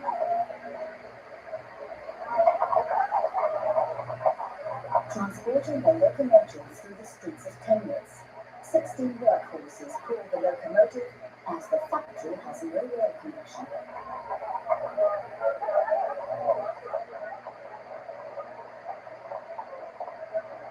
The majority of German-speaking Austrians feel close links to the Germans in Prussia, Saxony, Bavaria, and the smaller federal states already united in a partly industrialized Reich.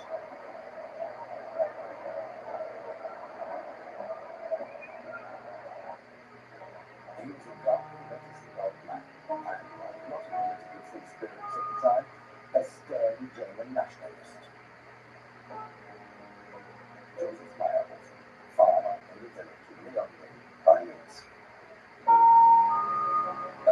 his parents made.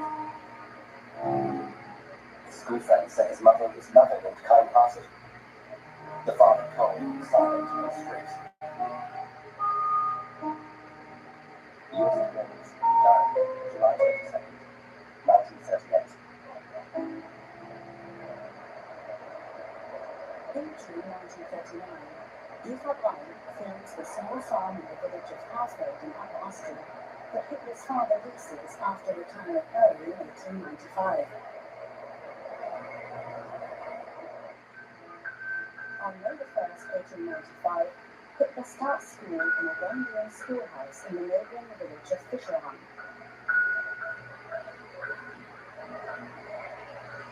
After school, he plays popular games of the period. During the war, only war games for us boys was important, but he always found something to play. Ballroom campaign, schoolmate. In the year 1897, Hitler's father sells the farm in Hausfeld. The family lives temporarily in the small town of Lambach.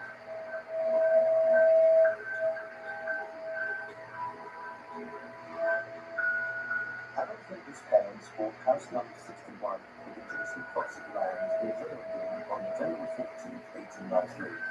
Their son Adolf had just turned 10 years old.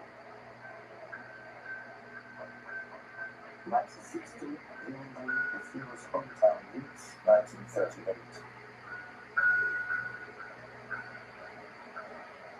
I never loved my father, but feared him all the more. Adolf Hitler, tape talk, recorded by the secretary, Christopher Schroeder.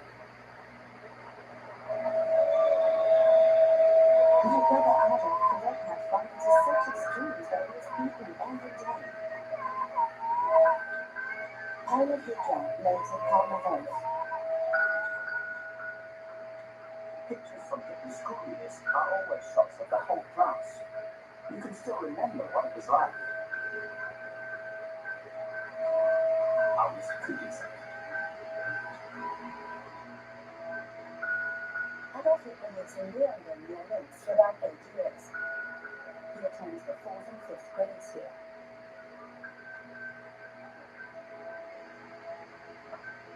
In the stories, his youth played a big part.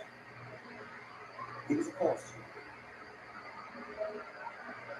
Albert Speer, the Kranzberg Protocol. After 5 years of elementary school, in 1900, Adolf Hitler, aged 11, begins secondary school in the city of Linz. Adolf Hitler has to repeat his first year at secondary school due to poor grades. I remember this strong, pale boy who commuted every day between Linz and Nuremberg fairly well. He was definitely talented on the one hand. He was often controlling himself. He was considered rebellious. And he didn't work hard. Dr. Erhard Kühler, Hitler's French teacher. At the secondary school in Linz, there is a strident, widespread pan-German nationalism among the teachers. They want to join the united, strong German right of Bismarck, who is greatly admired. Adolf was a great fan of Bismarck. Classmate of Hitler's.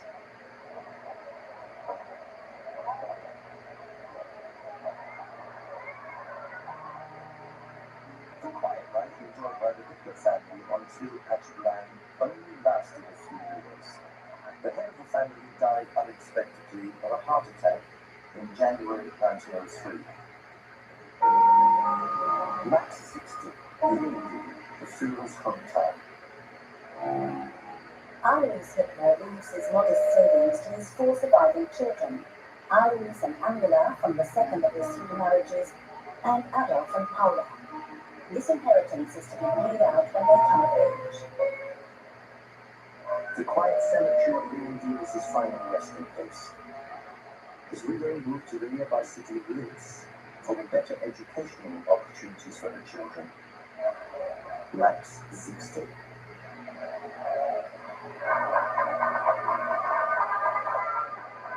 is the capital of Upper Austria.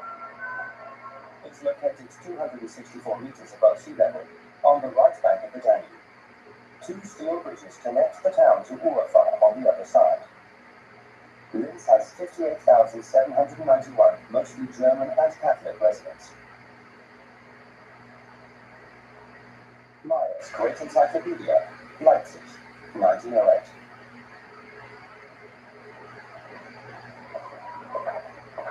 The tone of society was determined by the business community, the bureaucracy, and the military. If you wanted to be seen, you met in the evening for a stroll on the high street, which, significantly, was called Country Road. August Kubitzer.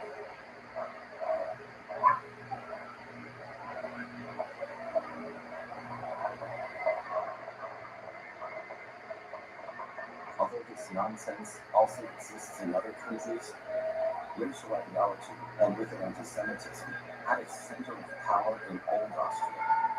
In contrast to Vienna, in Western Austria there were hardly any Jews. German Austrian politics.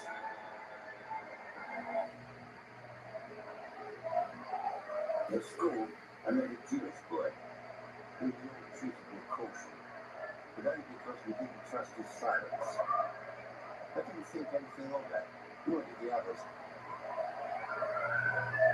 Adolf Hitler, Mein Kampf. In a coincidence of history, in 1903, 2 students at Linz Secondary School posed for a photo. A few decades later, in professional life, they will become infamous and famous. Adolf Hitler was only a few days older than the factory-owner's son of Jewish descent from Vienna. Ludwig Wittgenstein is 2 years ahead of Hitler in school. He later becomes a philosopher, and one of the pioneers of the logical positivism and the analytic philosophy of language movements. In 1906, Wittgenstein begins his studies in Berlin. In 1904, Clara Hitler has to send her son Adolf, who due to bad grades is again in danger of not moving upper class, to the state secondary school in Steyr, 40 kilometers away. Look at my school grades. I had bad marks in German. That image of the professor spoiled the German names for me. I would never be able to write a proper letter. Adolf Hitler, in Führerstadt, course of 1943. Last grades of secondary school in Steyr. Typicals, inconsistent. German, insufficient. Geography and history, sufficient. Mathematics, insufficient. Physics, satisfactory. Freehand drawing, commendable. Sport, excellent. I don't have a photograph of Adolf Hitler during the years of our friendship. There probably aren't any photos of Hitler during this period. Everything that could be said about images of Hitler as a young man has already been said, were it not for the drawing by a classmate from the 4th grade of the junior high school in Steyr. By chance, this drawing, done in 1905, was preserved. The boy could only draw profiles. Nevertheless, there was something peculiarly fascinating about this pencil sketch. August Kubitzer. After 9 years, Adolf Hitler finishes school without graduating. For the following 2 years, he lives in Linz on his mother's pension, not really doing anything.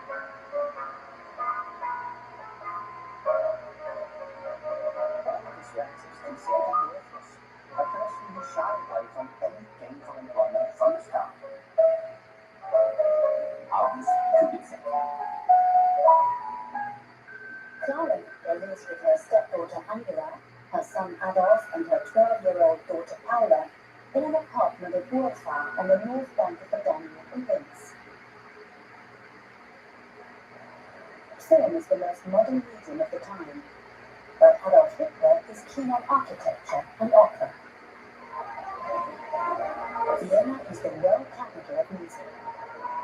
In the years when I was growing up, everything in music was fermentation and rebirth, with Gustav Mahler at the center.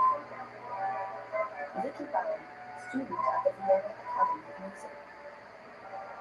Adolf Hitler talks his mother into allowing him to travel to Vienna. He wants to apply for admission to the general painting class at the Academy of Fine Arts.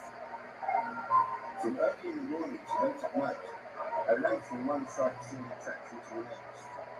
But the buildings were the only things that fascinated me. All the landscapes affected me like a spell from the Arabian Nights. Adolf Hitler, Mein Kampf. From 1904 to 1908, I was Adolf Hitler's only friend in Linz, and thereafter in Vienna. August Kubitschek.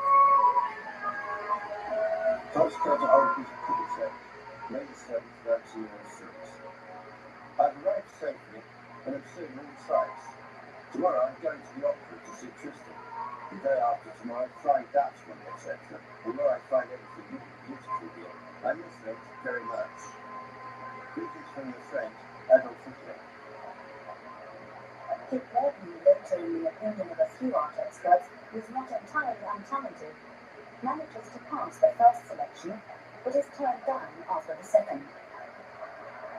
Adolf Hitler, born in Braunau, Upper Austria, on April the 20th, 1889. German, Catholic, few faces, text drawing, unsatisfactory. Classification list of the general painting class. When Adolf Hitler, disappointed by the rejection, returns to his family in Linz after 8 weeks, Clara Hitler is struck down with a serious illness. She's suffering from a swelling. Nowadays it would be diagnosed as cancer. For several months, Adolf Hitler devotedly takes care of his mother at home. Dr. Bloch, well loved by all, was the Hitler family physician. August Kubitschek. To a great degree, the boy lived in his own world. I had no idea what dreams he dreamt. Dr. Edward Bloch, Jewish physician of the Hitler family. Clara Hitler dies in the night of December the 21st, 1907, surrounded by her family. In 1940, Adolf Hitler will allow his Jewish family doctor and his wife Lily to emigrate to the United States. The death of our mother had a great effect on me and Adolf. We were very attached to our mother. When she died, Adolf stopped coming home. Carla Hitler, Adolf Hitler's sister.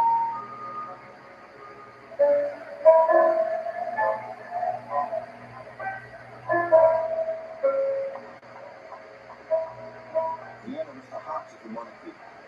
This is where the last life of the sick, old body of the rotting Reich ebbed away. Adolf Hitler, Mein Kampf. Maybe I really dreamed that later in life they would make their home in the Imperial City. Alice Berber, Austrian French writer. A great city, wonderfully great, like Paris, like every one of these very old European cities. Vicky Baron, Walter. In contrast to what Hitler's sister Paula claims later, Adolf Hitler remains in Linz several weeks after the death of his mother. He never tells his family or his friend Kubitschek that he failed the admissions test the previous year. Apparently, he was having some really bad days. He was easily irritated and gave me short shrift when I started to talk about my studies. August Kubitschek. In the spring of 1908, Adolf Hitler begins living the life of a wastrel in the metropolis. Vienna was the most thorough education in my life. Adolf Hitler, Mein Kampf. The small inheritance that was diligently managed by his guardian had to cover both the cost of living and his studies. He may have been able to supplement his income through the sale of drawings and paintings. August Kubitschek. Adolf Hitler had convinced his friend's parents to allow their son to study music in Vienna. Dear friend, I'm eagerly awaiting word on your visit. Write soon so that I can prepare the festivities. All of Vienna is waiting. Adolf Hitler. Our living conditions were extremely modest. For a long time, I couldn't get out of him where he ate for lunch. My question would be gruffly brushed aside. August Kubitschek. In Vienna, Hitler shares an apartment with Kubitschek and prepares for a second attempt to get into the Academy of Art.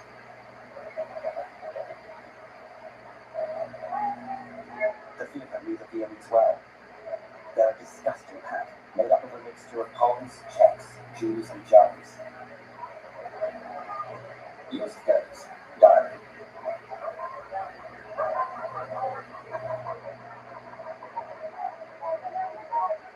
He loves Vienna, but not the Viennese. That's how I describe his attitude. August Kubitschek.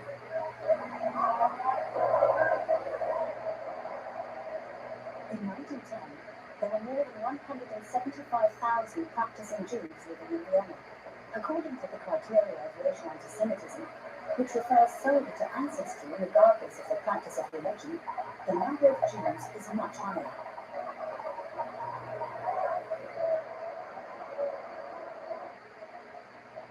I am now fairly sure that Vienna was the most anti-Semitic city that I've ever lived in. Egon Schwartz, Viennese Jew. Hitler was by no means a Jew hater in those days. The Rheingold promise, Hitler's housemate in the Brigitte-now men's hospital.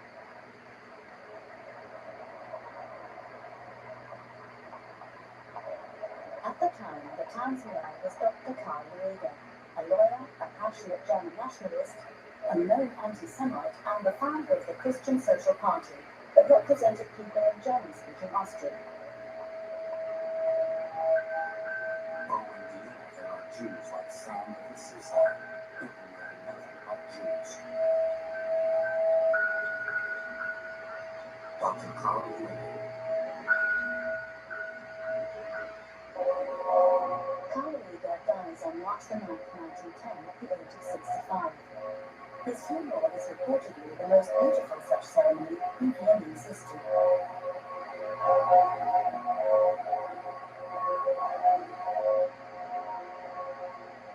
Karl Rieger is the role model from whom we learn the effectiveness of anti-Semitic agitation. Stefan Zweig, Austrian writer, The World of Yesterday.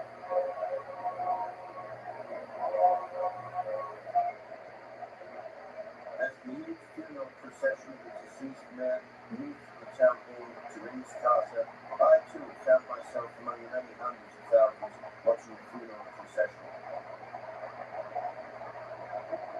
Adolf Hitler, Mein Kampf. With his catchphrase, we have to hope the little man, Karl Rieger, captivated the entire lower class and the frustrated middle class with it. The same social classes that Adolf Hitler later assembled around him. Stefan Zweig.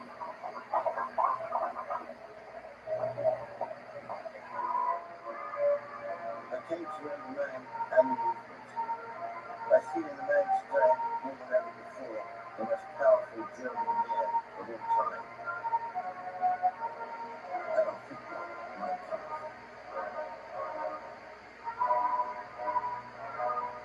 As Hitler watches the funeral, many months have passed since his last contact with his friend Kubitschek.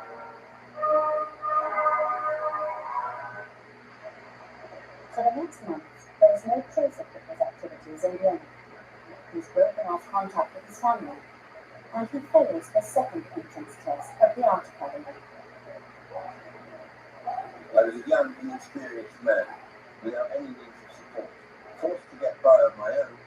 The few kronen, often only cents, from the proceeds of my work were barely enough to pay for my bed and board. Adolf Hitler, Mein Kampf. Hitler probably also went hungry and stayed in community hostels. He begins to copy street views of Vienna from books, and then sells them as postcards. Indeed, in one respect, the bleakness of my surroundings didn't bother me. In my mind, I spent these years living in palaces. Adolf Hitler, monologue in the Führer's headquarters.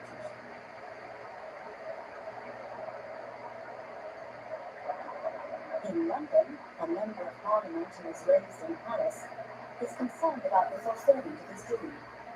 He expresses this in a letter.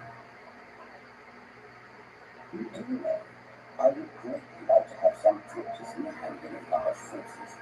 I'm sure I have the rules of the matter in me, but never have fear in this state of existence we have a chance of flying in a bright red blue. Winston Churchill. Hitler's share of his father's inheritance is paid out on April the 20th, 1913, his 24th birthday. Hitler met Rudolf Häusler in a men's hostel. With him, he wants to move to the German city of Munich.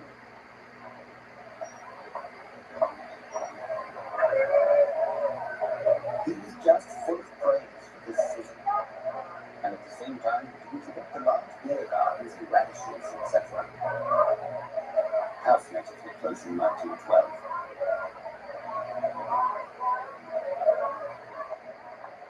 The main reason for leaving Austria is probably that the later Commander-in-Chief Adolf Hitler wants to get out of doing military service. On Saturday, May the 24th, 1913, Hitler and Häusler give orders of departure to the police, but don't stay near them down to live.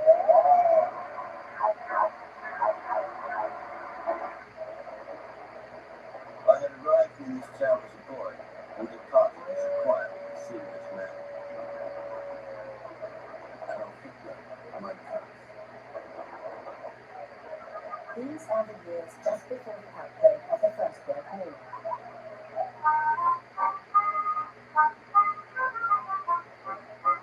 It would be wrong to examine this idea sometimes, I decided that the evil is actually distinction. Mankind stands for no violence. One felt socially superior to the demons of the Dark Ages. It was really a delight to be alive. The end proves that keeps her son.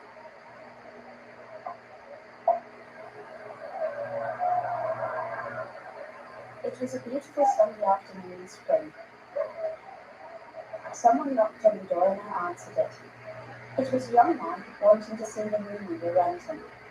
I showed it to him and we reached an agreement. Frau Anna Pott, landlady.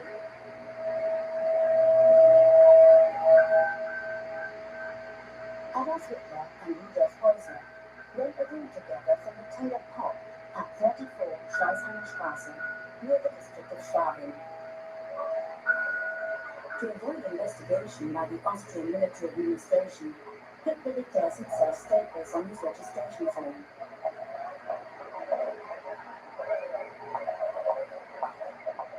Life in Munich was diverse, colourful and energetic, with rich opportunities for employment, activity and fun. It was a luxurious life. We lived cheaply and comfortably. Eugen Kalbschmidt, bookseller, member.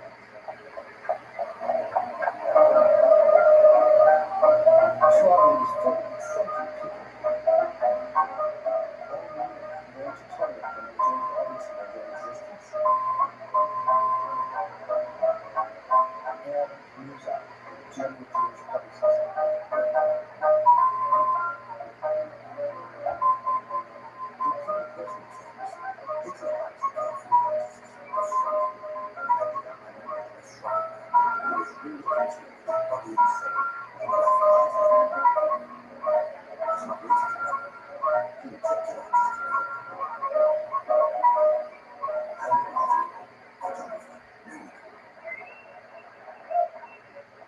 In Munich, Adolf Hitler has found a city that is to become the centre of his life.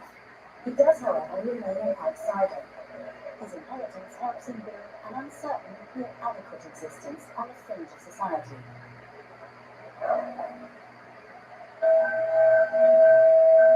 In 1930, the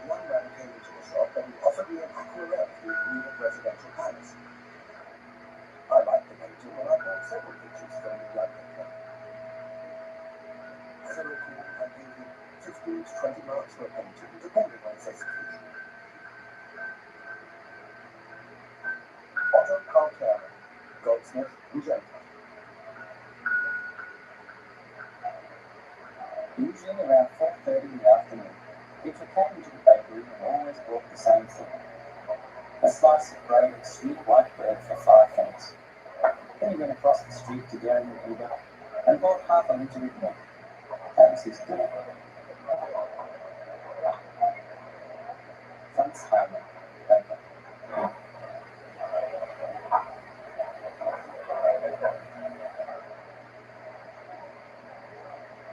The younger generation that we belong to didn't know anything about war, but were intoxicated by foreign wars. We had no real idea what war was. Adolf's father had never been a soldier. Now and again, old men would talk about Königgrätz and Stotzka. August Kubitzer. Diary, Friday, June 26, 1914. Each day goes by just like the last. The children are well.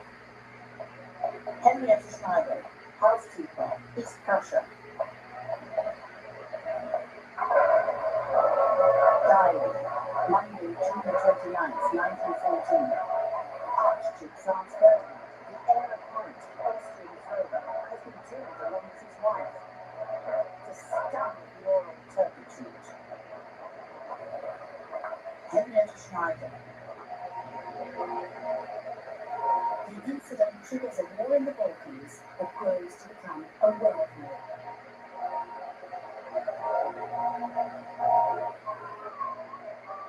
In December 1914, I was at a spa in Wiesbaden. Day after day, I could see how war psychosis was spreading through the population. Gustav Mannheim, Career of Russian Imperial Army, of Finnish Swedish origin. Diary, Sunday, July 26, 1914. The field of war is again evident. Dispatches told us that war has broken out between Serbia and Austria because Serbia doesn't want to fulfill the demands of Austria. Henrietta Schneider.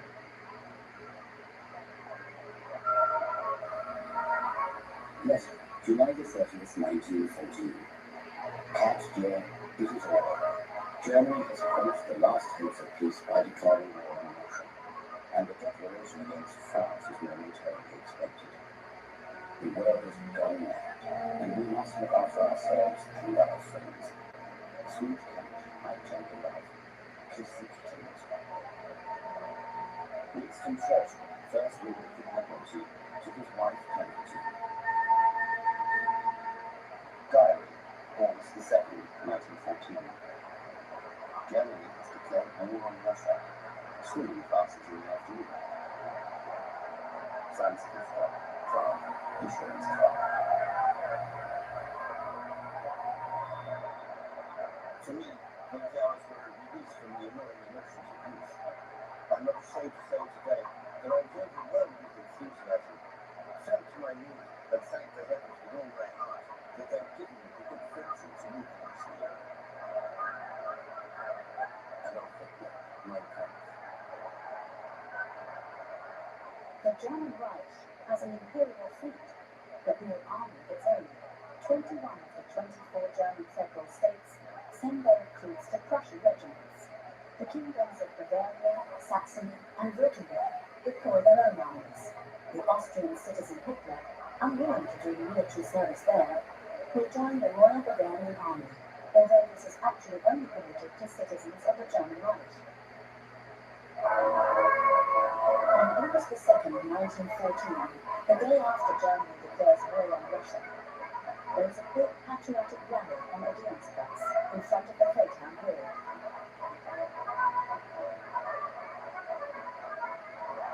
August 5th, 1914, I enlisted in the army on a request from His Majesty and entered the 1st Bavarian Infantry Regiment.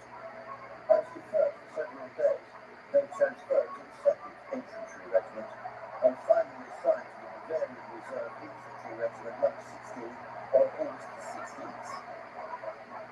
Adolf Hitler, outline of my person.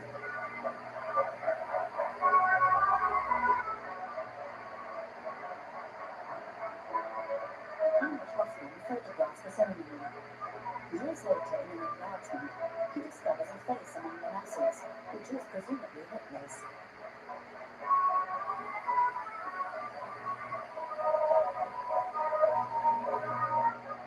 We were younger and older, the so-called substitute reservists. We had companies that comprised up to 60% one-year running trios. Helmets, at that time appointed Kaiser helmets, weren't available. As a start, we marched out wearing a charcoal cap, provided for the National Guard. Fritz Wiedemann, 2nd Lieutenant, Bavarian Reserve Infantry Regiment 16.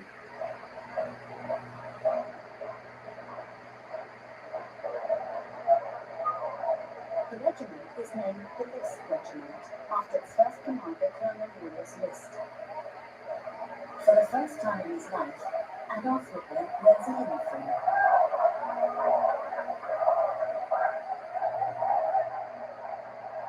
Hitler's landlady reports that he came to her on Friday, August 9th, 1914, to say goodbye. He took my husband by the hand and said, "If I die, would you please write to my sister? Maybe she'd like to have my few possessions. If not, you can keep them. I'm sorry if I caused you any difficulties." He shook my hand as well as I stood there crying.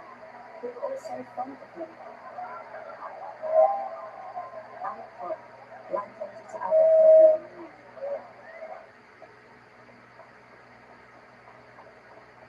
Hitler's personnel files show an objective picture of a courageous, well-behaved soldier who was twice wounded or injured by mustard gas.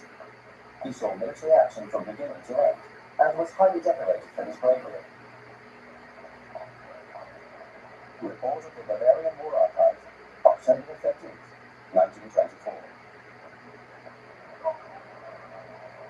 He served 4 years in the same regiment, with only short breaks, and took part in nearly all the battles.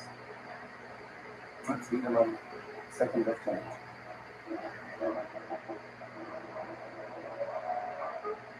In the early morning hours of October the 21st, 1914, Hitler's regiment sets out from Munich station in a westerly direction. Later in the year 1924, Adolf Hitler reads a draft of his book Mein Kampf to Rudolf Hess, his cellmate in Landsberg prison. He talks about the climate and the ride along the Rhine. The train, the young volunteer regiment, winds its way across the Niederlanden border. The song and watch on the Rhine resonates from the lips of the boys. Rudolf Hess, letter to innocent Poirot. On the morning of October the 23rd, the regiment crosses the Belgian border and by the evening reaches the northern French town of Lille. From a distance, we heard the monotonous sound of our heavy mortars. We dismounted and bounced around the rifle buildings. Shortly before midnight, we finally marched into the town itself. Adolf Hitler, Mein Kampf.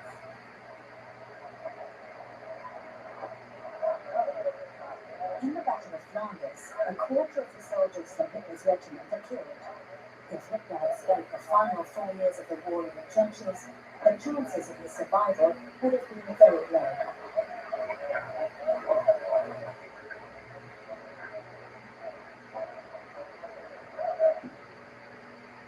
Shortly after the first combat mission for this regiment, Hitler is promoted to Vice Quarter. He will reject further promotions during the course of the war. This would have involved an attachment to other army units, and Hitler would have lost the camaraderie and security of the regimental family. For the first time, Hitler was part of a bigger community, and with that came the order and structure that spared him the deadly struggle to survive. Fritz Wiedemann, Lieutenant.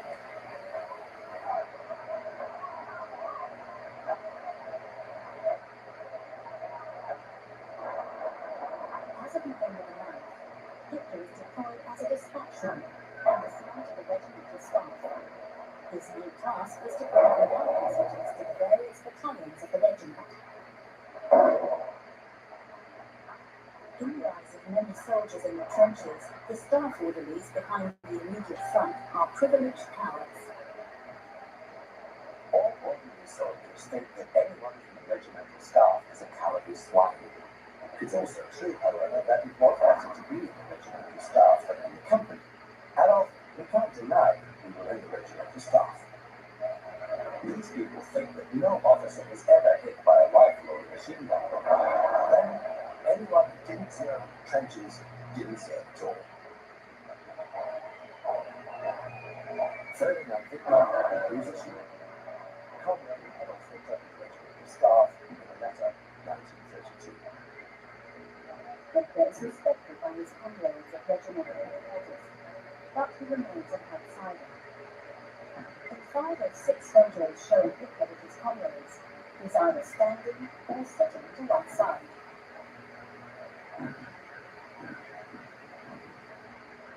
Diary, July the 7th, 1916. The English are also advancing, but the Germans are positioned well in front of Verdun. Hoyer's terrible letter. His best friend is seriously wounded. Both arms torn off. Many others are dead. He writes that if he still had a mother, he would ask her to pray for him. Peter Corbett's painter and sculptor.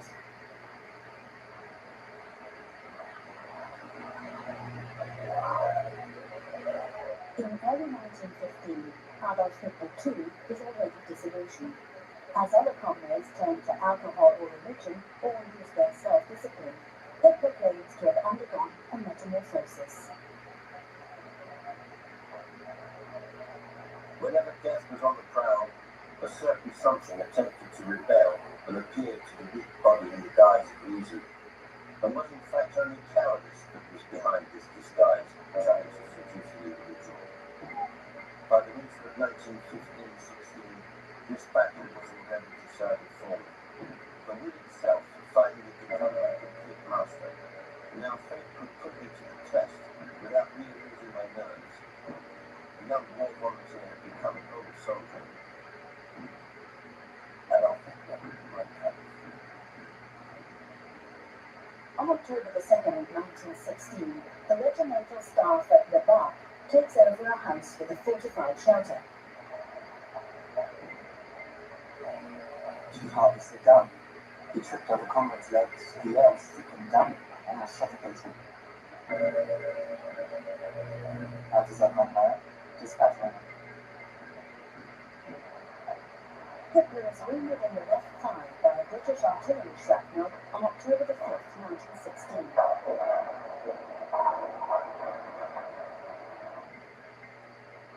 How does that not matter?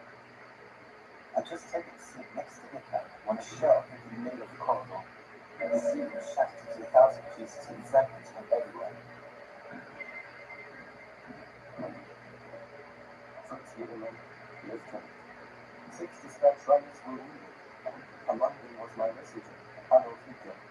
As I leaned over him, he said to me, "It's not that bad, Lieutenant, sir. I'll stay with you. Stay with the regiment."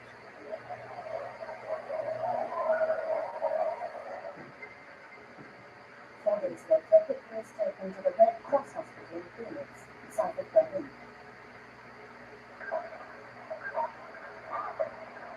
By March the 1st, 1917, he's back running dispatches in the regimental staff. In the following months, he participates in combat activities. On August the 4th, 1918, Hitler is awarded the Iron Cross First Class, the highest military honor that soldiers of his rank in the Imperial German Army can receive. The nomination was submitted by a Jewish officer, Lieutenant komgoed. I never got out of Hitler the reason for his fanatical hatred of Jews. The experience of Jewish officers during the World War couldn't have contributed to this. Fritz Lieberman, Lieutenant. The only 2 military medals that Hitler will wear in the Third Reich are the Iron Cross and the Black Wound Badge from the First World War.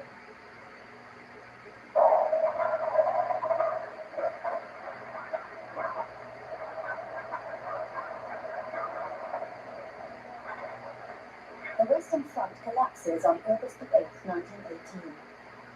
As a result, General Ludendorff declares to Kaiser Wilhelm II on September 29th that a military catastrophe is unavoidable. He asks the Kaiser to request a ceasefire with the Allies within 24 hours.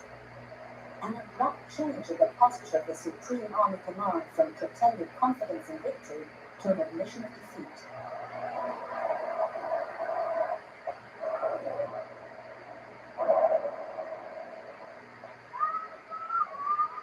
On September 27, 1918, Adolf Hitler returns to his regiment from leave. The day after, a British attack forces the regiment to abandon its position. In the night of October 13th, Hitler's war service ends in a heavy British barrage.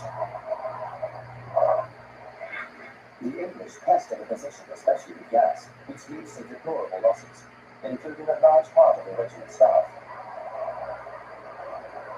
History of the regiment, Unit 1932.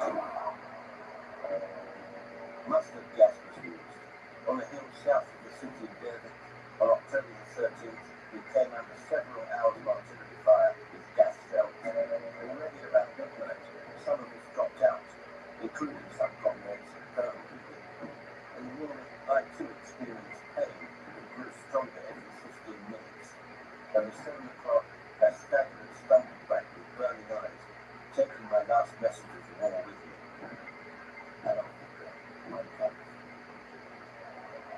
After treatment in the Mobile Army Hospital, Adolf Hitler is transported to the Prussian Reserve Hospital in Pasewalk, Western Pomerania. He's been on the front for 42 of the 51 months of the war. Hitler remains in Pasewalk for 28 days, during which the world changes.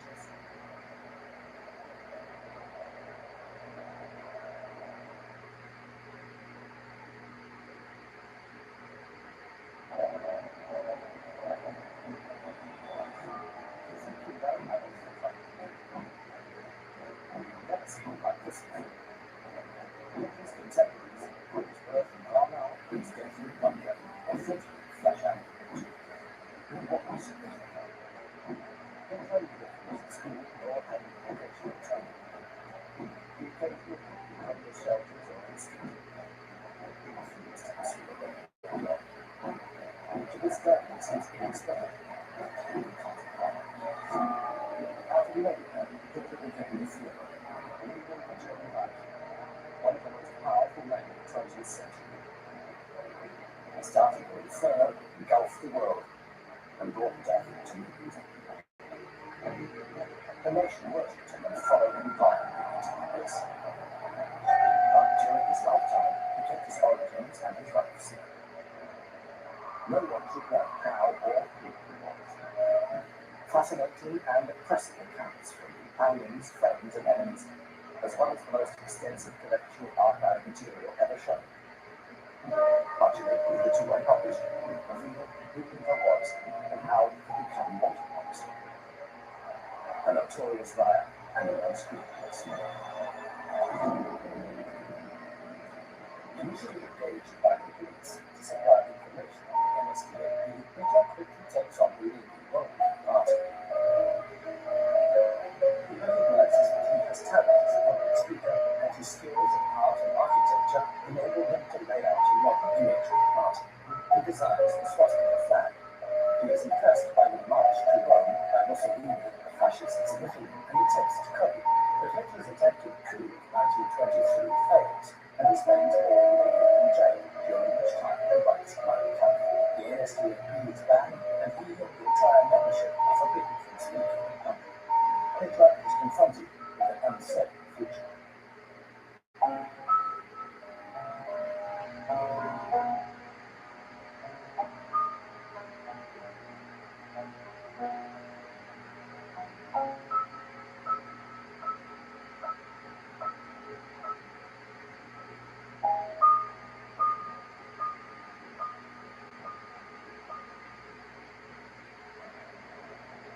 It was not just young people marching up and down the streets. There were many who could not get over the defeat. And many others were unable to find their way back in a normal working life because that world had disappeared or was was falling apart, and there was no regular work, even if one was willing to work. George Rose, painter, his life told by himself.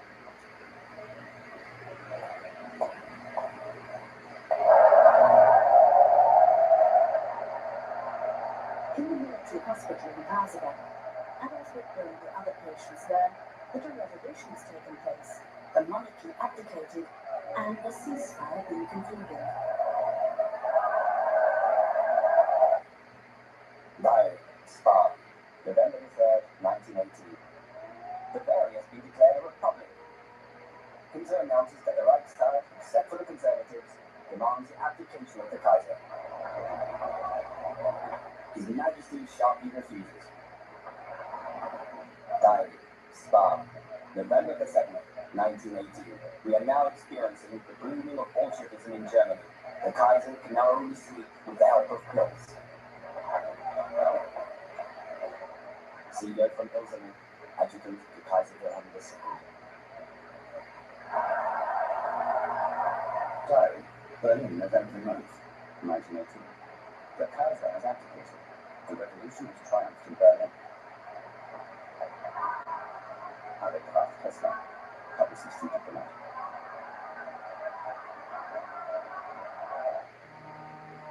I haven't cried since the day I stood by my mother's grave. Now, I couldn't stop myself. Adolf Hitler, Mein Kampf. Like everything else in Mein Kampf, this portrayal is a stylization and must be doubted. We don't know whether it was Hitler's will or merely coincidence that influenced his future course from then on. But from that point on, I decided to become a politician. Adolf Hitler, Mein Kampf. Revolution breaks out in Munich on November 7th, 1918, before the unrest reaches Berlin. The following day, the journalist and author Kurt Eisner, a left-wing member of the Social Democrats, proclaims a republic in Munich. The Wittelsbach dynasty has been deposed. From now on, Bavaria is a free state. Kurt Eisner, Proclamation, November 8th, 1918. Instituted by workers and soldiers, a government of right and left-wing Social Democrats led by Kurt Eisner governed Munich and Bavaria for 100 days. Some members of his government are keen on introducing worker and peasant councils.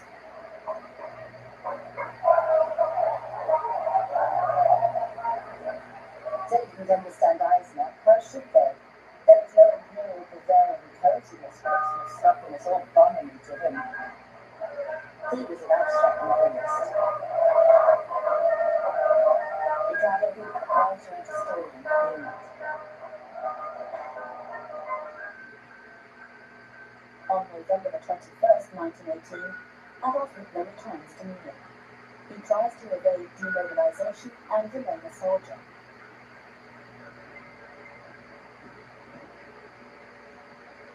As a Jew, Eisner is exposed to relentless anti-Semitic attacks from the very start. The campaign against him ends on February the 21st, 1919, when he is shot dead in the street in broad daylight by a former officer. The body of Kurt Eisner is escorted by a long funeral procession from Munich's Theresienwiese to the Ostfriedhof Cemetery. The proletariat wanted to turn Eisner's grave into a victory memorial. The gathering was said to be enormous. It had everything. Adolf Hitler accompanies the procession as a silent observer. He keeps his distance to the radical revolutionary forces, but as yet also to their right-wing opponents. There are clashes in the state capital between radical left-wing supporters of the workers' councils and parliamentary democracy. The parliamentary-oriented Social Democrat majority allows right-wing volunteer groups, the so-called free corps, to break the power of the workers' councils. Hitler, still a soldier, doesn't register with the right-wing corps, but instead remains in his barracks in Munich. Letter to Clara and Fritz Hess. The volunteer corps made an excellent impression. Without them, we would have been finished with Bavaria. Rudolf Hess, student and member of the Free Corps.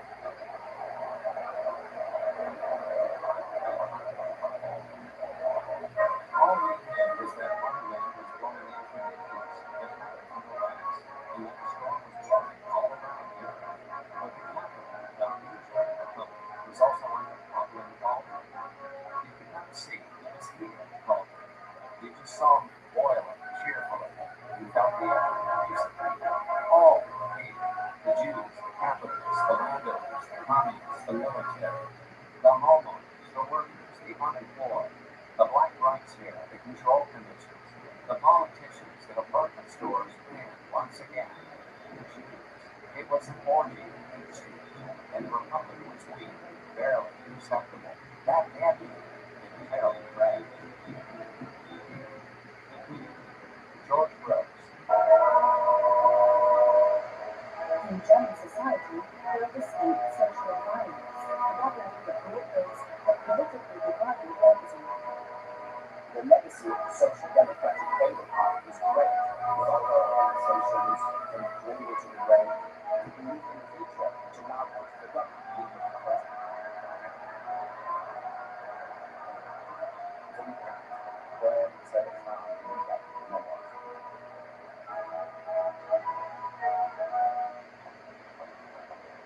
At first, the emerging National Socialist movement couldn't break into the socialist and Catholic environments, and then only gradually. Up until the death of the charismatic politician Gustav Stresemann in October 1929, all social groups believed had been formed a parliamentary majority in the German Reich, with the parties of the Protestant middle and upper classes. Not every petty bourgeois can become a Hitler, but there is something of Hitler in every petty bourgeois. Leo Trotsky, Communist Revolution in Mexican exile.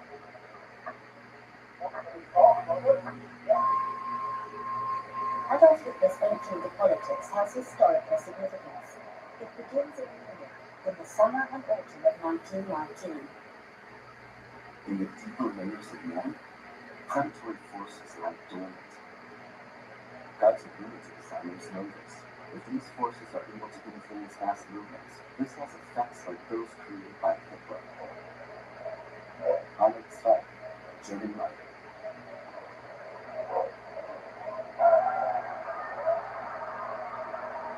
Postcard to Clara and Fritz Hess.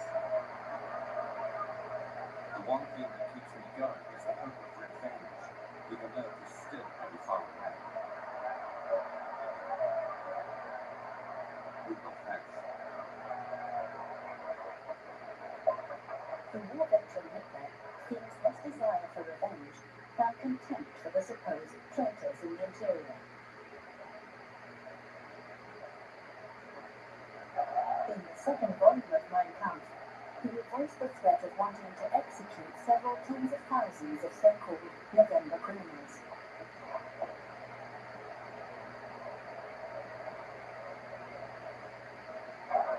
The Reichswehr was created out of the armies of Imperial Prussia, Bavaria, Saxony, and Virginia. The Bavarian army becomes a melting pot for anti-republican forces. During this period, Hitler grows more radical. He is under the influence of army officers like Karl May, the head of the intelligence battalion.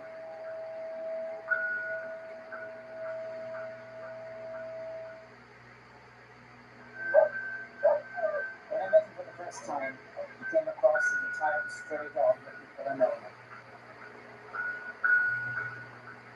Karl May, captain of the Reichswehr. Karl May also finances patriotic parties, like the Deutsche Arbeiterpartei, the German Workers' Party, which is founded in Munich on January the 5th, 1919, mainly by a group of railroad. Meyer observes his subordinate Hitler, discovers his ability to agitate, and assigns the corporal to attend a course at the Reichswehr camp at Leschfeld near Augsburg.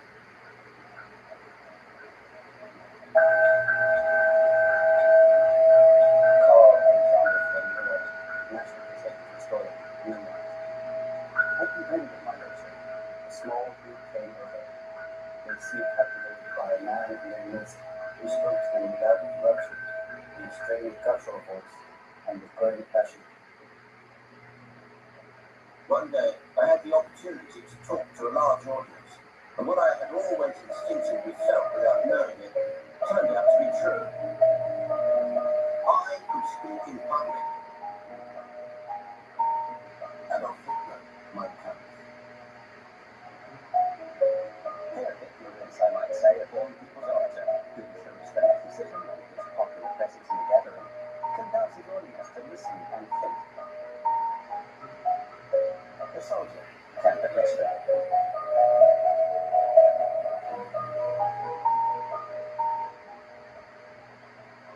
On September the 12th, 1919, Hitler, who has in the meantime been demobbed, is sent to spy on the German Workers' Party by Meyer, who also provides financial support. During the discussion, the professor spoke about separatist views. The second speaker bent off the floor and, in short, powerful words, demolished the professor. It was Adolf Hitler. Michael Lotte, secretary of the German Workers' Party. In the second half of September 1919, Hitler joins the German Workers' Party and participates regularly in its meetings. German Workers' Party, Munich chapter. We hereby request your presence at an assembly of the guest house, German Reich, on Wednesday, December the 10th, 1919 at 7 p.m. Speaker, Herr Hitler, on Germany in its deepest humiliation. The hall is heated. Joseph Meyer, First Secretary. Among the various right-wing radical organizations, the HDAP was by no means the strongest, but it was the most active and cohesive group. Its significance is solely the result of the effect of Hitler as a speaker. Ernst Hamstein, born 1887, son of a publisher, acquaintance of Adolf Hitler from 1920.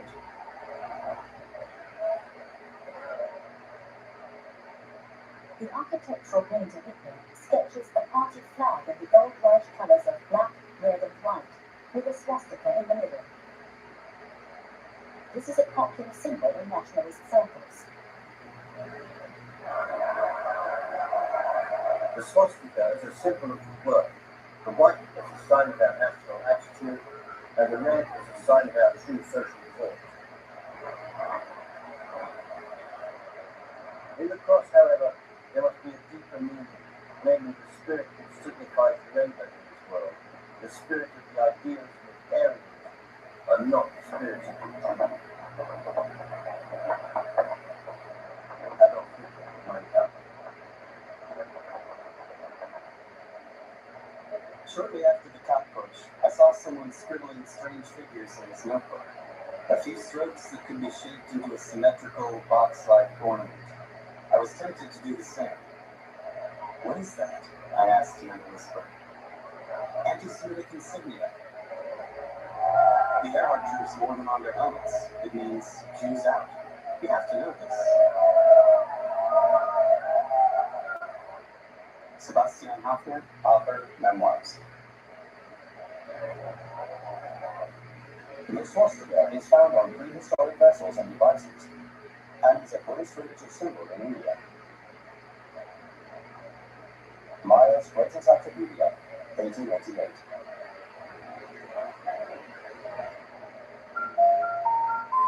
On February the 24th, 1920, Hitler speaks for the first time in front of more than 1,000 people at the Hofbräu House. He also presents the party's 25-point program, which is fully valid for a quarter of a century until the demise of the NSDAP.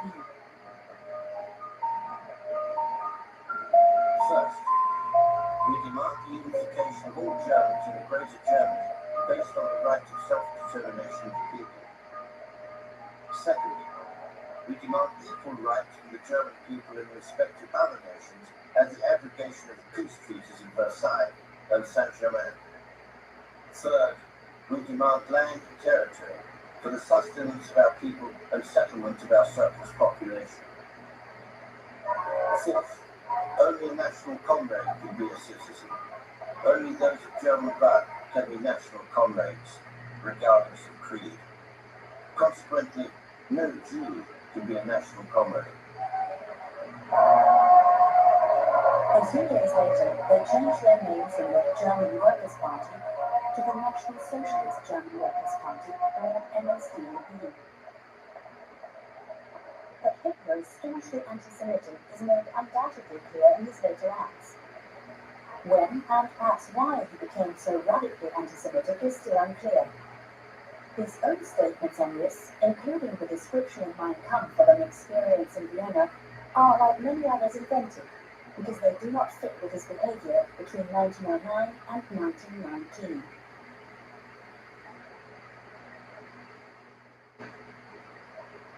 Hitler possessed the gift of obvious suggestion.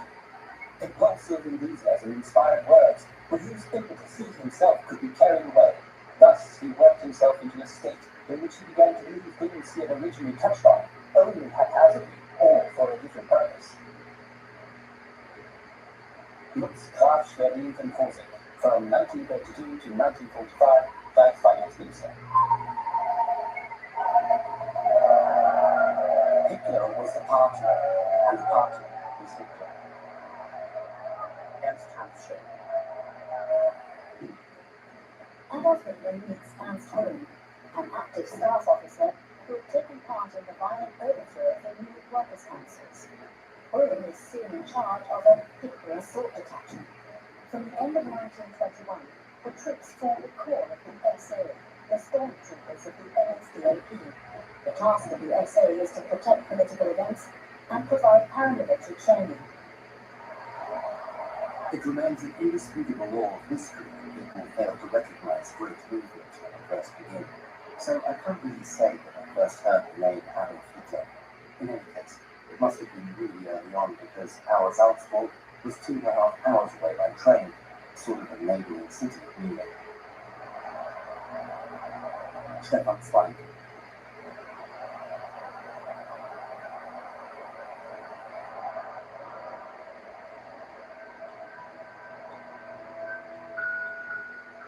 I heard about Hitler for the first time in the year 1920. I read several essays by him, which I very much admired. They were completely to my taste.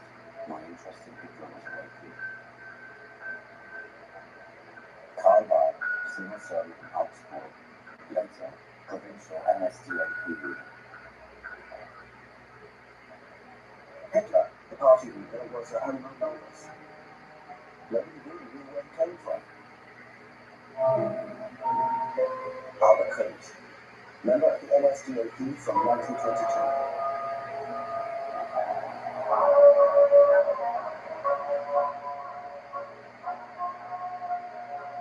Hitler is unmarried and has no friends. He has no assets. And he doesn't take any income from the party. Investigative Division 4A, Munich Police.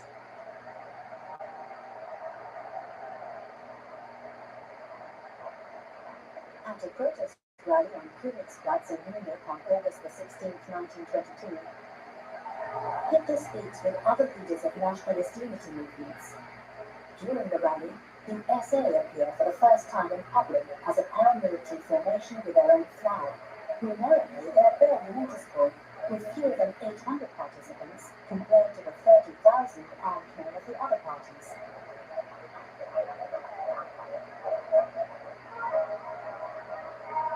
Because right now, here in Munich, a movement is starting so strong that all young, powerful, and healthy forces are attracted to it. It is the National Socialist German Workers' Party. To make it absolutely clear, we are anti-Semites. There is a Kohl, later there is a Hess, from 1921 member of the NSDAP, letter to a former college teacher.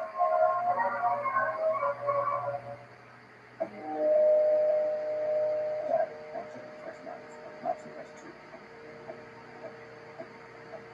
The fascists seized power by as they keep it up. This is the start of event that could have inconceivable consequences for the whole people. Paragraph Tesla.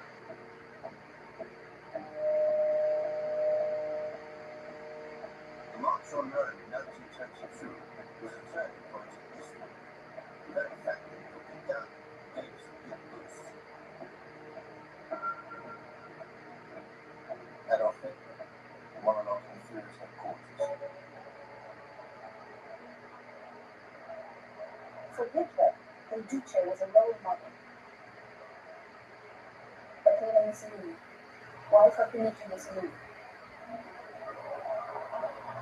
Speech at the National Club in Zurich, August the 30th, 1923. Things either take their course, like in Russia, or end up like in Italy, with the dictatorship of a Mussolini. Adolf Hitler. I heard Hitler's name for the first time in a pub on Alexanderplatz in Berlin. A customer was talking about the Bavarians. They're real men. They're the right ones, workers, and we are Germans. His neighbors protested, but the supporter of this man, Hitler, kept insisting. I'm speaking as a German and a worker. Area Airport, Russian Jewish writer.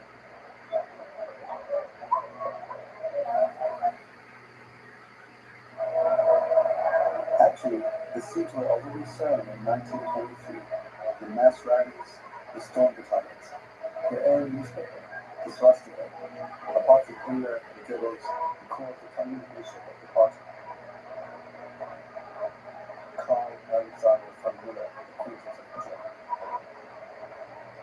When the first party congress is held, the Augsburg essay is well represented.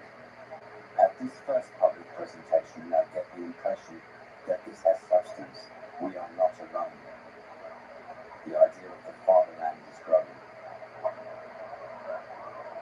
Karl Barth, Augsburg, former essay member. The orator Hitler is still flirting with his future role. May 4th, 1923. What can save Germany is a dictatorship of national will and national resoluteness. This raises the question, is the right personality present? Our task is not to look for that person. He is either delivered from heaven or not delivered at all. Adolf Hitler. On April the 23rd, 1923, Adolf Hitler climbs up the Obersalzberg for the first time to visit the author Dietrich Eckart. He spends the night in the Nürnberg guest house. The owners of the guest house are supporters of the movement. Letter to Clara and Fritz Hess, July the 15th, 1923. Fortunately, Hitler is now often in the mountains recuperating. It's really unusual to suddenly see him in lederhosen, exposed knees, and in shirt sleeves. Rudolf Hess.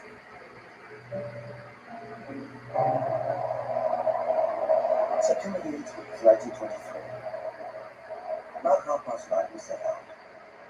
Vader and I sat behind the steering in the car with cocked pistols in hand, ready to act at any moment. We arrived in Berlin at about 2 a.m. I'm thankful that I can remember that he pointed out the panels of the parliament and said to me, God, when our swastika waves above these magnificent buildings, I'll be the Führer of all Germans. and look up, Adolf Hitler's first bodyguard. My belief in journalism had not wavered for a single moment. But my hope, I confess, had reached a low ebb. With a single blow, you have transformed the state of my soul. The fact that Germany gave birth to a Hitler in its hour of greatest need is proof of its vitality.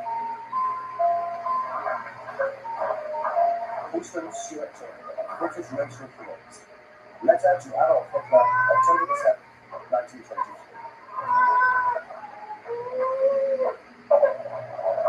The German economy collapses. In August 1923, hyperinflation sets in.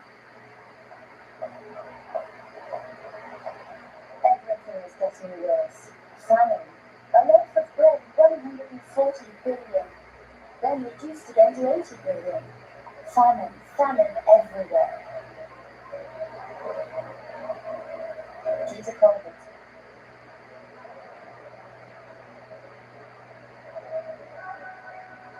In Libya to the States, in the summer, to the worldwide performance rights to all miles rates, hourly mile got 250,000 miles.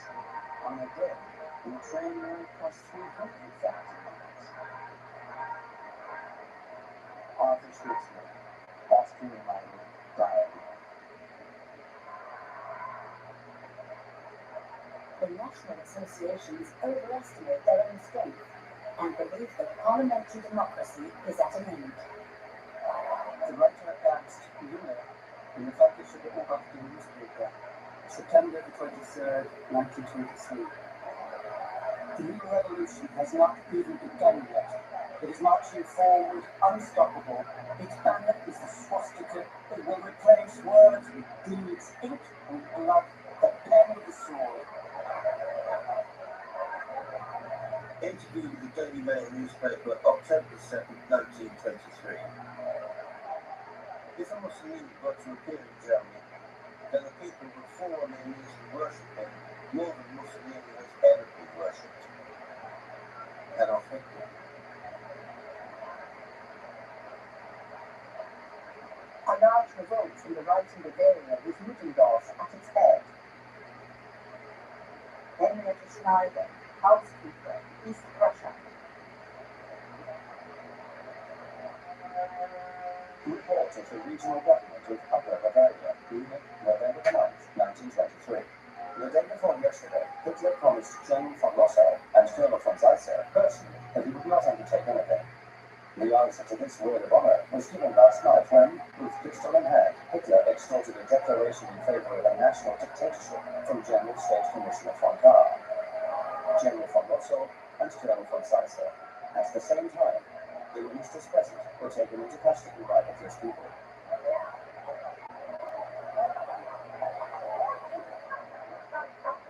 In voice trembling with emotion, Hitler shouted, The national revolution has begun. The Bavarian government is deposed. A provisional government will be formed. Please stay calm, otherwise I'll put a machine gun in the gallery. Ernst Hofstein.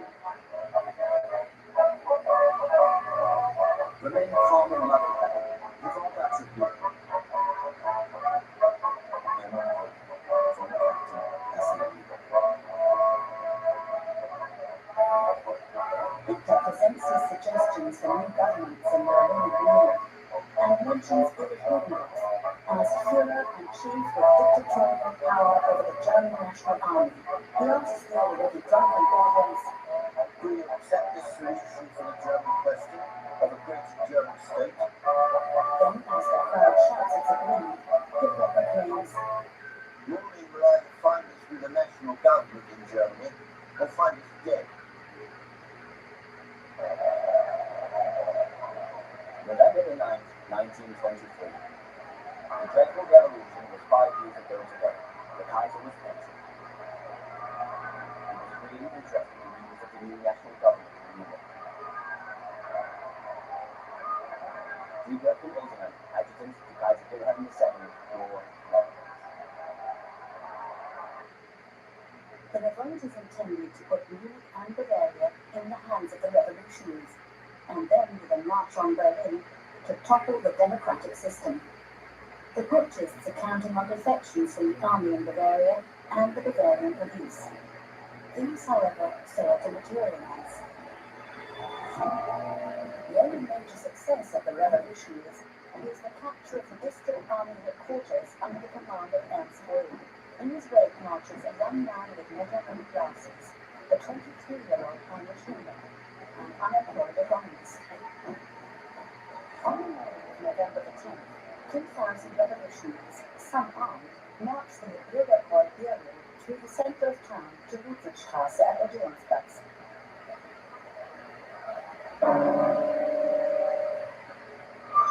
10 years later, Munich, November the 9th, 1933. amateur film of a tradition that actually dates from the year of the seizure of power, the annual march of the old fighters of the NSDAP to the Feldherrn. Leading the column, as in 1923, are Adolf Hitler and Hermann Göring.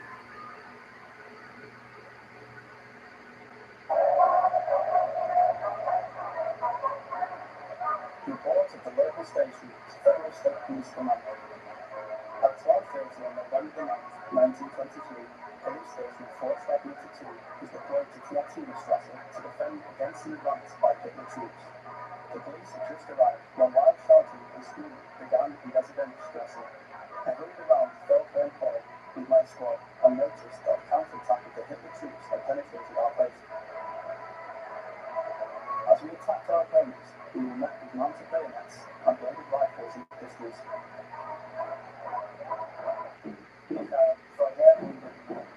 Lieutenant, Federal State Police. We went to Cafe Stefan. People soon came in and said that they were scared of Tommy Green and Strasse, and the enormous crowd of old turned and ran away from the State Police. Moscow Maria, writer from my life.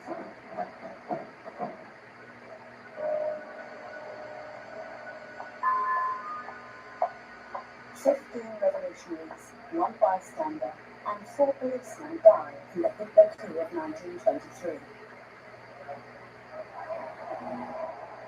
The Munich Putsch marked the definite end for Hitler and his National Socialist followers. New York Times, November 1923.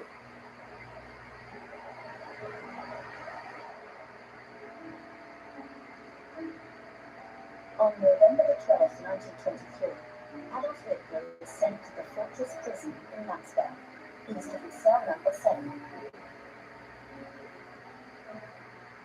The leaders of the putsch are put on trial for high treason in the main lecture theatre of the Central War School on February 26, 1924.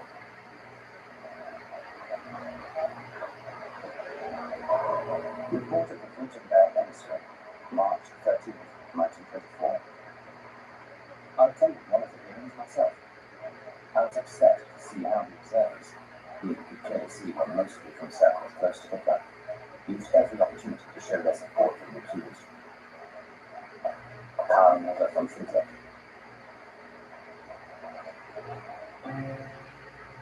Evidence from witnesses and discussions last 25 days.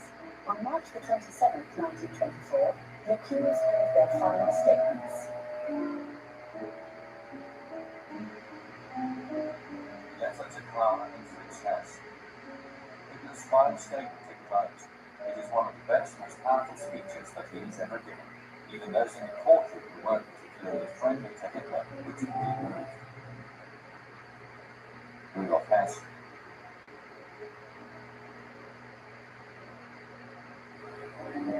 The verdict is handed down on April 1, 1924. All of the accused, with the exception of Rudolf, are found guilty.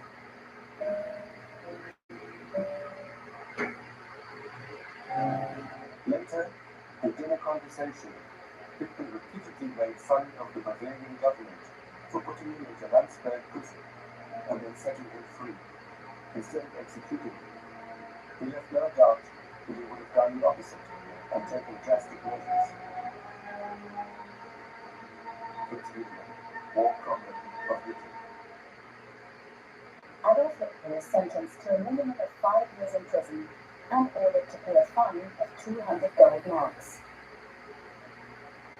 In his 13 months in Landsberg prison, Adolf Hitler begins the transcript of his manifesto Mein Kampf that portrays his alleged journey through life and development as a politician and sets out his worldview. Hans Frank, lawyer, participant in the putsch. He once told me at dinner that in prison he read whatever he could get hold of: Nietzsche, Chamberlain, Ranke, Trotsky, Marx, and others. Landsberg was my college at the state's expense. I recognized the long-term validity of my ideas from the history of the world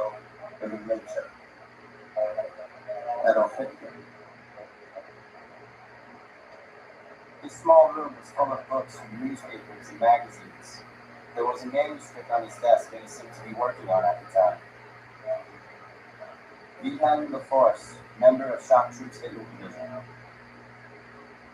Letter to Ilse Quirk, Munich, June the 29th, 1924. When I brought him tea this afternoon, he insisted that I stay to listen to his text revisions.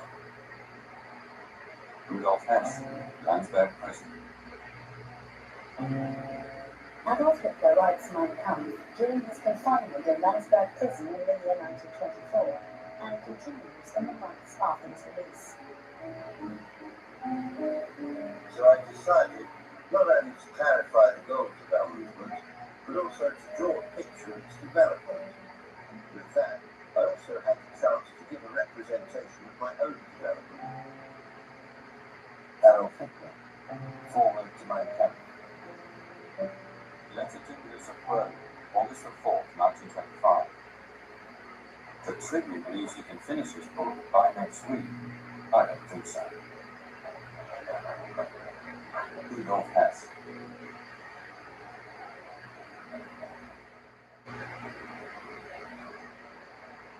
The biographical parts of his book are to a great extent exaggerated and unverified. However, his political goals are deadly serious. His view of the world is voluntaristic. He sees it as he wants to see it. Hitler's political gospel is derived from a primitive Darwinian idea of a struggle for existence. It reflects the permanent fight for survival of all against all, transferred from nature to human society. This struggle is a selection process in which so-called high-quality races have a better chance of survival. At its head is supposedly a white person of the Nordic race and Aryans that Hitler glorifies as the founders of culture. Like most anti-Semites before him, Hitler believes in a Jewish race, disguised as a religious community. He sees Jews in history as being parasites in the bodies of other nations, and as contaminators of the blood of the Aryan race.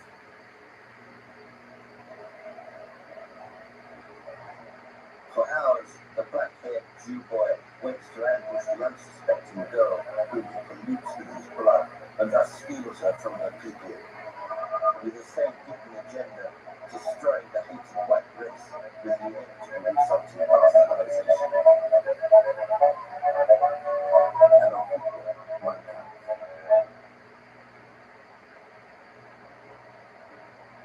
Hitler develops the caricature of an alleged Jewish conspiracy that has as its goal the extermination of all Aryans.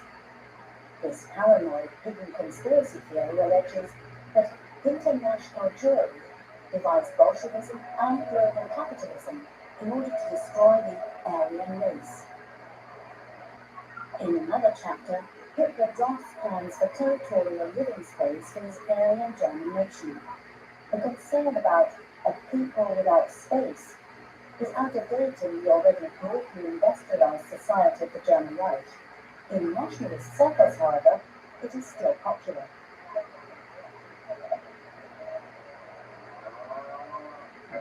We are stopping the endless German movement southwards and turning our gaze towards the land in the east. If today we speak of new land in Europe, we can primarily only have in mind Russia and her massive border states. Adolf Hitler, Mein Kampf. The first edition of Mein Kampf is published by the NSDAP's ERA Publishing Company and runs to 392 pages. Diary, October the 14th, 1925. I am finishing Hitler's book with great excitement. Who is this man? Half plebeian and half God. Is this really Christ or just John the Baptist? Years of guts. The few authors who took the time to read Hitler's book mocked upon the style of his writing sacred prose rather than dealing with his political program. Stefan Zweig. In the year 1945, the US military psychologist Gustav Mark Gilbert interrogates Rudolf Höss, the commander of the Auschwitz concentration camp, in his prison cell. To find out where the anti-Semitism came from, I asked him how he had arrived at his anti-Semitic views. He said for years he had read Goebbels' weekly editorials, as well as Rodenberg's The Myth of the 20th Century, and of course, Hitler's Mein Kampf. Gustav M. Goebbels, Nuremberg Diary. On November the 23rd, 1923, a ban had been issued against the NSDAP. All of the party's holdings were confiscated. The administration immediately shut down, and the party's newspaper, the Völkische Beobachter, banned. During his imprisonment, Hitler aroused the party to disband so that no rival can fill his post. Ludwigsburg in Mecklenburg. This German federal state is an early stronghold of nationalist power. Hitler is not directly involved in party politics while in prison. Members of the movement link up with other nationalist forces, presenting them together as one single list of candidates in national elections on May 2, 1924. The list performs exceptionally well in Mecklenburg-Schwerin, where it gains 21% of the vote. The positive results convince Hitler to take power in future by legal means. Report of the Gutenberg emissary, December 20th, 1924. The State Supreme Court is now overruling the appeal by the prosecution against the decision of the District Court, thereby granting prevention for the remainder of the sentence.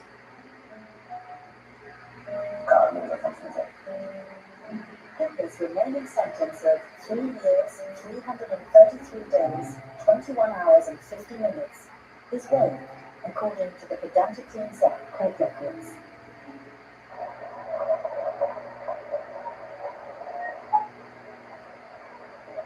I don't know any other city as hospitable as New York. Everything would have been there to enjoy if there had not been one person too many. The man from the Riverbrook beer house had been released from prison. Friedrich Paul, German composer. Diary, January the 14th, 1925. At the end of the month, Hitler wants to call for the re-establishment of the National Socialist German Workers' Party. The only thing to do. Joseph Goebbels. On February the 27th, 1925, Hitler re-establishes the party. The Social Democrat Friedrich Ebert has been the elected president of the German Reich since January 1919, following a line of kings and kaisers that goes back hundreds of years. In the Weimar Republic, the office of the president is powerful. The Reich's army appears loyal to the Republic and its president, but large segments of the population are not happy with an elected president at the head of the government. 4 months of rehearsals in Berlin. Cut off from the outside, you experience world events only marginally. Like when an orchestra musician is within sandwiches of ex-wife after the weekly appointment. Did you know he's been elected president? Friedrich Paul, German composer. We have a nanny. She comes from a small town in the north, where residents tend to be really nationalistic. She's just been there on holiday. When asked what people there have to say about Hitler's death, she answered sadly, "We never have so many champagne corks being popped in our town as on the news of that death." Alfred Kerr, theatre critic.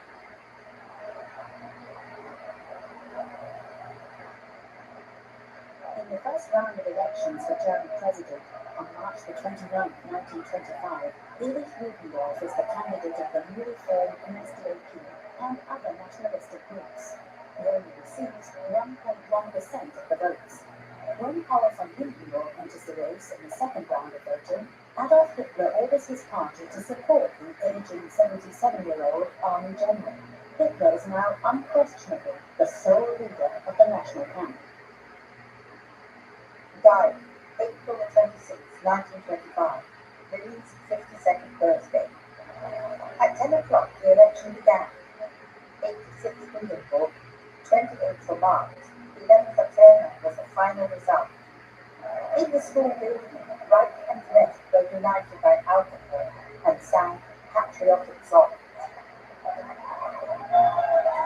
Henrietta Schneider.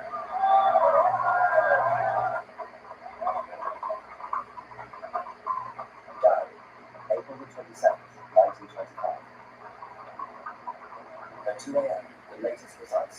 Hindenburg, with a 900,000 vote lead over Marx. Engels cheering on the masses. Long live Hindenburg. It is one step towards the final goal. No more and no less. Long live Hindenburg. Joseph Goebbels.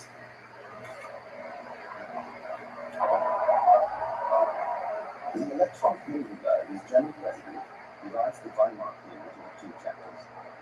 This closes the first, which you could probably, at a stretch, call revolutionary. And at the same time, it opens the second, which can best be described as a moral restoration. English leader, SPD member of the Reichstag. Diary, April 26th, 1925. Hindenburg elected. Is he the man that Germany needs at this time? Is he not too old? Too easy to influence? Benno Fromm, German Jewish journalist.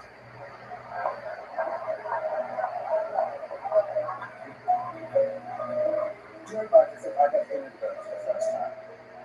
I was shocked by the completely apolitical attitude and mental clumsiness of the man in whose hands the German people had put the power that confers the Constitution on the right. A man with a soldierly sense of duty, filled with an honest will to keep the oath on the Republican Constitution. That was my first impression. It also became clear to me that everything would depend on good political advisors. The first of whom had to be the right chancellor, who determined his policy. As he was not always granted such advisors, so that he finally succumbed to the whisperings of short-sighted plotters, was disastrous both for himself and the German nation. Otto Bauer, Social Democrat, Prussian Prime Minister.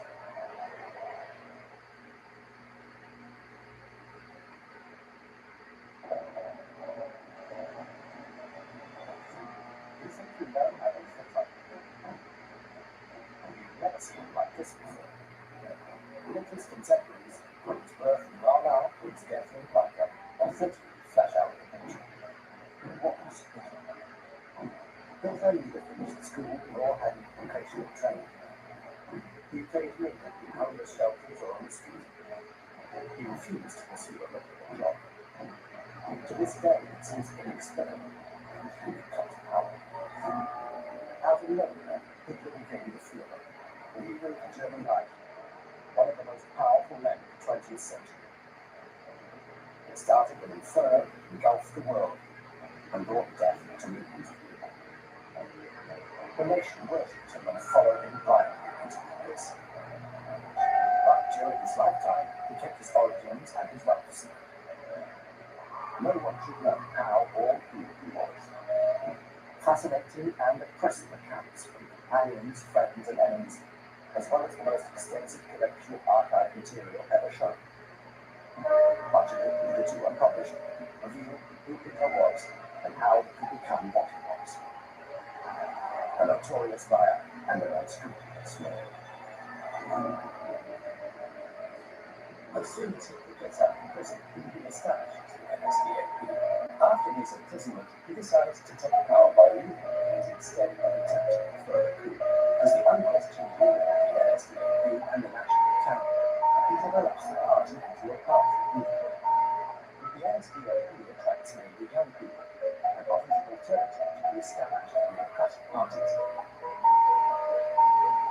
As the economy recovers in the late 1920s, the NSDAP stagnates. With crises in the 1930s, Hitler's party regains popularity. Hitler loses the election for president.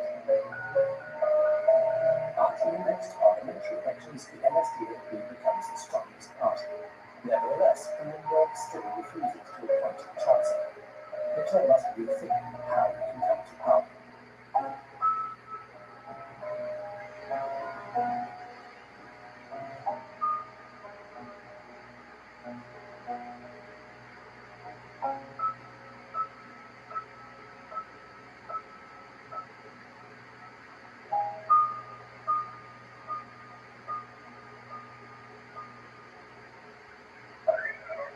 Having arrived stood an imperial field marshal, as far as I knew, with ultra-conservative views and a limited intellect.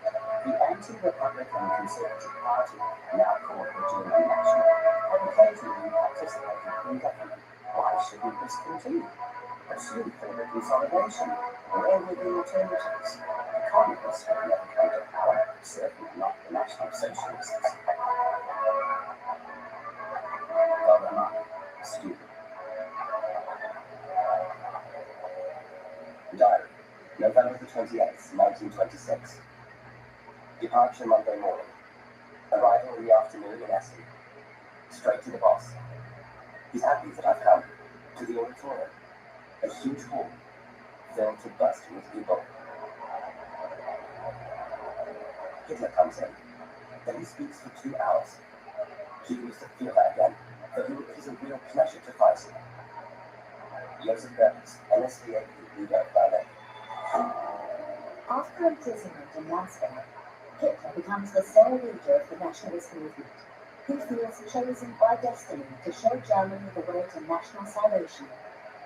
Although the party remains unsuccessful at the polls and membership increases only slowly, the personality cult around Hitler is growing.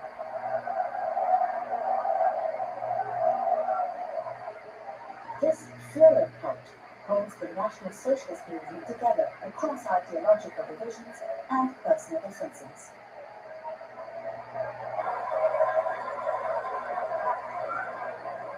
The salute to Heil Hitler also began to take hold throughout this time. It originally came from the harmless greeting, Heil so-and-so, something you'd say to people in sporting or cycling clubs without using their names. Ernst Hofstein, Hitler acquaintance.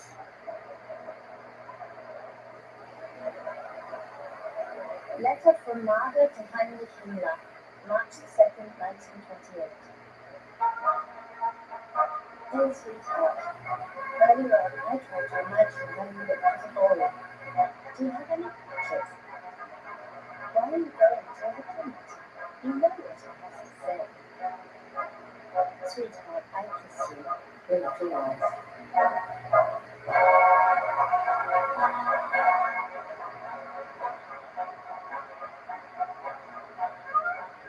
Oberstrasse and death in 1929. The Douglas Oberstrasse has been the Reich Organization Director of the NSDAP since 1928, and thus the party's second most important man. In the north of the German Reich, he ensures a rising popularity for the NSDAP, but he is a socialist revolutionary and committed to cooperating with the Soviet Union, and thus comes more and more into conflict with Hitler. Since 1925, Strasser has sponsored as secretary the young Heinrich Himmler. At Hitler's behest, Himmler was Strasser murdered by the SS on June 30th, 1934. The German Interior Ministry states in March 1927 that the NSDAP is not moving forward. It did not succeed in bringing its supporters even close to the strength that it reached in the year 1923.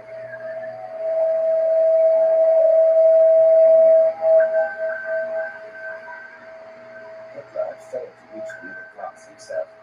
Now, when the middle class fell in March, and were later exasperated by the world crisis, he offered himself as their savior. Depressed, they wanted dreams. He offered them dreams for the moment and security for the future. He made them fight, and they made him a god of the petty bourgeois. Precisely because he thought and spoke what was inarticulate in their minds.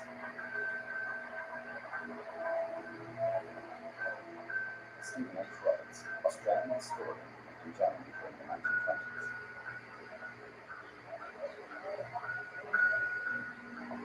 In 1928, Hitler rents a small house on the Obersalzberg, known as Haus-Wachenfeld. He used to stay here under the name Herr Wolf. Hitler allows his closest friends to call him Wolf. The reason for this, Hitler went by the nickname Wolf at the beginning of his political career. Heinrich from Adolf Hitler. Hitler understands the name as the Germanic root of Heil. It corresponds to this view of the world as a place of constant struggle for survival. To Hitler, the name Wolf implies the idea of strength, aggression, and solitude. We named Wolfgang the long guy Wheel That Wolf because he enthralled us with his adventure stories about his travels through Germany. For us, his life was exciting because it was so different. Everything was like a fairy tale. Fridolin Gardner, granddaughter of Richard Gardner. Soon, Hitler has enough money to buy Haus-Wachenfeld. From 1924 onwards, the German economy recovers. This leads to the 5 golden years of the Weimar Republic. Looking back on it now, I see the mad whirl of this Berlin of 1928 and 29 as a kind of Pompeian rebel on the eve of the Vesuvian eruption. Sefton Bellmer, correspondent of the Daily Express in Berlin.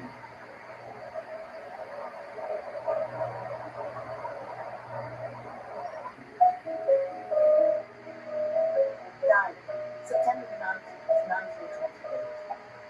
Elsa wrote that she has had her hair cut in a bar. I'm shocked. Never have thought it possible. But one shouldn't be surprised at anything nowadays.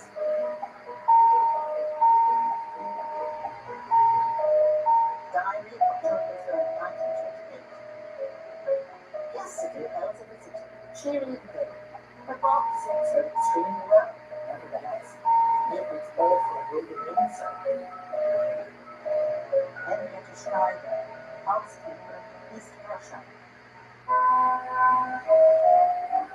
The Nazis hated culture itself because it is essentially international and therefore subversive of nationalism. Christopher Ishmael, British American writer.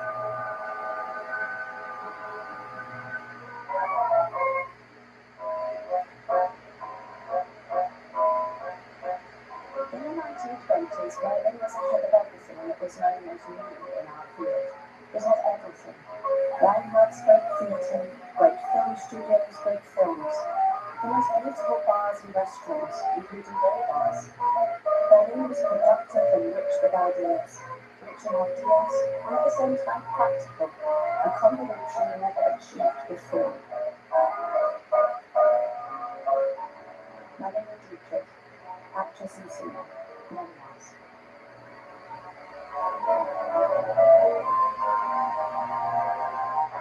If Maestro Brembo takes the tempo differently than Fort Becker, if a painter adds to a dust of hue, which one cannot evenly bright daylight receive on a rainbow, if one is from work control, if one builds a house with a flat roof, this is all cultural altruism, as is shown in Suzanne's section of the film. Cultural altruism is practiced by the empty chapel, and if the physicist Einstein asserts that the principle of a constant speed of light can only be invoked where there is no gravity, this was also the cultural altruism, and a personal friend to Mr. Stalin. Karl Karasetsky, publisher of the Weltbühne magazine.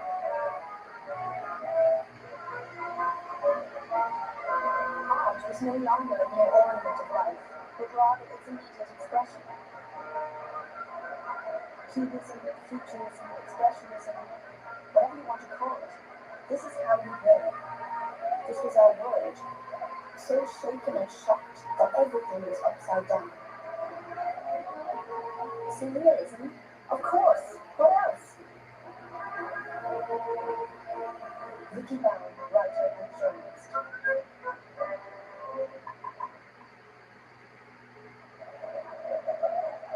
I met Hitler personally for the first time in early October 1927.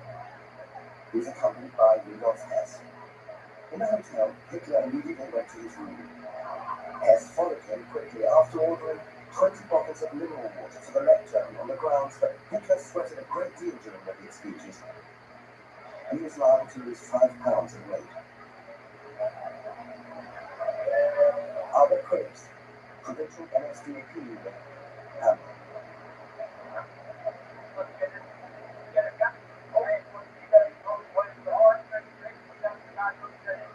The old Social Democratic People's Party had almost no orators able to mobilize the masses, while the National Socialist speakers whipped their followers into a frenzy. The Social Democrats tormented their listeners with figures, statistics, and evidence. Louis Leber, editor-in-chief, Social Democratic Republic of Fox Autumn newsletter.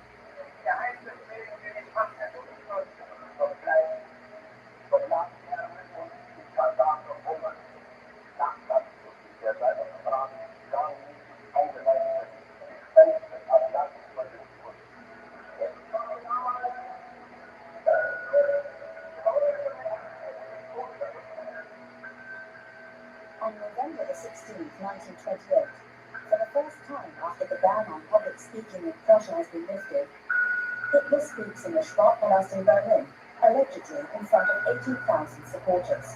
For the first time, he uses an electroacoustic sound system, speaking into a microphone. And for the first time, his words are clearly understood in every corner of a large space.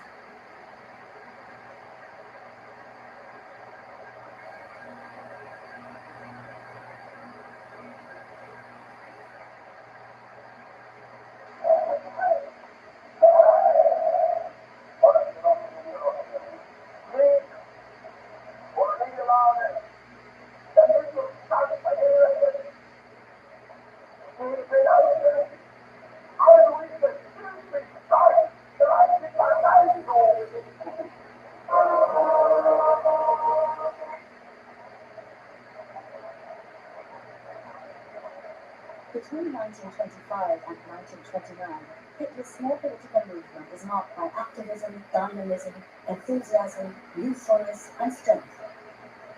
Nearly 60% of new party members are under 30 years old.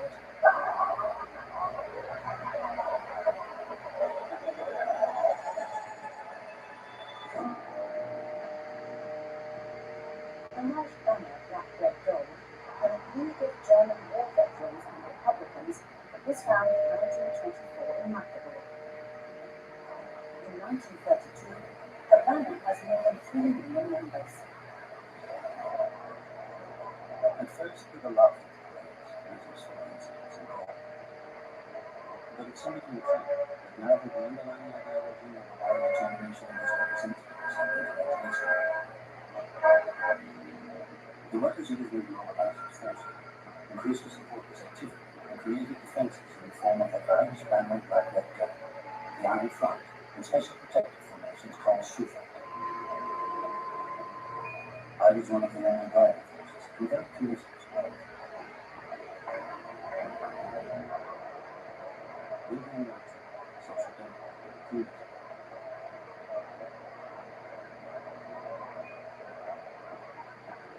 There was only one way for us to save the Republic: to unite with the left-wing parts of the Democratic Party and the Centre Party and find a common approach. Due to the authoritarianism of the state, it would have been impossible for the Social Democratic Party to establish a purely party political military organization for the protection of the Republic and the working class against fascism. Karl Hosmann, Vice President, Reichsbanner, black, red, gold.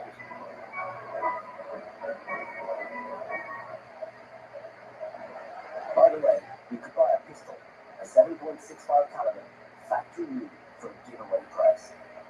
A putsch was more or less expected any day. The air was full of such rumors.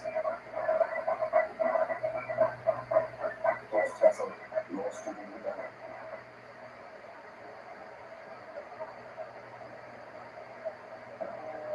And of course, we gave ourselves military training, but not in order to overthrow the state, but to defend ourselves. Police and fascist thugs kept attacking demonstrations and disrupting meetings. We have the Red Front Fighter League and the Red Youth Front. In the evening, we practiced judo on the banks of the River Elbe and learned how to move around in groups safely and unobtrusively at night. We never sought or provoked brawls. We just defended ourselves against raids and often got beaten up. Boris Sindemann, Communist youth official, Dresden, before daylight.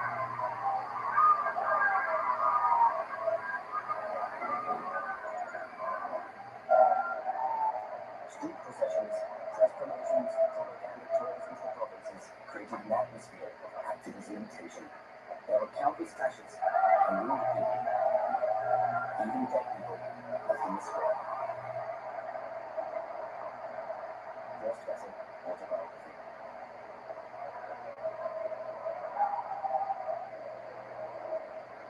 In February 1930, one of the casualties will be the Berlin student Horst Wessel.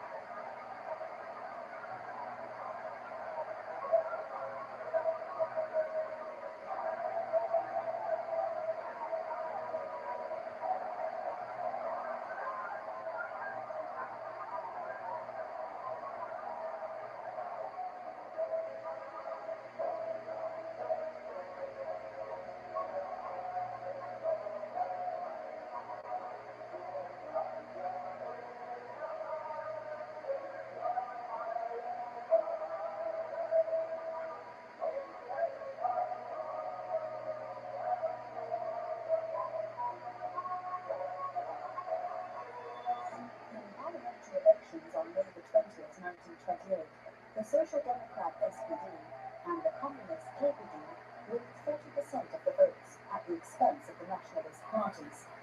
The NSDAP earns only 2.6% of the votes and 12 seats.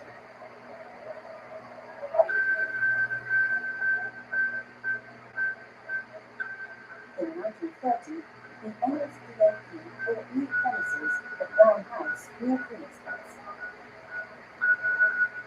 The money for the purchase was donated to the NSDAP by industrialist Fritz Thyssen. Hitler would have Thyssen arrested and jailed at the end of 1940.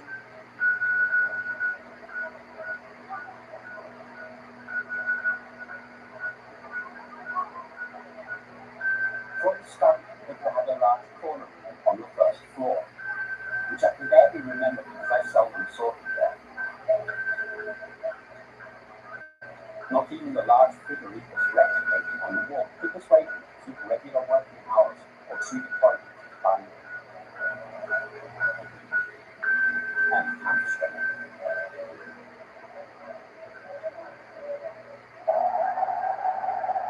Despite the lack of political success, the party stages spectacular rallies, first in Munich and Weimar, then from 1927 onwards, exclusively in Nuremberg.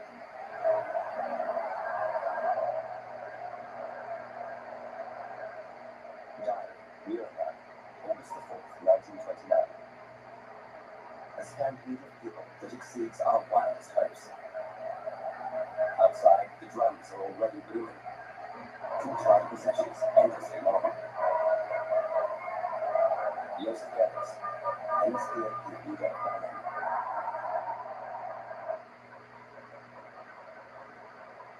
The party conventions are, without question, Hitler's personal work, just as he was involved in building the SA, from the smallest details of the uniforms to the colour of the collar patches. He concerned himself with the planning of the party conventions, right down to the declarations in the Communist.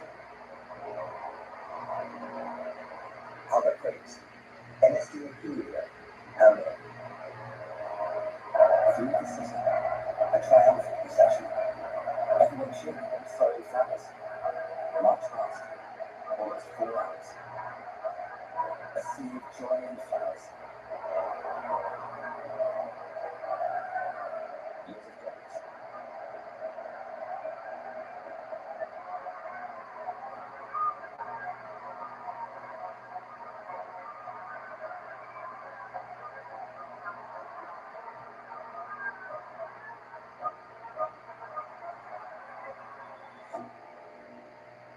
The continuing fragmentation of the party landscape is advantageous for the rise of the NSDAP.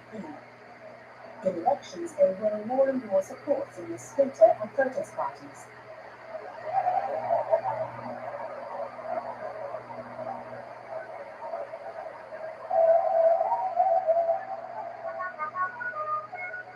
October 1929.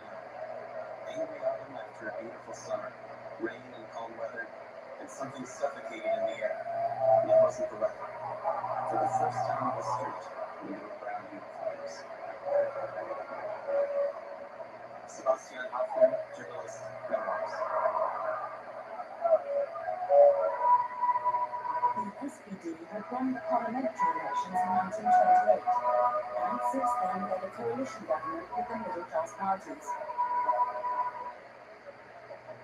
This falls apart over domestic policies 1 year after the death of the Liberal Foreign Minister Stresemann. The fall of the SPD Chancellor Hermann Miller and the appointment of the Central Party's Heinrich Brüning are the first steps towards the abandonment of the Weimar Republic by the founding parties. National Socialists were now sitting in Parliament. The rise of the party could no longer be overlooked. Jens British, National Socialist, Hitler opponent. In foreign policy, Hitler promised to free the country from the injustices of the Versailles Treaty. Domestically, he promised to eliminate unemployment and political squabbling. Heinz Guderian, Colonel of the German Army.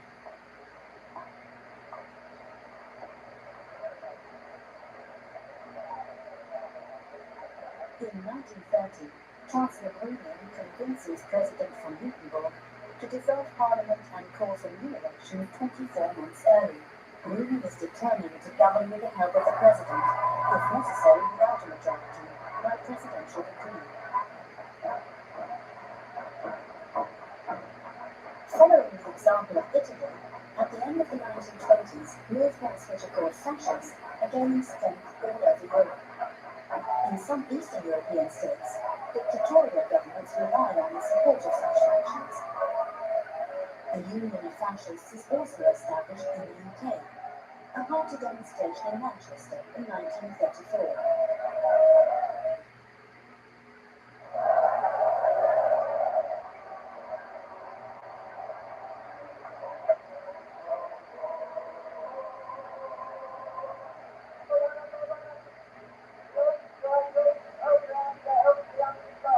In 1930, unemployment had increased to 376,000, and the National Socialists then increased their MPs to 108, with a vote of 18%. Less than 3 years later, the National Socialist Party came to power. Unemployment had risen to 6,014,000. Sir Oswald Roth, born 1896, founder of British Union of Fascists. Diary, September the 15th, 1930, the first election results. Fantastic. The bourgeois parties are smashed. Up to now, we have 103 seats, a tenfold increase. Los Dados. The day after the election, the composition and climate of politics in Germany has changed fundamentally. The NSDAP has risen from a Bavarian political sect to become the second biggest party, fundamentally opposed to the democracy of the Weimar Republic. The Social Democrats suffer only minor losses, mostly to the Communists. Catholic voters link up effectively with the Catholic Centre Party. They lose only a few votes. After the lost election, we sensed for the first time strong displeasure with party leadership from within the Social Democratic ranks. A deep-seated disillusionment with the big wigs came into the Social Democratic organization. Julius Lippmann, SPD member of the Reichstag. The electoral gains of the NSDAP are noticed in the predominantly Protestant regions of rural northern and eastern Germany. Some 3/4 of the voters are Protestant. The middle class is overrepresented with 40%, yet the NSDAP is not a purely middle-class party. The Hitler movement, as the party is called by friend and foe, finds favour among all sectors of society, including industrial workers. I went to a Nazi rally. It was held in a people hall. Some drank beer, the others sat in front of empty tables. There were a lot of workers there. That hurt terribly. Russian Jewish author.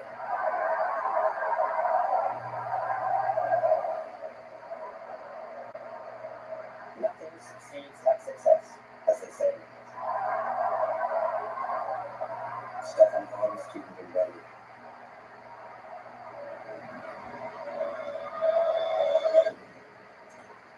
Died November 12, 1930. A very long life. From Bolivia, where he was active in the army. He's very nice to me, and I like him a lot. An only straight soldier type. Yours it goes.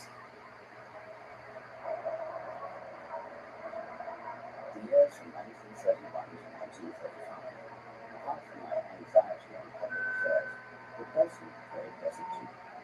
I burned my life away. I meditated constantly on the European situation and the rearming of Germany. Infiltration, the Second World War. New Year's Order, December the 31st, 1931. The army of brown shirts has multiplied numerous times.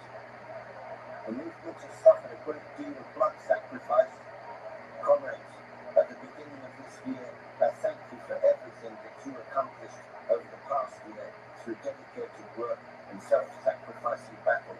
You can enter the new year with joyful confidence, proud of what you achieved in the year 1931.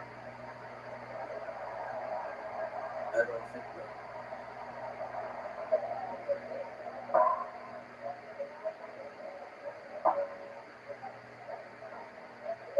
Hitler sent a really good New Year's message to Nazis. The world will sit up and take notice. The communists will have to watch out. Henrietta Schneider, dying. Speech to the Industrial Club of Düsseldorf, January 26, 1932. Summary. I see two principles radically opposed to each other. The principle of democracy, which is the principle of destruction wherever it is practiced, and the principle of the authority of the personality that I would describe as the principle of achievement. Adolf Hitler.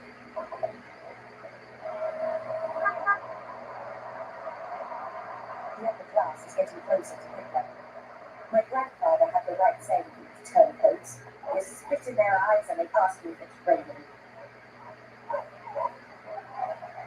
Bella Thorne, German Jewish journalist, diary.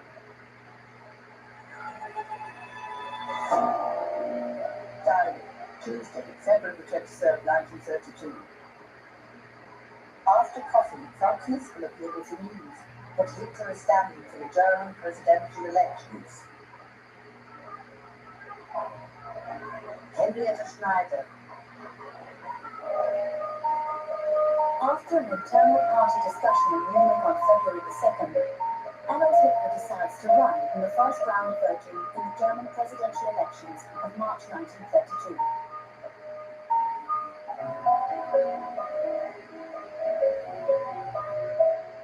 One problem with this candidacy is that Hitler is not a citizen of the German Reich, which doesn't award citizenships of its own until 1934.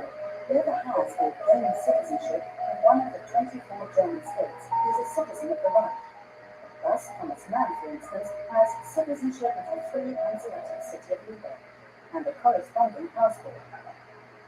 By law, Hitler was stateless, because bureaucratic chicanery on the one hand and personal negligence on the other had repeatedly delayed his proper naturalization.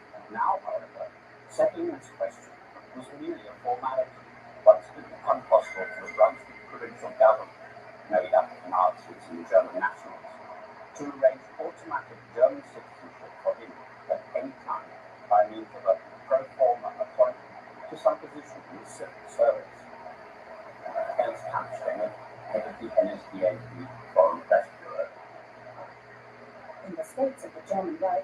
civil servant automatically becomes a citizen and thus a German national. This also happened to the Swiss Albert Einstein, against his will, who had become a Prussian official in 1917. Hitler was entrusted with doing the job of a clerk for economic affairs in the state of Brunswick at the Brunswick Embassy in Berlin, an office he never held. It is thus all the more surprising that Adolf Hitler nevertheless re-registered his official place of abode as Brunswick. After all, for 1.5 years, Adolf Hitler appeared in the official list of inhabitants of Brunswick and deregistered on September 16, 1933 as Vice Chancellor, Berlin Wilhelmstrasse.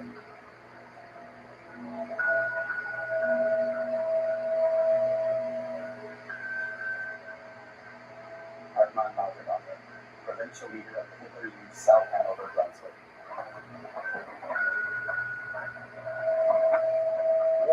This 26th day of February 1932 at the Brunswick Embassy. Today, Adolf Hitler appeared before me, who, according to the decree of the chairman of the Brunswick State Ministry and the Brunswick Minister of Finance of February 25th, 1932, is now present as a senior civil servant employed by the state of Brunswick. After being informed of the requirements, he took the mandatory oath of service. I swear loyalty to the Constitution, right and state, obedience to the laws, conscientious fulfillment of my duties. Adolf Hitler. Read aloud and signed, Adolf Hitler, senior civil servant. Letter to the Embassy, Braunschweig, Berlin, February 28, 1932.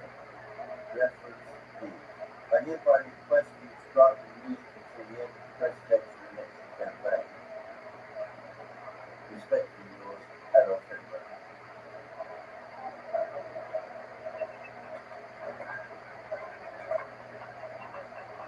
When I landed in Munich on the 3rd of March, I was told, the Hitler has run from the Brown House. He's planning to fly to the old citizen of Reich, and he wants to go to prayer. We have been recommended to him. During the election campaign, he wanted to travel by plane. He visited up to 5 cities in 1 evening. Hitler told me that frankly, he had little confidence in flying. He said flights were necessary evil. And so it was that in 1932, 2 major election flights were made. Hans Bauer, with as a pilot, I flew the powerful of the world.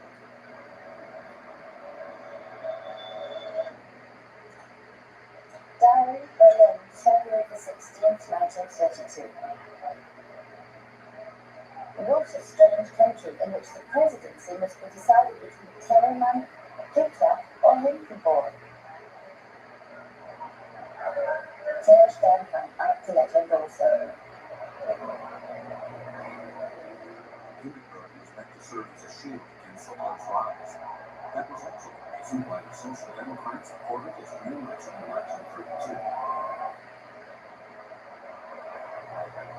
Paul Jürgen, Social Democrat, President of the Reichstag. Again, it was the politics of toleration when the SPD asked its voters to vote for Hindenburg, and how faithfully they followed. Donor Mine, Memoirs and Thoughts. Diary, Monday, February the 29th, 1932. Who will win? Henrietta Schneider.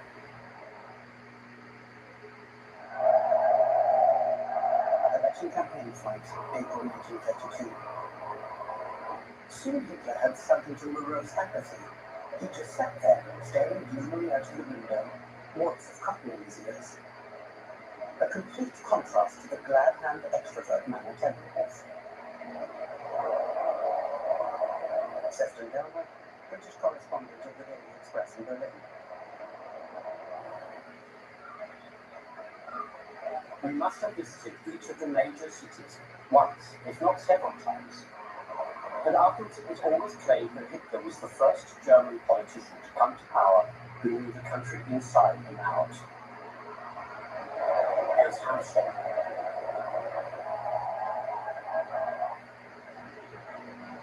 As the door of the aircraft was flung open, Hitler ducked out and immediately threw himself into his Führer pose. There he stood, bareheaded, upright and unsmiling, his hand raised in greeting.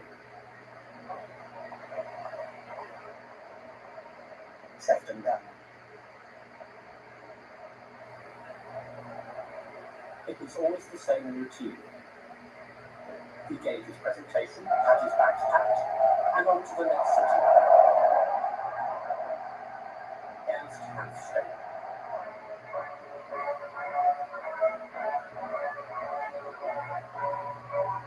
He gave 4 or 5 speeches a day, and flew from one rally to another. It was one of the few times that I heard him speak in public. We were led up to the podium. We tried hard to stay awake until the Führer's plane arrived late. Minutes later, he began his speech. He was hoarse, and his jarring voice was emotionally charged, and swept over the audience like a storm that takes one's breath away and leaves people excited. Feeling in Gardner,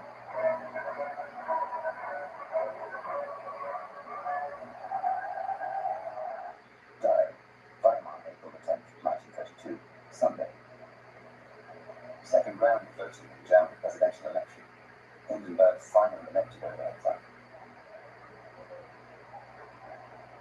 Harry Ruff Kissler, public assistant. When the victory of his tired, senile, not overly bright old soldier at Hindenburg over an obnoxious, hysterical social climate is the best that you can get, it's good night, Jim. Vicky Baum, writer.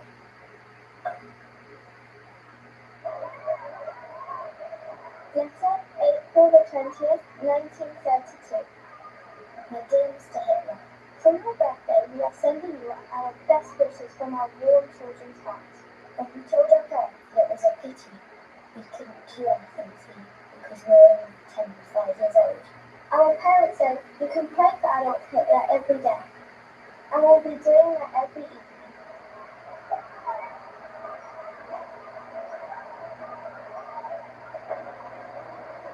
Our prayer is for those. Oh God, may your blessing accompany Adolf Hitler wherever he goes. Give him the strength to free the fatherland, seen with a strong, good hand. With faithful little Nazis, Leonova and Erhard L. Hamper.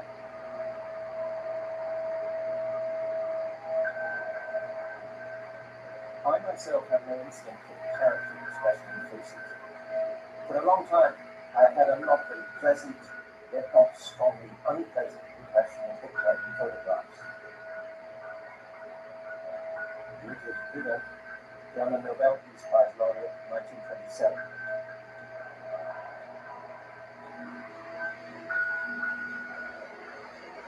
Berlin, November the 8th, 1931.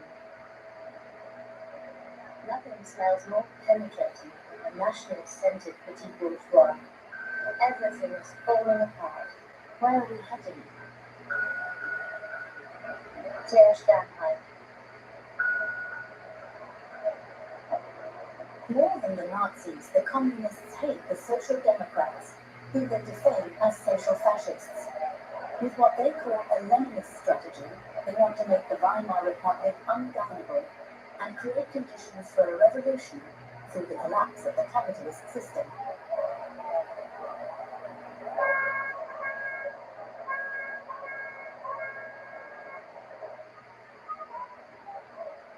Diary, May 31st, 1932. Lotte is coming on Sunday. She's planning a trip with Carol to Westerland. Yesterday, Bruni resigned. Now what? Henrietta Schneider. Open letter to Theodor Reinhardt, German Trade Union Confederation. Ernst Hilg, Communist Party of Germany. Otto Berens, Social Democratic Party of Germany. Newly signed, observe the development of political events with the impression that we are approaching a dreadful threat of fascisation. In our view, this danger can be eliminated by the merger of the two major workers' parties in the election campaign. The responsibility lies with the leaders. Only the obvious desire of the workers to stand together should be decisive. Albert Einstein, Heinrich Hitler, Peter Conrad.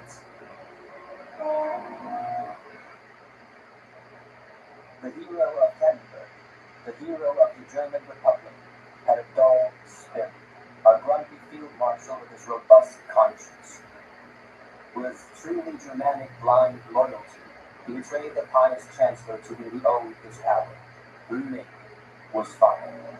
His successor, the comparatively liberal General von Schleicher, was soon the target of wild intrigue. Klaus Mann, son of Katja and Thomas Mann. In June 1932, Hans von Papen, on behalf of Vice President von Hindenburg, formed a right-wing conservative cabinet, which is without a majority in Parliament. The new Chancellor hopes for the support of Hitler, and, according to Hitler's demand, asks the Vice President to call new parliamentary elections on July the 31st. For far too long, we have been content with laughing and joking about the household of Hitler. Karl Sigmund, German-Austrian dramatist. Diary, Sunday, July the 31st, 1932. The hatred of the parties is awful. At 10 o'clock, the elections begin, without Friedrich. He is plagued with neuralgia. Henrietta Schneider.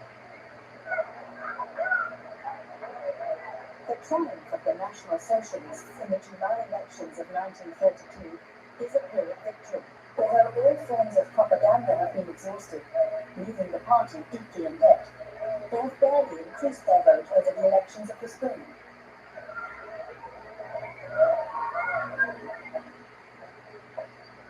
In a large portion of the remote villages, Hitler had the absolute majority in the parliamentary elections in July, often even 2/3 of the votes. How does one account for their success? The Nazis came into the villages, ranted and raved and promised them the moon.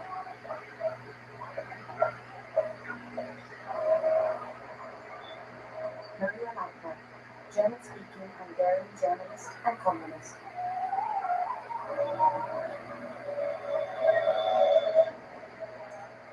Diary, August the 1st, 1932. Election results.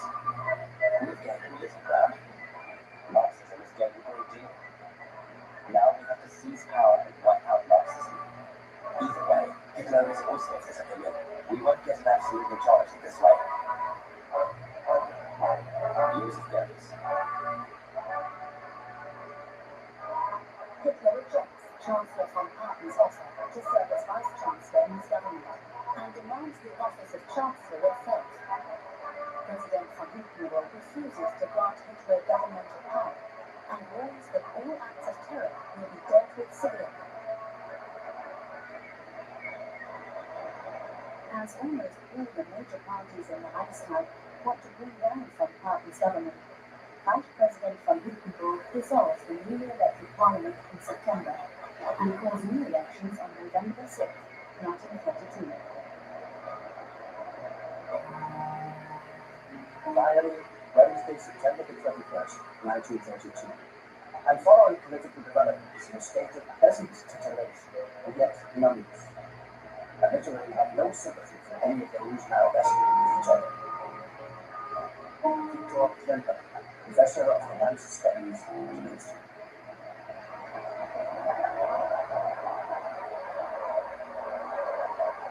Diary, Friday, October the 21st, 1932. Lotte announced that she had seen Adolf and that she really liked him. Laurie also heard him, but didn't see him well. She couldn't afford the expensive 5-mark seat. Henrietta Schneider.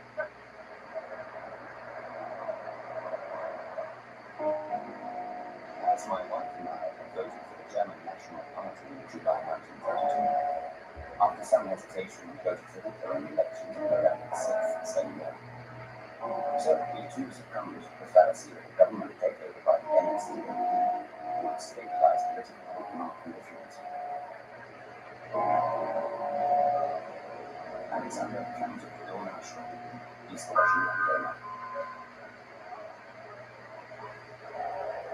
Died November the 6th, 1932. Complied with compulsory voting, but still social democrat. Election results on the radio: the Nazis have lost, the KPD have gained. Klaus Mann, right. In the German elections of November 1932, the NSDAP won 11.75 million votes, the SPD 7.25 million, and the KPD some 6 million. So together, both workers' parties were a lot stronger than the Nazis. Magnus Sperber, Austrian writer and KPD member at the time. In the state elections in Tunisia in December, the NSDAP even loses 40% of its votes.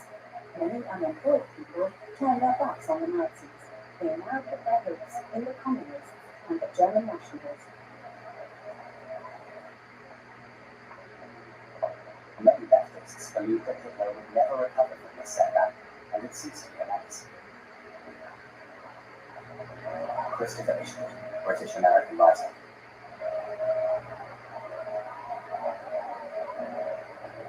Despite knowing better, left-wing intellectuals continued to enjoy their feeling of steady advancement. Their poems and songs, their satirical and political plays and cabaret pieces, their articles, their books and polemics, all of this resonated so strongly that for them it was as if they were standing at the beginning of time. Max Sperber.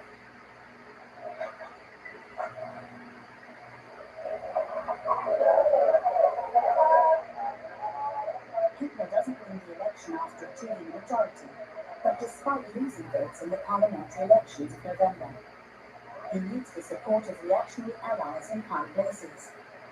They believe that with Hitler's help, they can eliminate the communists and social democrats. These forces succeed in a few short weeks in bringing the German president around, who, thanks to the constitution, is very powerful. Snow was already falling heavily, and the shop windows were festively decorated. It was hard to get through the crowds thronging the sumptuously bedecked department stores. The new General Chancellor did not dissolve the Reichstag at all, so thank God there were no new elections.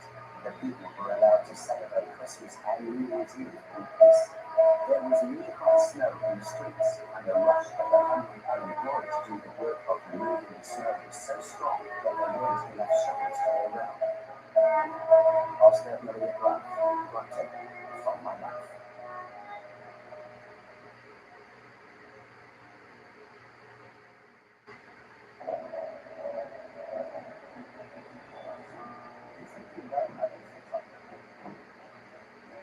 Never seen like this before. One of his contemporaries, his birth in Arnau, his death in Bunker, and essentially flash out. What was it? Not only the finished school nor had a connection training. He came here from the shelters or on the street. He refused to pursue a regular job. To this day, it seems inexplicable that he would come from home. Out of nowhere, Hitler became a flipper, the leader of the German Reich, one of the most powerful men of the 20th century. It started when the fur engulfed the world and brought death to the people. The nation worshipped him and followed him blindly into the abyss. But during his lifetime, he kept his origins and his legacy. No one should know how or who he was. Fascinating and oppressive accounts from companions, friends, and enemies, as well as the most extensive collection of archive material ever shown. Much of it hitherto unpublished, reveal who Hitler was and how he became what he was. A notorious liar and an unscrupulous slave. So he agrees, convinced by the President Hindenburg to appoint Hitler like Chancellor, as they anticipate using the Nazis to get rid of the communists. They also believe that they can control Hitler, as he needs the conservative parties to form a coalition. But with undisguised aggression was the first benchmark for political opponents, and then those who brought him to power. But to obtain some power, Hitler still has to eliminate those who independence in itself, who could pose a danger to him. At that time, the most powerful person in the party besides Hitler is Ernst Röhm, leader of the former U-Man SF. What will Hitler do?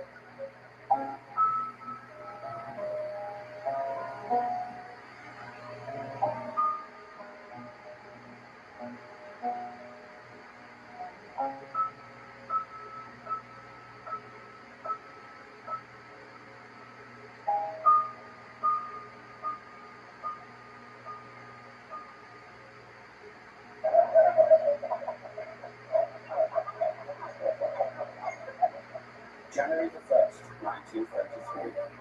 Hitler was in a good mood that evening and talked, like in the old days. Before he left, he had to gentry in the guest book.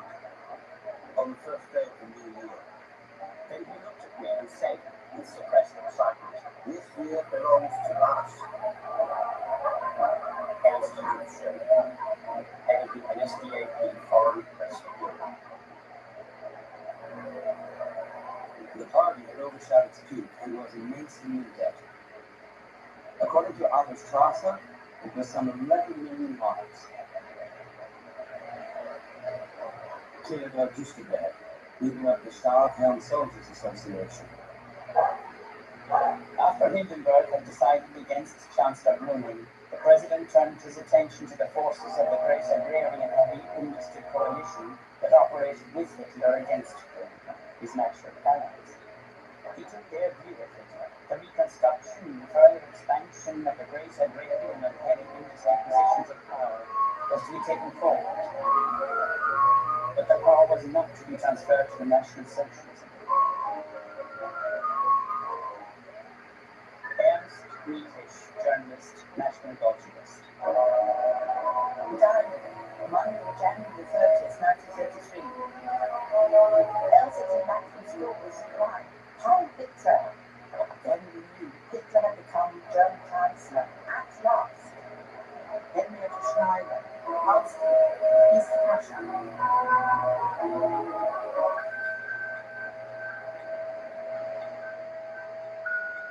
On January the 30th, 1933, Hindenburg appointed Hitler Chancellor. Meissner, Hindenburg's Secretary of State, and Parton, his confidential advisor, persuaded the old man that the crown and glory of his life work would be a unified, well-ordered Reich with military strength.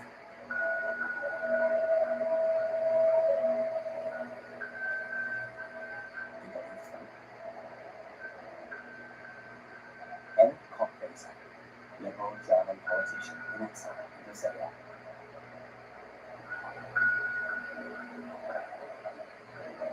Letter of appointment.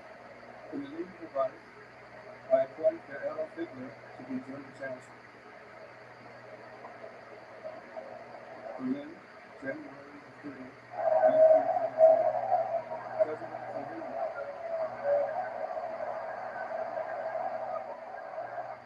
Letter to power from Hindenburg. When the history of the German people is finally written, then the end of the Reich presidency will be described as the darkest day in German history. Erich Hindenburg, Major General. I am 19, have a little daughter, and am lying in a clinic in Munich. Suddenly I hear music, singing, shouting, a distant disturbing noise from the streets. The night nurse comes and turns on the blue light. Sister Maria, what's going on outside? Maria answers, that night Mr. Hitler, who visited you, has become Chancellor. He put his roses very close to the German baptistry. Mother Superior prays for him, we all pray for him, for him and for Germany. Marietta Kushina, microphone Kushina.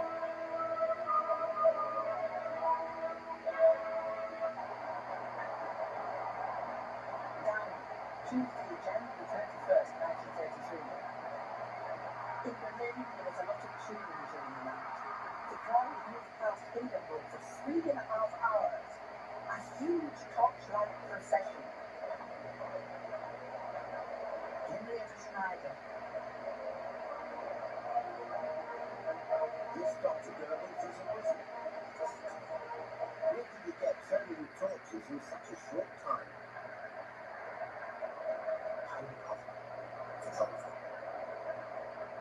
A fragment of film developed with an iron alpha colophone process. It shows thousands of extras recreating the torchlight procession through the Brandenburg Gate. It's supposed to remind viewers of January 30th, 1933. Hitler doesn't seize power, nor does it transfer to him. Hitler obtains sole power through lies and continued broken promises to other parties. He swears to uphold the Weimar Constitution and to comply with the articles. He deceives the Nazi president, and the weak through American apprehension, the voters, and the black community.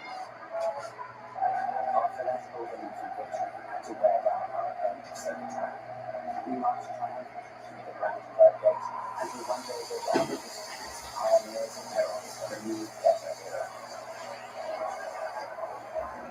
It is untouchable, Berlin SA.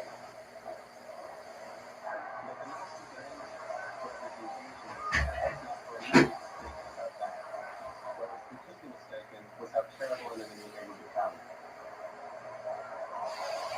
Sebastian Hafner, journalist, Denmark. Radio said, February 1st, 1933. Now, young nation, give us 4 years. Then we can just be circumcised. Adolf Hitler, right chancellor. Friday, February the 3rd, 1933. There's terrorists everywhere. You can't get used to it, sir. Henrietta Schneider. The majority of his ministers were members of the German National People's Party. He utterly despised the party and was convinced that he would one day be able to rid himself of them. To be able to carry this out, he set one condition to which the German president also agreed. He wanted the power to order new elections. Ernst Mikic.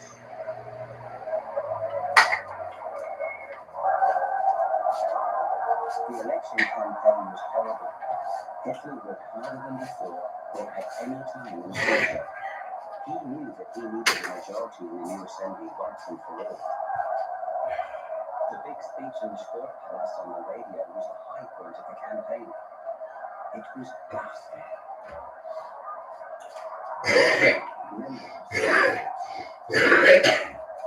Speech in the Berlin Sport Palace, February the 10th, 1933.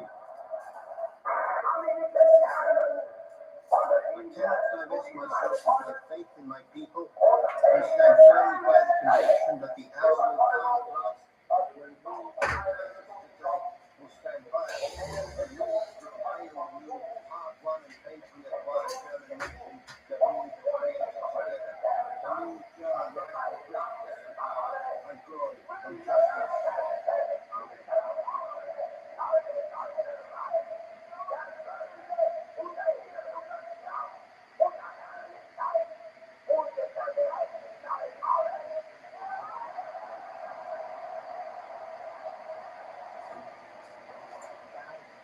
Wednesday, March the 1st, 1953. It was announced on the radio yesterday that the Reichstag building was on fire. A Dutch communist has confessed. Henrietta Schneider. At first, I didn't think that it was the communist side. But later, I got to know the rest of no. I never wanted to find out who was really the communist. Walk on the way ahead.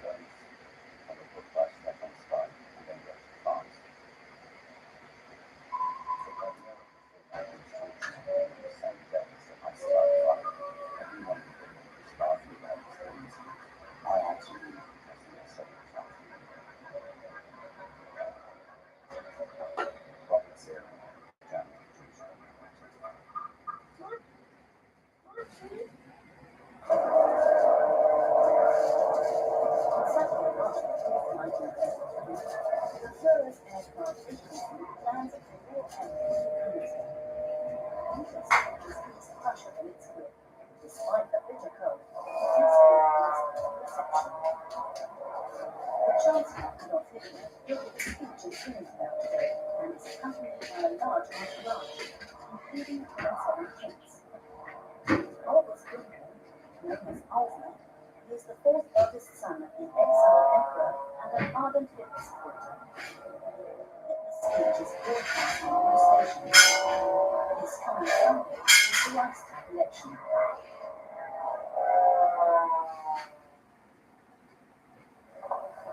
The Reichstag elections of March the 5th are the last more or less free elections in the German Reich. On the streets, dissidents are terrorized by the SA. Diary, March 5th, 1933. In the evening, father to our Rudsel restaurant to hear the election results. The National Socialists are still far from an absolute majority. Together with the traitor Black, White, Red Party Alliance, at 51.8%, they have a slight majority. Erich Ebermeier.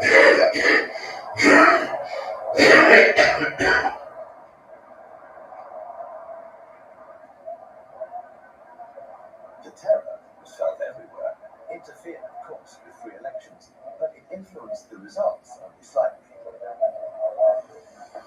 Maris Sperber, member of the Communist Party's KPD.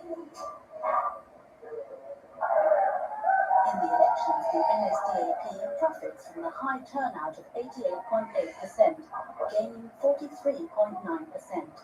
It has to form a coalition with the German National People's Party. The additional votes come mostly from former non-voters. The NSDAP also profits where it is already strong, among young Protestant voters, farmers and farm workers, the self-employed, civil servants, and the middle class. In the industrial segment, where the workers are often organized in unions, there is again no decisive breakthrough for the NSDAP. But on March the 5th, 1933, probably one-third of the workers vote for the Nazis.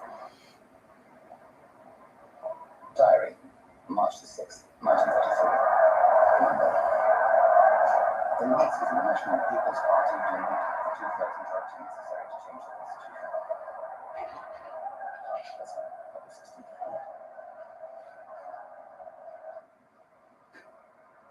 But the majority of Germans don't want a parliamentary democracy either. The democratic parties remain clearly in the minority because 12.3% of the voters cast their votes for the communists. The political parties, including the Social Democrats and the unions, haven't shown any overwhelming evidence of prudence and courage in recent weeks. Paul Müller, Social Democrat, Vice President of the German Parliament. Diary, March 10, 1933. Every day the newspapers have new reports on Hitler's rise to power. The higher-up civil servants are losing their cushy positions, much to our delight. Germany has been swept clean. The communists will soon have disappeared from sight. That is Hitler's goal. Henrietta Schneider.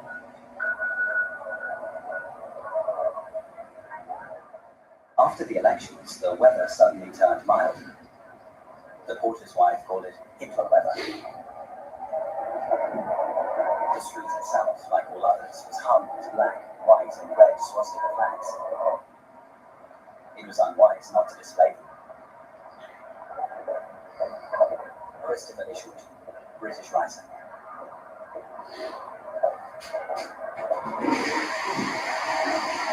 March the 12th, 1933.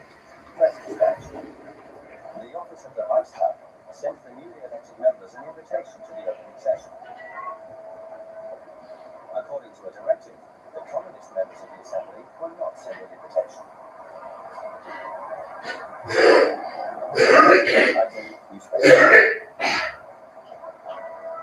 Done. Tuesday, March 21st, 1933. Around 12 on the radio, we heard the celebrations for the opening of the Reichstag in the Garrison Church in Potsdam. You have to say they really don't do propaganda. Cardboard sheets glued together.